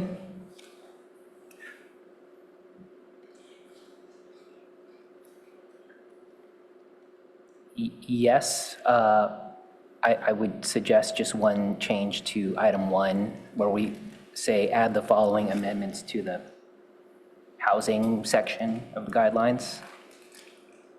That's fine. So we just know For clarity. where those belong, right? Okay. Okay, so I think that where we are, though, procedurally, is discussion on the amendment of Councilmember Burt to that pending motion. And I think he probably wants to put that in as I think you're proposing adding that as D under item 1. That's where we go if it passes, yeah. Yeah, okay. All right. Any discussion on the amendment? Well, I second it, so I just want to say a couple sentences. Oh, I'm sorry. Yes, of course. I think this is not unlike any of the other housing elements that are already, housing items that are already in this new list, is to say if things come along suggesting reforms or changes to SB 79 that are appealing, we would want to support that. So I think it's a pretty neutral statement.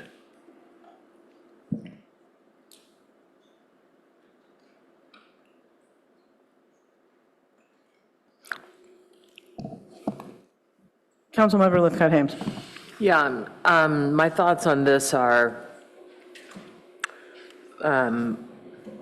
really animated by what the ULI told us, the Urban Land Institute. People came and spent a lot of time here, and they're not from here, and they were sort of resoundingly saying how, in their view, how fortunate we are as a state to have SB 79. I realize that there are a lot of opinions about that, but I was quite impressed that they were impressed. So I was not initially inclined to support something saying we were going to endorse reforms to SB 79 without knowing what they were. But now that it's been amended to basically say, once we figure out what we want to recommend, we will endorse reforms that are consistent. With that being the amended language, I think I can support this.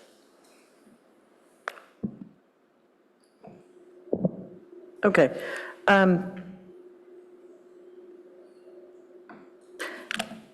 So this, I guess my initial reaction was, if it's going to come back to us for subsequent recommendations from the ad hoc, why do we need this?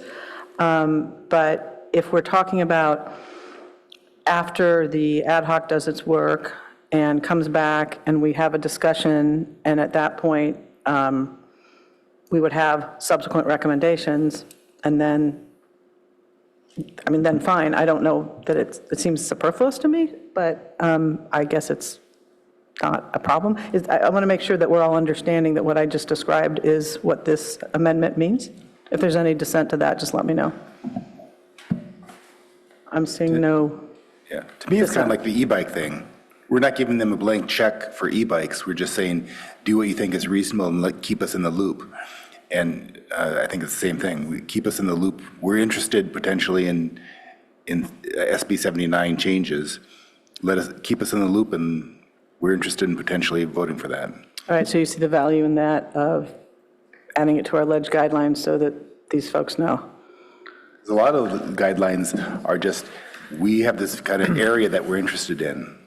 All right, I guess for me, it's that I don't think they're going to miss this one. We have a whole ad hoc on it, so we're not going to miss this one, and it just seems unnecessary. So I just don't know why we're calling out a specific one, but anyway, Vice Mayor.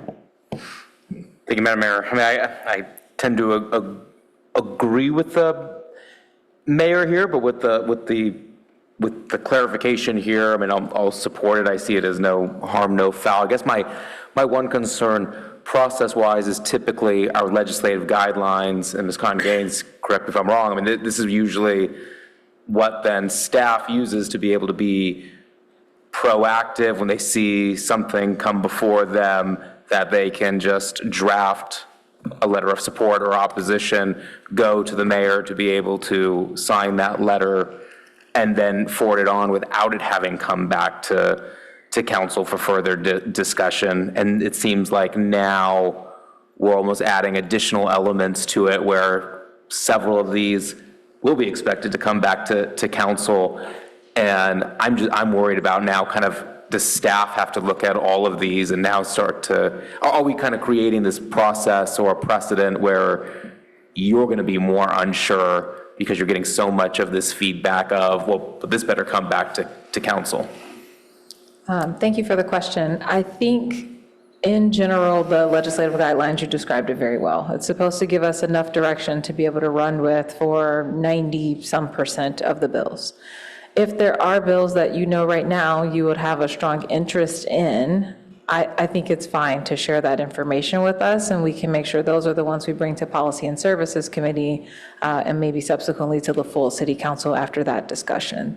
I don't think you have to carve them out to that level of granularity, but if you know today that there's a topic that for sure you as a council will want to discuss, I think it's fine to elevate that to us. We would not put that in the guidelines though, because naming a specific bill number and in 15 years that bill number is going to be an entirely new bill and it's confusing. But I think for clarification purposes, for us as staff and knowing what to bring to PNS, it's fine if you want to include that in the motion. But to be clear, I wouldn't put that directly in the guidelines. It would just be to direction to us as staff. And right now, as written, one would go into the guidelines? Yes. Correct? Yeah, can we Okay. see the whole thing again? Because we may need to do some friendly amendments on language if that's. Yeah, because I think that is what it would be. So as long as it's rewritten to describe that process, then I support it. Please go ahead. So perhaps if we said,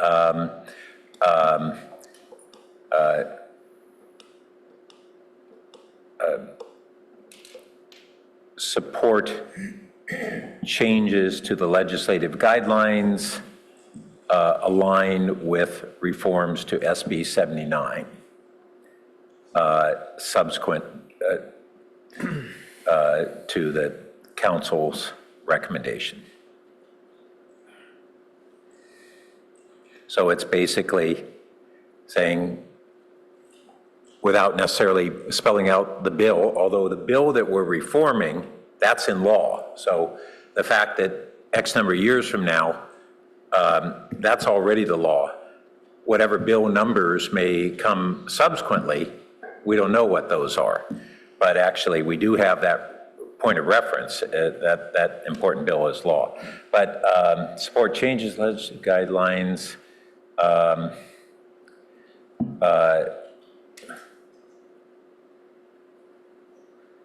that align with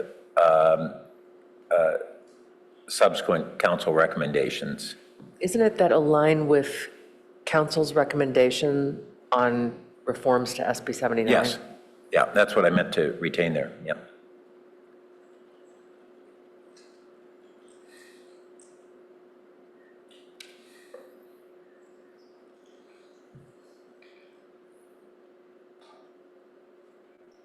While she's updating that, if I can ask for clarification, your intention is for this to go into the guidelines itself? That it would be, you could have language that, if you don't want to put SB 79 in there, have language that captures that intent. The nature of it. Thank you very much. Yeah, I think just a friendly amendment to that maybe so that exact question doesn't get asked, we might want to say something like support changes to the legislative guidelines that align with council's recommended reforms to SB 79, if so made, or just some sort of conditional language, some sort of if-then, because this sounds like we're going to do something and we no longer have the subsequent language in there. So it makes it sound like perhaps we've made, somebody looking at this. I would argue that's a little redundant too, because we wouldn't do it unless we made those recommendations, but I'm fine with that if that. Yeah, just to make sure we're not talking about any prior council's recommended reforms. No, 'cause I think that's, everybody understands that, but. Well, clearly it wasn't the case because we were just asked that. So I would just, if we could do that, I would be supportive and we could do this unanimously.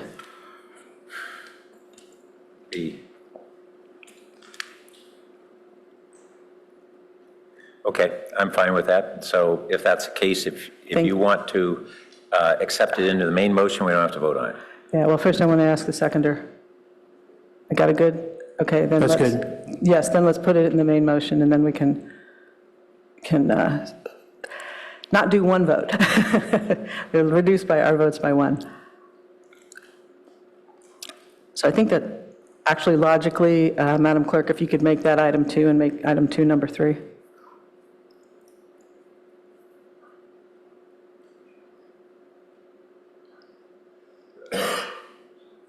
Or are you okay with that, City Attorney? It's not exactly analogous, or would you rather have it D separated out as item 2?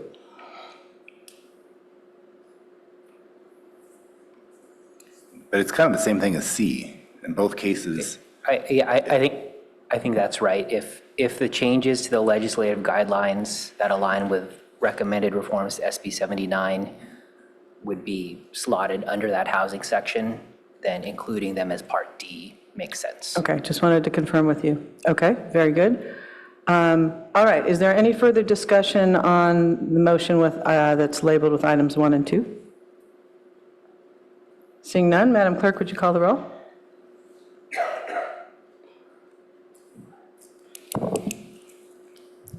Councilmember Lithcott-Hames? Yes. Councilmember Rectal? Yes. Councilmember Lowing? Yes. Councilmember Burt? Yes. Mayor Vinker? Yes. Councilmember Lou? Yes. Vice Mayor Stone? Yes. Motion carries unanimously. Thank you. All right, so let's move to the other motion that was separated. Madam Mayor, what would you think about continuing that item as it is now? I'm fine with that because we do have a very large item after, but I know that our colleague was concerned about timeliness, and I'm not sure exactly when it could get back. Councilmember Burt, I know that this was something that you brought up as something that had a time sensitivity to it. Yeah, but it's not immediate. Right. But I think that the Advocacy Committee is asking for, the Connect Bay Area Committee is asking for cities to take action as soon as possible, which doesn't have to be tonight. Okay, then why don't, I mean, I don't know, our agendas are pretty full is all I was thinking. Well, but they are. But it is pretty late. So, again, is this a topic where council feels on straw vote you could have on a consent agenda? Why don't we do a Yeah. straw vote on that? And I don't know, when one does a straw vote, I don't feel like the clerk should call, so can we all just ring in? Yeah. I will say that I would vote yes. I'll just ask Councilmember, I'm getting thumbs up to my right by 2, by 3, thumbs up to my left by 1. I know Councilmember Burt, and do we have a thumb yet, or is it midway? Well, we have enough, right? Well, I just like to hear more about it. I'm not saying I'm opposed to it, but, you know, so the idea of putting it on a consent calendar with a short staff report would be more preferable, but if it's I think that's what we're suggesting. I think you have your direction. Okay, You have very a good. straw vote. We'll have a. Saved an action item, absolutely. Excellent, excellent, good teamwork. See, teamwork, that's our theme tonight. Okay, well done. All right, and I think that with our sincere thanks to all who came to help make this happen tonight, I think this item is done. Concluded, thank you. And thank you, and go Big Ten and IU. Thank you. Go Blue. All right. So we'll move on to item 12, fiscal year 2027 to 2036 long-range financial forecast and fiscal year 2027 budget development guidelines using the LRFF as the baseline. So welcome to our CFO, Ms. Live.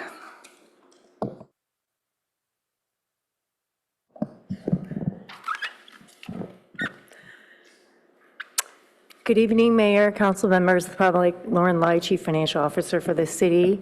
Thank you so much, and I know we're late in the evening on this item, so wanted to just tee it up and let you know that staff's presentation will be fairly brief. To my right are two new budget managers, and so I'm very pleased to present them. We have Jonathan Ruers and Robert Valenticones. And so they've been here 3 months, and they've worked very hard on this project. Also want to thank all the staff members, especially Ed and the leadership team, and especially the Finance Committee. You'll be pleased in receiving this report that one of the reasons why we're going to keep it brief is that Finance Committee did a very robust deep dive on this subject, and we're very impressed with their diligence. So with that, members of the audience and community members, the long-range financial forecast is a 10-year forecast focused on the general fund, spanning fiscal 27 through 36. We are in a changing landscape financially. While prior forecasts did show deficits in the general fund, this forecast does show a greater challenge, specifically driven by lower sales tax and property tax. We will present to you in later slides budget balancing strategies, which will be incorporated in the development of the budget in 27, and we'll present to you a variety of different options that we will be considering moving forward. Importantly, though, tonight the item is to review and receive the long-range financial forecast that establishes the base budget for fiscal 27 and helps us move forward in developing the budget. Also, you are adopting the annual budget guidelines. We put this before you every year to review and adopt. So just keep that in mind. Next slide, please. This is the financial planning cycle and the conversations. As you could see there, we have a very comprehensive process that begins with a variety of different topics that contribute towards the development of the budget. Annual pension reports, major conversations with Finance Committee on revenues, expenses, Section 115, tonight on the long-range financial forecast, and also going into Saturday when Council is looking at priorities and objectives, understanding our financial position, what the outlook looks like is foundational and important as we are a data-driven community and policy and leadership body. Then in February, we will be looking at the fiscal 26 current year mid-year report. We will then continue to do other important work like rate setting and budget development. We will come back in May to present the proposed budget for adoption in June. So that's the typical cycle. Next slide, please. Tonight we'll cover Finance Committee's review and recommendation, talk high level about the economy, highlights for the long-range financial forecast, touch upon the budget balancing strategy that we will be considering in balancing the budget, go over the budget stabilization reserve, put on the screen the budget development guidelines, and present to you the recommendation tonight. Next slide, please. So on December 2nd, Finance Committee reviewed and recommends to the Council the approval of the long-range financial forecast. They were extraordinary in their review, asked a lot of in-depth technical questions, really challenged us to look at our assumptions, and importantly are these items that we want to present to you tonight that were highlighted in particular. One is that given the financial position of the city, we would really need to reflect on our city services and programs, and importantly, any new council priority. Are we at the junction where we need to review whether or not certain services and programs may need to be suspended for a while or reprioritized? Property tax and sales tax projections, it was noted that these are the two main drivers. The declines in these two areas really contribute in exacerbating our deficit, so we'll touch upon that a little bit. Property tax is our #1 revenue. It is stable. I want to give the public and the council that confidence that it is a stable revenue source. Sales tax, on the other hand, we do have some unfortunate information relative to just state allocations to us have declined, and also their regulations haven't impacted us. So that is affecting us in terms of one-time revenue and also ongoing revenue declines as well. TOT, that's one of our major tax revenue. Committee looked at that, noting that the primary trends for those relates to the fact that we had 3 new hotels since 2021 that contributed 400 rooms. That also contributed to some great accommodations, interest, room rates, and occupancy. That's leveling off a little bit, so our long-range financial forecast is more moderate in taking into effect that we are seeing some leveling of that growth. So committee looked at that, and we provide in the agenda report to council additional information. Vacancy rate, as you may recall, our long range and also our budget assumes 5%. We are currently trending at about 6.3% in the general fund. That excludes public safety vacancies. So we looked at that trend and looking to see how that's tracking with our assumption. So we are still maintaining 5%. Committee did not recommend that we change that assumption. Historical trends, the council and committee previously and continues to maintain that we need to look at 2019 as a baseline. And so tonight in the packet, you'll see we have historical staffing information that goes back to 2019. And as we update our charts and any historical information, we will start pulling into 2019 data as we move forward. Last but not least, our beloved list of known unknowns, which is a list of priorities, projects that lack full funding. Committee wanted us to clarify that while the general fund does not have sufficient funding, there are all alternative sources such as Measure B and Measure K. So those are the highlights of areas that Finance Committee spent a lot of time on. Importantly for the council to understand and be reassured that is that they did a deep dive and do unanimously approve the long range for you to consider and approve tonight. Next slide. So here I'll turn it over to Jonathan to go through the technical presentation. And again, given the late hour, we will present this brief to allow time for any questions, and look forward to your approval tonight. Jonathan? Thank you, Director Legg. Good evening, Jonathan Ruers with the Office of Management and Budget. Just quickly on the economy, we're currently managing a disconnect between a strong national economy and a sluggish regional economy. While the national GDP growth is reaching around 4%, the Bay Area tech sector is experiencing some specific softness. We did look at the 2025 UCLA Anderson Outlook, and it suggests that there is a structural upturn for California, but it will not truly accelerate until late 2026 or 27. So this regional lag is a primary driver for the cautious revenue revisions we've built into the forecast. Next slide, please. The base case forecast identifies a structural shortfall in fiscal year 27 of 14.9 million, followed by gaps going through fiscal year 2032. This is driven again, as Director Lai noted, based on expenditure costs that are structurally outpacing our revenue growth, especially after we corrected for sales tax.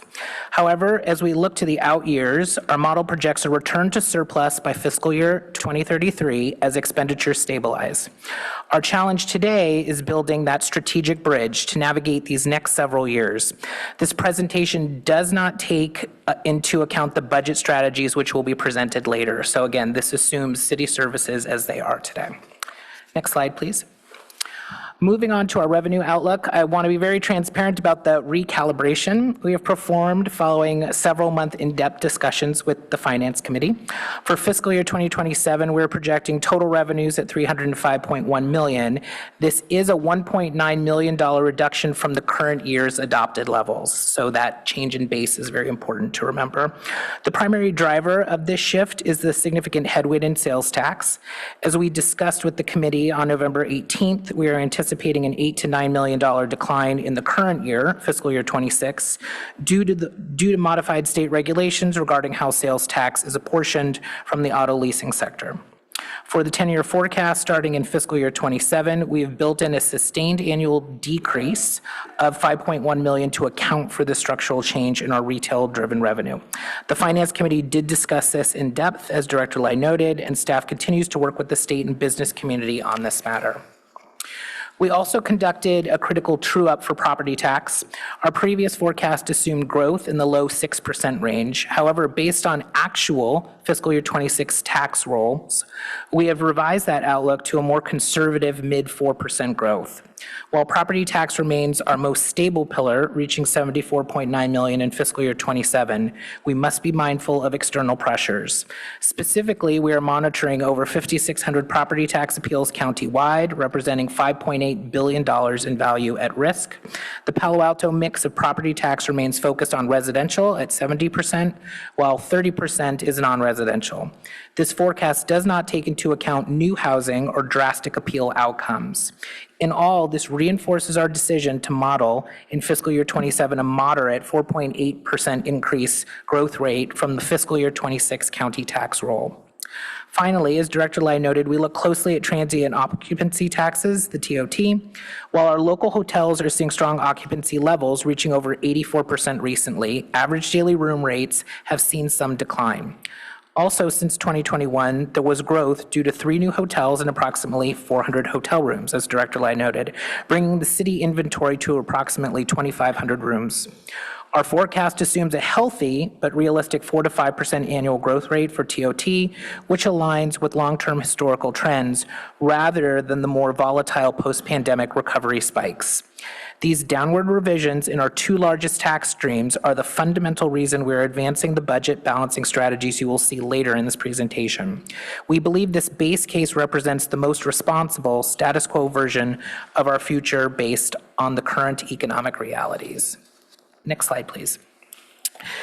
Quickly, this visual highlights our primary revenue pillars over the next decade. Property tax continues to be our anchor, projected to reach $110 million by 2036. Sales tax reductions in fiscal year 26 due to the state regulation and reduced allocation assumes a 2% to 3% growth projection. While other taxes like TOT and the utility user tax provide essential diversification, they remain sensitive to economic cycles and require consistent monitoring. Next slide, please. This slide provides you the revenue details with year-over-year data for all general fund revenues. I'll just leave it at that because I don't want to go into too much detail on this particular slide. Next slide, please. On the expenditure side, we are projecting 4.3% growth in fiscal year 27 to $320 million. Just to give that 4.3 million percent figure some historical context, the standard long-range model usually projects a 2 to 3% growth over the 10-year horizon. However, the 4.3% projection for fiscal year 27 is consistent with the actual growth we saw between fiscal year 25 and the fiscal year 26 adopted budget at 4.1%. It's also important to remember, and I want to reinforce this, that the growth was also based on a reduced base from the last cycle. So we're growing off an overall leaner base. And just finally, on headcount and positions, this forecast assumes 0 new positions, flat headcount over the 10-year horizon.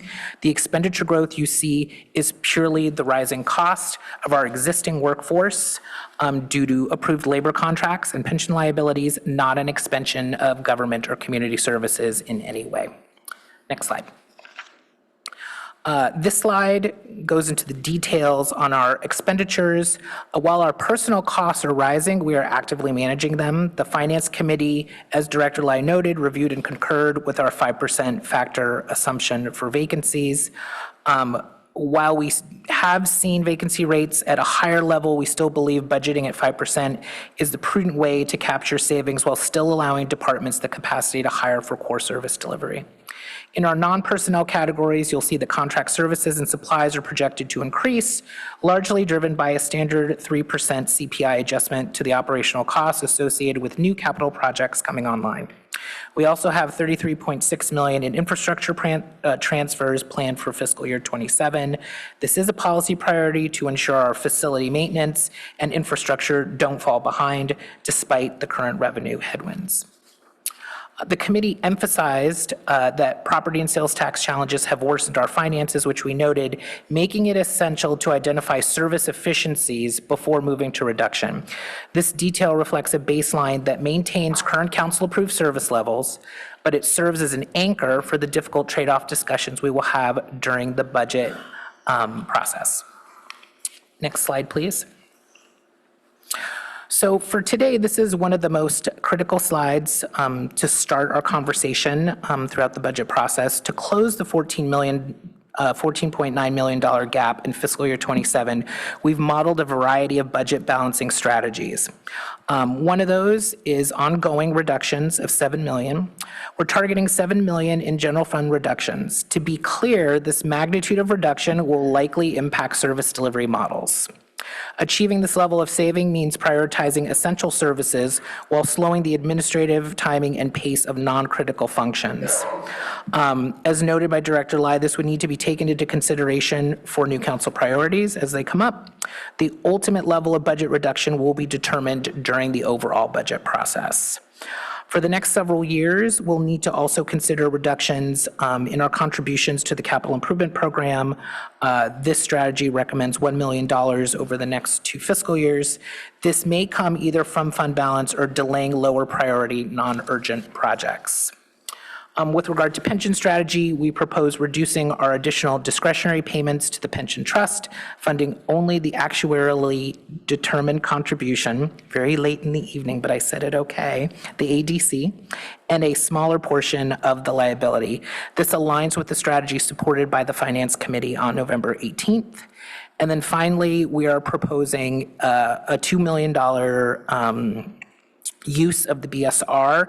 The $2 million is based strictly on maintaining a surplus of 18.5%, which is the policy of the City Council.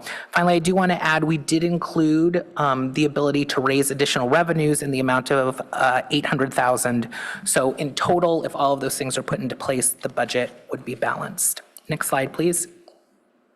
So just to quickly demonstrate, we're not only dealing with this single fiscal year 27 problem, but if we were to implement many of these strategies, it also addresses our structural deficit through fiscal year 32. So by implementing these options, we project a return to surplus by fiscal year 33 without compromising our long-term fiscal health. Next slide. So with regard to the budget stabilization reserve, a key recommendation tonight is rolling our $6 million uncertainty reserve into the budget stabilization reserve to simplify reporting and transparency. After using the $6 million to partially offset the fiscal year 26 revenue decline and another $2 million for our fiscal year 27 gap, we project the BSR ending with a balance of $56.8 million. And again, at 18.5% of expenditures, this keeps us firmly within the policy target directed by the City Council. Next slide. So as Director Lai noted, in addition, we're asking you to approve this evening your budget development guidelines. We have made no changes from prior years because these are very good guidelines. Next slide, please. In summary, staff and the Finance Committee recommend that the City Council accept this long-range financial forecast and the associated fiscal year 27 development guidelines. We're further asking for your direction to use this forecast for the baseline for developing the fiscal year 27 budget. As we look ahead, tonight's action sets the stage for our next major milestones, the fiscal year 2026 mid-year budget review next month, and the transmittal of the proposed fiscal year 27 operating and capital budgets in May. This measured and peer-vetted approach ensures we remain good stewards of the city's resources while navigating current regional economic conditions. Thank you, and we are happy to take any questions. All right, well, thank you, Mr. Ruers. Welcome, and we're very grateful for the work that preceded this report as well as the report tonight. Madam Clerk, do we have any public comment?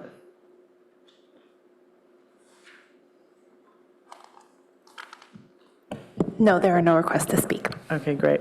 All right, colleagues. Oh, yes, thank you. I forgot. I do want the chair to comment on that. Thank you for the reminder. Thank you. We really did appreciate at the Finance Committee, the very thorough work on a challenging project, and our 2 new senior members we're pretty astounded by how quickly they've become immersed and up to speed in this issue so that they could really significantly help us through this process.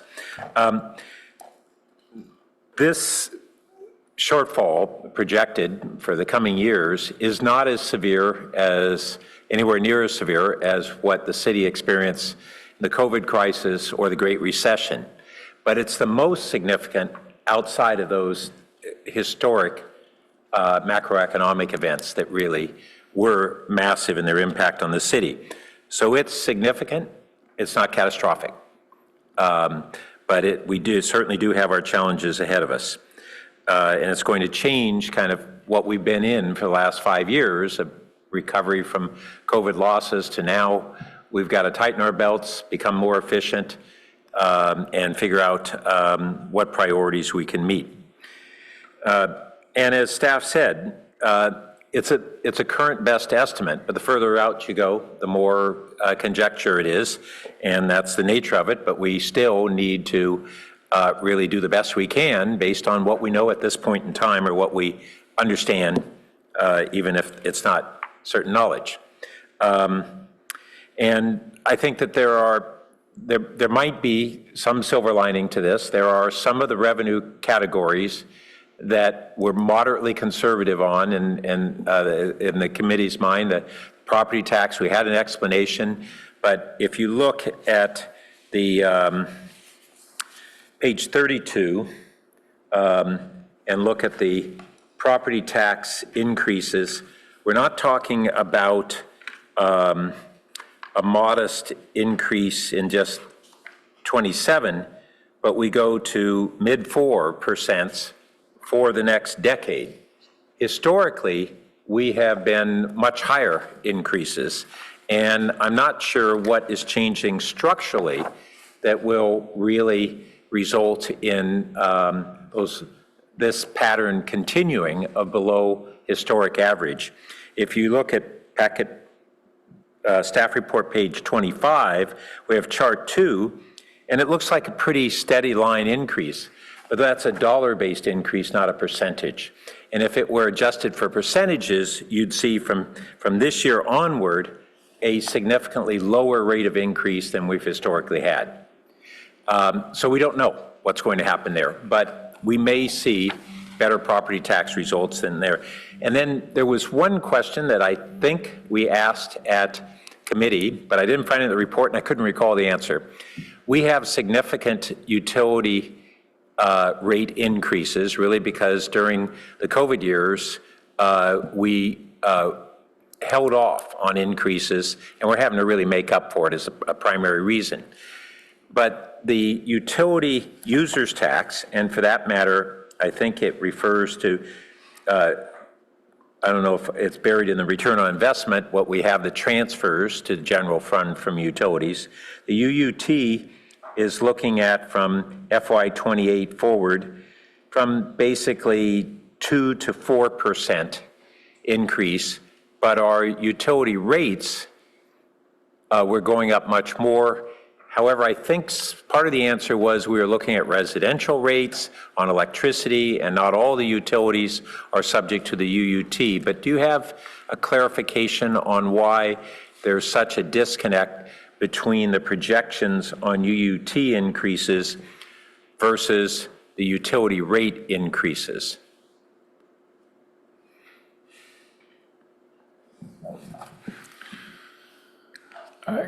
Councilmember Pat, it's my understanding that we'll have to come back and further evaluate the rate increases that we provided to at the Finance Committee meeting in terms of the relationship to the UUT tax that we have here. Okay, thank you.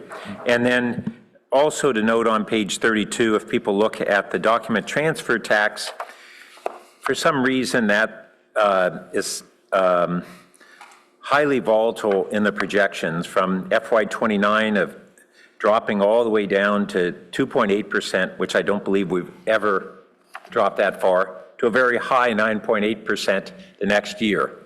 And whether that built in some recessionary assumption or whatever, I don't recall, but I don't anticipate that that's how the numbers are going to work out. So we have some, significant, that's not an insignificant revenue source, doesn't solve our problem. And because that's probably our most volatile year to year, we do tend to try to be a little more conservative on document transfer tax and hope that we're going to have an upside improvement. Lastly, staff referred to attachment B, which is really important to look at, and it's really looking at how many people are on, not how many employees are authorized, but actually how many are under employment doing the day-to-day tasks that we have to do. And we compared finally 2019, which was the last full pre-COVID year, which was kind of a boom period, to where we are today. And we have 51 more employees today. 13 of them are in utilities, and those had some very specific needs there. But even if we subtract that, then we're at 38 more employees than we were previously, really because we've reduced our vacancy rates significantly, even compared to pre-COVID. So as we struggle through the budget, this will be part of what we are looking at, and how are we able to meet our current needs with our current staffing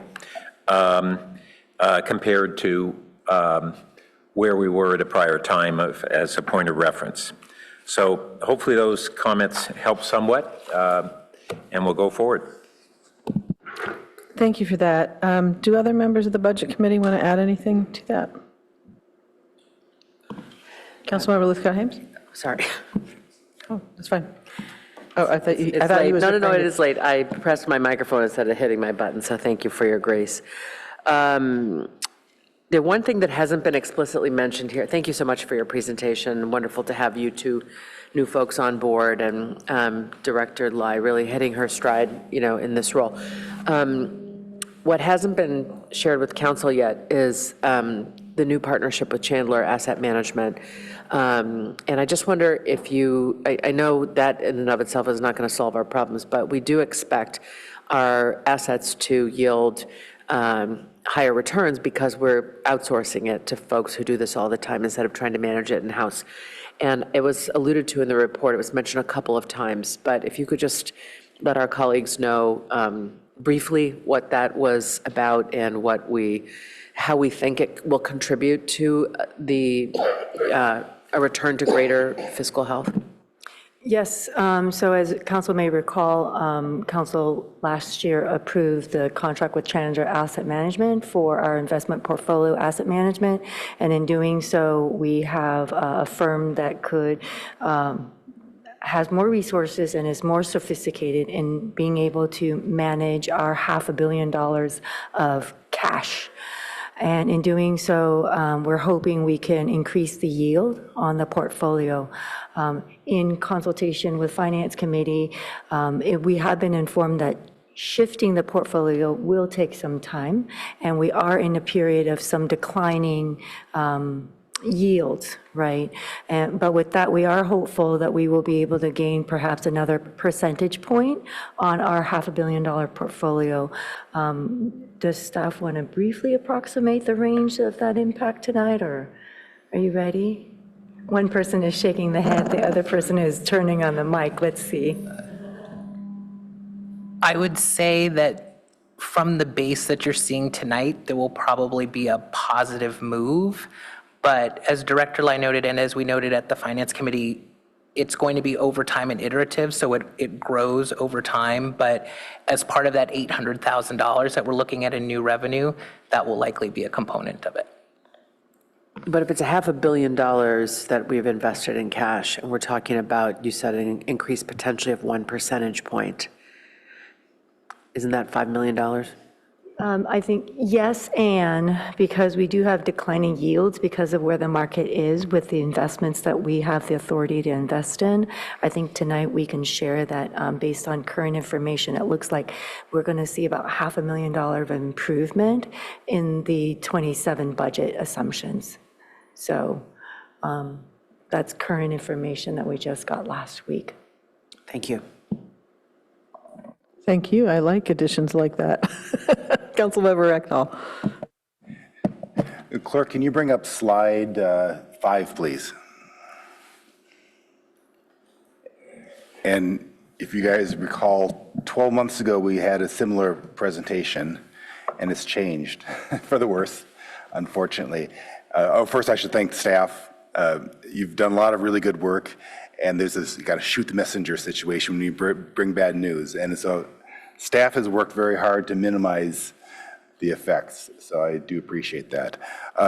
So if you look at, there's a lot of red there, and if you add up and go back 12 months and look at what we had red there, but the red turned into black into 2030, and now we don't go to black until 2033, so it's extended out 3 years, and it's also deeper. Right now, it's before it added up to the total deficits, if you added all the red, was 32 million. Now it's over 83 million. And so it's significantly more deficit to deal with. Part of that is due to initial effects right now in our revenue today, but also staff has become much more conservative, as Councilmember Burt talked about, going forward. They were extrapolating a somewhat hopeful rate, and they've tamped that down. And I suspect that a year from now we'll come back and say it was a little better than we expected. And that's a good surprise. So I think we have some conservatism built in, and let's hope that that makes this so it's not quite as bad. But still, 83 million is significant, and we're going to have to work pretty hard to do that. So the sales tax increase is now between 2% and 3%. Property tax is about 4.5%. So those are growing, but not bailing us out as quickly as we did. And so last year there was this graph of our surplus becoming a deficit and coming up. And we're being bailed out because those high property taxes are bailing us out, and we're slowing that down. If you look, I won't bring it up here, but on packet page 479, it shows the expenses. And even though our revenues are growing, our expenses are growing even faster, and that's very difficult to overcome. And so as Councilmember Burt was saying is, if you compare apples to apples, we just have significantly more people on the payroll today. And we really need to look at that and say, has our scope changed? Or are we being less efficient? What is the reasons for that? And I really think, when we talked this Saturday about priorities, I think one priority is a budgetary, is to look and say, we need to really take a look at what is our workforce and what's the optimal workforce, and can we either by automating things reduce the number of people we need, or by being more efficient in how we deliver it, or perhaps even reducing services. How can we reduce the workforce back to where we were before? Because when you look at this 82 million, every dollar that we can shave off the workforce today helps us for the next 7 years. So I think that we have to really get serious about cutting the workforce, but I don't think we need to be draconian, because as Councilmember Burtman said, this is bad, but it's not as bad as it's been, right? We think we can handle this. And so I think if we are fiscally prudent, we can get through this, but it is a big hurdle to overcome. Councilmember Liu. Thank you, and I appreciate the incredible depth of all the work that's gone into this. And I really love that there are opportunities to outperform this forecast. I did have one question, maybe in a more pessimistic front though, about the expenditure growth over time. And so I noticed that from 2033 or 2032 onwards, our expenditure growth slows down pretty significantly. And I think, well, among the other drivers, the big one is salary and benefits, which from 2033 onwards increases only by 1.1% on average over that period. And so does that feel like an optimistic projection? And so if so, it seems likely that our structural deficit could last at least a few years longer.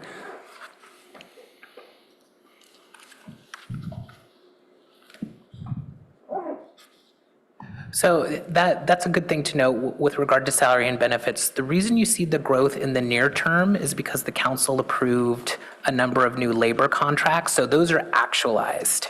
In the outer years, we tend to put in the forecast just CPI because we have no idea, classification changes, salary agreements, or adjustments beyond inflation. We also want to leave the city in a good position for those negotiations on how those work. So in those outer years, we just adjust by inflation and CPI typically, which is why you kind of see that flattening out in the outer years. Okay, though it seems like we're not, maybe the Fed's abandoning 2%, but we're below the 2% inflation target here. I'll also add that in your packet, you'll see in the expenditure section, the CalPERS projection rates. As you may recall, after 2031, the rates start to decline. So you're seeing one of our primary drivers, which is one of our major cost component, is declining. So a lot of our pension planning is that 2031 timeline is to get to that point, and we're going to see it starting to decline, and that's also contributing to the slower expense growth in those out years. Okay, got it. So there might be potentially downward pressure on the budget if we give any raise more than CPI, more than 2% or something, but there is real downward pressure also just on the pension contributions. Correct. Okay. One more very basic question. When we talk about cutting additional discretionary payments on pensions, is that growing our unfunded pension liabilities, or would it still be effectively stable given the amount we cut? So our unfunded liability is driven by our actuarial report that determines it. The amount of money that we're setting aside was based on the city's policy. The recommendation we have here is to moderately reduce the amount that we're going to contribute, so it would, by virtue, increase the remaining balance. Importantly is, in looking at our policy, we have a goal that says we want to reach 90% funding within 15 years of this policy. Having studied that with the Finance Committee and triangulating it with two actuarial firms, one that's software-based and one that is a licensed actuary, we determined that the city could utilize some of the funds in the Section 115, meet the policy objectives, and still have manageable unfunded liability. Got it. Okay.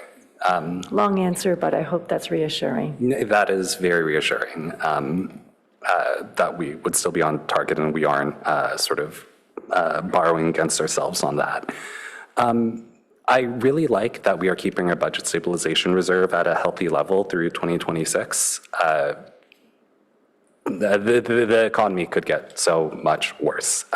So I'm glad that we are keeping that healthy.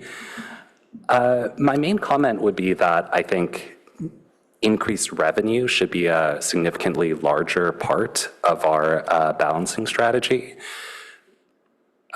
In addition to cost savings and all that, we mentioned new and updated fees. I think there are opportunities in airport fees or some other potential fees, but saying and other revenues on the back end of that is really underselling the point. There can be so many more opportunities that we'll explore in the priority setting meeting. And I think we should probably try to set some goal to, for our economic development team and projects to really exceed this incremental revenue target that we have. So those are a couple questions and a comment for now. Thank you. Councilmember Lowing. Thank you very much. I thought, again, another outstanding piece of work from our Administrative Services Department. Very, very good. And obviously, the two new guys have come up to speed, so. But you're preparing them for the year, okay? I thought I would just focus, I have a bunch of questions, but I want to focus first on just your critical slide. I think it was slide 7 in your proposal and packet page 465. Just kind of running through that there's that deficit next year of 15, and then how we're going to get there.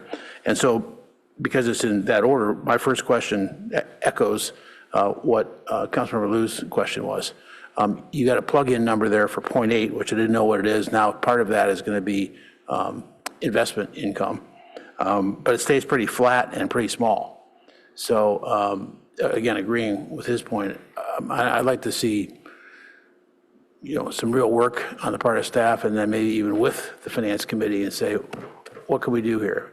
I know there are some things on the back burner that's not to be worked, like the new ambulance situation. Over time, that could be a revenue, but it's going to be over time, because in the beginning, it's going to be expense-driven more so than revenue.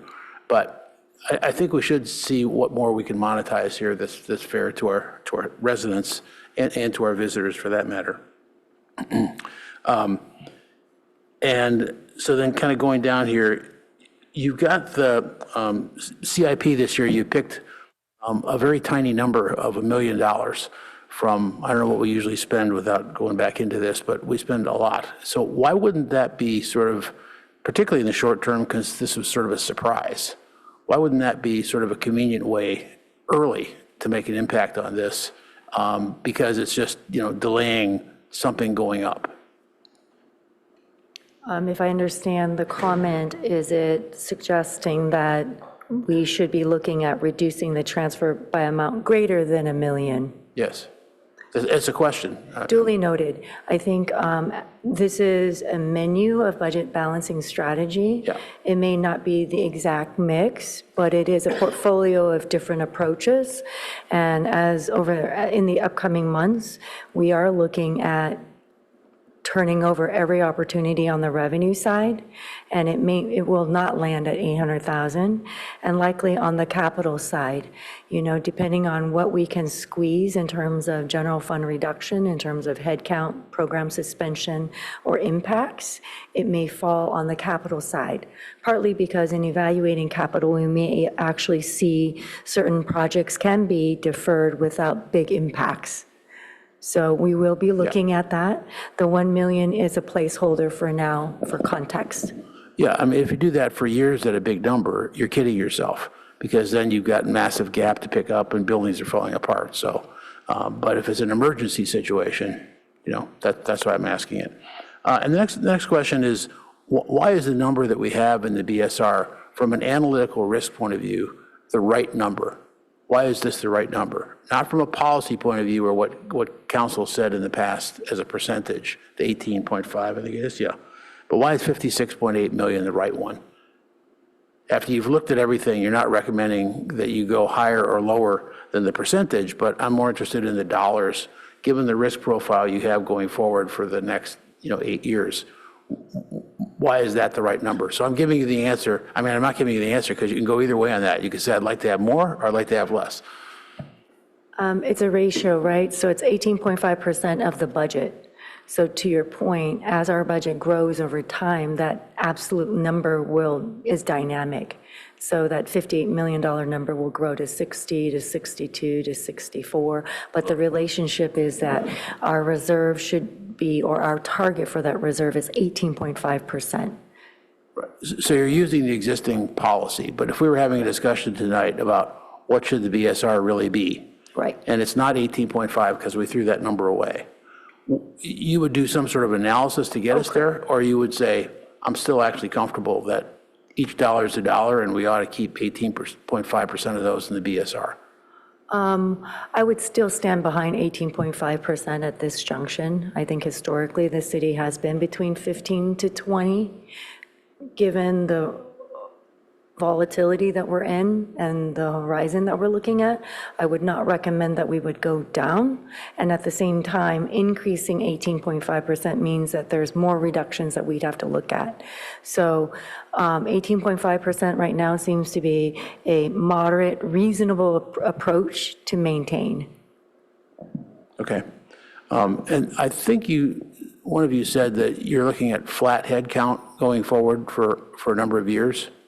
So sort of what's in there now as the actual, or as the targeted? Or So just as a reminder, the long-range financial forecast is a forecast of current service level. Yeah.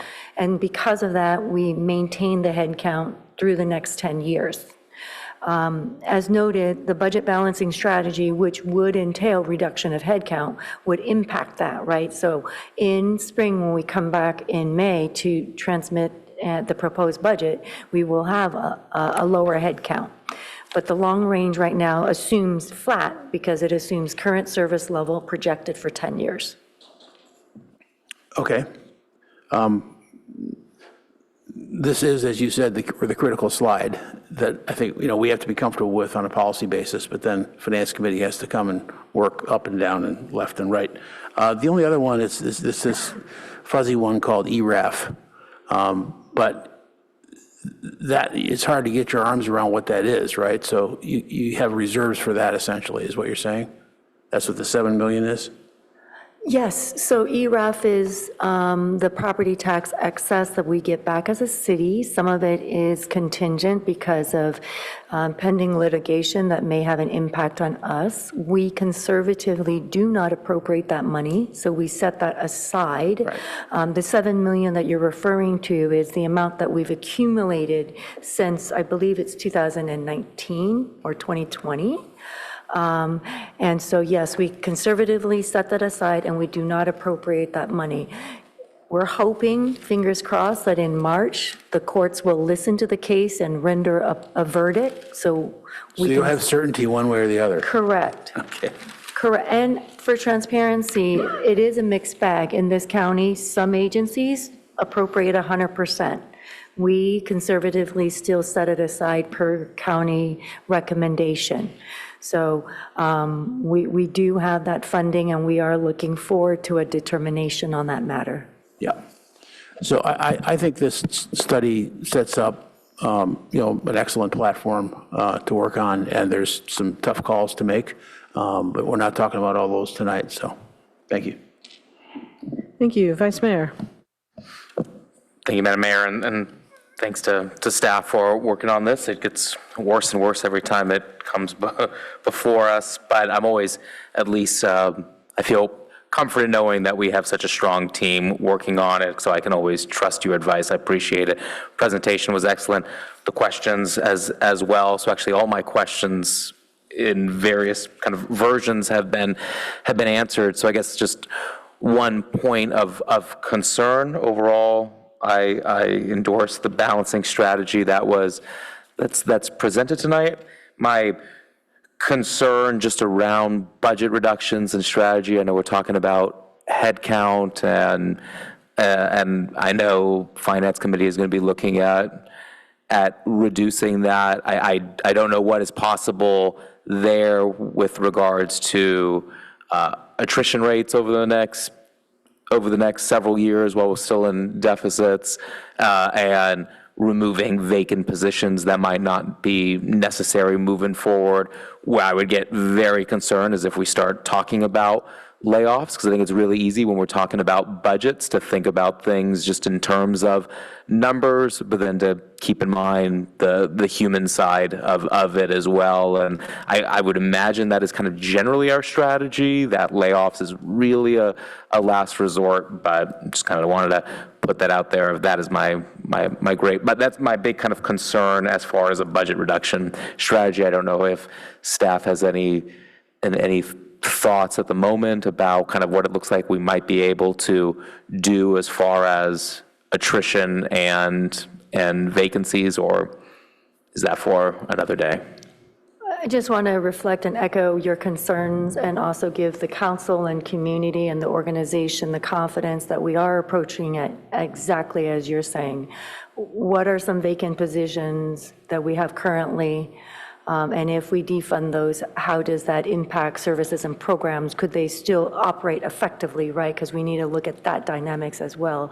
But first and foremost, looking at those opportunities and then looking across the organization and determining, and really evaluating and prioritizing services and programs with a focus on minimizing impact to the community and to the extent possible to our organization as well. But yes, wanted to reassure you that we are being very thoughtful in this approach and very iterative with our department heads and the specific operations that they lead as we go through our budget development process. Thank you, and I hope those reassuring messages are also trickle down through the organization as well, because I would imagine we have a lot of employees who are going to be very nervous in the coming months to see what that budget looks like, and to say at least that's what we're striving to be able to do. So thank you. I know we're in for a tough road and a challenging few months of working through this budget, but appreciate all the work that you do. I know it's coming up to your busy time, so good luck and appreciate you. Councilmember Lithcott-Haynes. Thank you. Yes, I just wanted to clarify, going back to something Councilmember Liu asked. I was trying to pantomime to Director Lai, but let me just say it directly on the mic. His important questions about our Section 115 trust, our unfunded pension liability, I felt could be well answered by a chart you brought to the Finance Committee, where you kind of showed there's sort of a magic, there's a year we arrive at, I think it's 2030 or something, where we begin to see the payoff. We get to that 90% or whatever it is, where we feel that we've reached the target that we aimed for when we set this thing up. And that means in the subsequent years, we put fewer dollars into that effort, or we stop putting dollars into that. I can't remember. But the point is, you have a chart, and I think it's for those who are visual learners and thinkers, it might be very reassuring to kind of see that projection of what that very prudent investment decision made years ago has really yielded, and how it's going to impact the overall budget going forward. Great. I will share with the council that item will be in the mid-year report coming next month. The Section 115 recommendation for council approval will be brought before you, and we will include that chart and explain the recommendation and give you an abbreviated presentation on what Finance Committee studied extensively. So that'll come before you next month as a part of fiscal 26, because we will be making financial transactions on this fiscal year in order to enact some of the savings for 27. So we will bring back that, and that feedback about what's the best presentation is duly noted for staff. Tonight, though, it is being considered as a part of the strategies that we'll implement as a part of developing the proposed budget. But in February, when we come back at mid-year, that's when the council will actually take the action on Section 115. So stay tuned. I can hardly stand the suspense. No, seriously, I want to commend you again on the work that's gone into this, and I appreciate the thought and the balancing strategy, both short and long term, and appreciate that the Finance Committee spent a lot of time with you and seeing charts like that. I would love to see that chart, so if I can wait a month, sure. But because my questions also followed most of what my colleagues have asked, but when you look at the short-term balancing strategy, it was the pension costs that jumped out at me as a part of that, because it makes me very nervous, because I know we had this carefully crafted strategy. We were executing it well and, marching along to achieve this goal. So I will trust that my colleagues have seen it and that I will see it. But that is of significant concern. Can you just, for my edification quickly, these two pieces, the ADC and the ADP, actuarial determined contribution is, I think, for retiree healthcare. What are the two pieces, and why are we taking a lot more from one than the other? Just at a high level, can you just explain to me the thought process there? Sure. They're both related to retiree pension.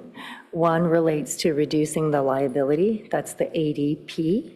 The ADC is reducing the current year cost. I think Director Lai uses different terminology than we were accustomed to prior to your arrival. I say this as a relative newcomer myself, but I hadn't heard ADP and AC, whatever. ADC. Yeah. Yeah, I had not We either. we so- spoke of normal cost and unfunded pension liability and true cost and, Yes, so if we really want to geek out, which we may not to tonight because we have February, but the discussion previously for normal costs and UAL relates to the amount that's in the budget. When we actually talk about transactions related to Section 115, we're really talking about two different things, ADC and ADP. So until this community council and this body really started talking about like cash flows in and out of Section 15, we haven't had to use those terminologies. So this is, so the Section 115 payments reflected in the ADC and ADP are separate from the normal costs? Yes. Okay. And we will go into that next month. Former Councilmember Filseth will be glad to know that. Okay, and then I also have to say, when I looked at the long-term strategies, I had kind of the same questions as Councilmember Lowing about the CIP reductions. That series of zeros just kind of jumps off the page when you don't have the full background there. So, you know, I heard the explanation there, but you know, one just looks at it and thinks, okay, we want certain projects, we want maintenance, we want all these things, but the zeros seem like there's, if need be, an opportunity. I did want to just follow up, Councilmember Burt, when he was introducing, in the introductory remarks, talked about the property tax percent change. And I am just curious if you have any remarks or thoughts on if there is something changing structurally for that percent change to be lower than the historical percent change. Two steps. One is we needed to align current year revenues with the actual tax roll. So the actual tax roll was published by the county. And so we had to align current budget to that. And so that was a downward revision. In addition, previously, the long-range assumption was over 6% growth year over year. And several council members last year really questioned whether or not that was too optimistic. And so looking at the trends, we were really calibrating back to about mid 4%. And HDL, who does our property tax work, they are actually much more comfortable with that as well. And so it just moderates the assumption, because 6% plus is a little bit too optimistic for the long term. Okay. Thank you. That's helpful.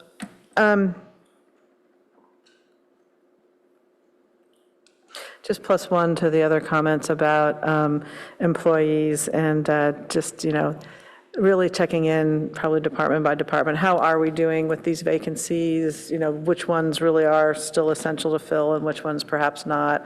I appreciate hearing that you're looking at that. It's always a tough conversation, but I think, you know, we need to at this point, and that's easier, obviously, than, you know, trying to eliminate any current positions. So just finally, like Councilmember Liu, I am also pleased that we're maintaining the BSR where it is, because while, you know, you started by talking about a strong national economy, but some softening here, but perhaps not if things evolve. Anyway, you know, I feel like we're in a relatively uncertain time. I don't think a year ago we would have predicted all the unusual things that happened this year, and it makes markets nervous, and, you know, it makes businesses nervous. We don't know what exactly is going to happen. The federal grant dollar situation makes me nervous. So all of those, you know, we have all of those things going on at a time that our structural deficit is creating charts like we've seen tonight with the red on them. And so I think that having that sort of economic unpredictability together with the structural deficit makes me feel even more resolved than all of us have shared in the past to have that BSR protection. So, you know, thank you for leaving that at that 18.5%. That's all I have. Councilmember Rectal? Yeah. The vice mayor expressed some concern about layoffs, and we had the same concern last year, and staff had the same concern. And so last year when we did the budget cuts, we all went after vacant positions. And so that will be a high priority, is to remove vacant positions and not remove workers. I think we can make the cuts that we have to do without laying off people, so.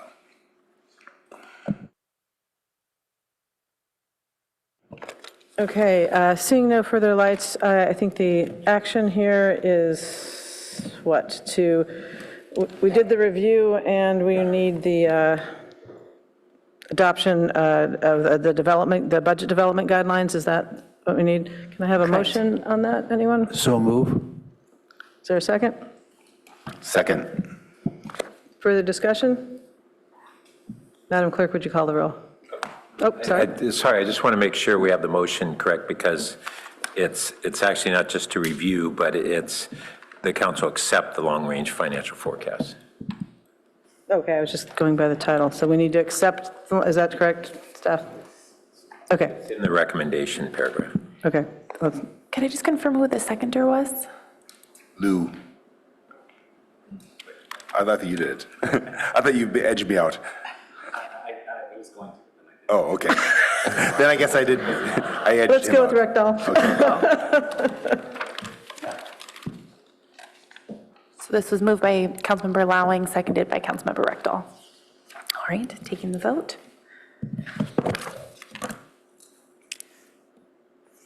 Councilmember Lowing, Yes. Councilmember Lou, Yes. Councilmember Burt, Yes. Councilmember Rectal, Yes. Vice Mayor Stone, Yes. Mayor Vinker, Yes. Councilmember Lithcott Haynes. Yes. Motion carries unanimously. All right, congratulations, folks. Thank you to staff for this presentation, and we're adjourned. Good night.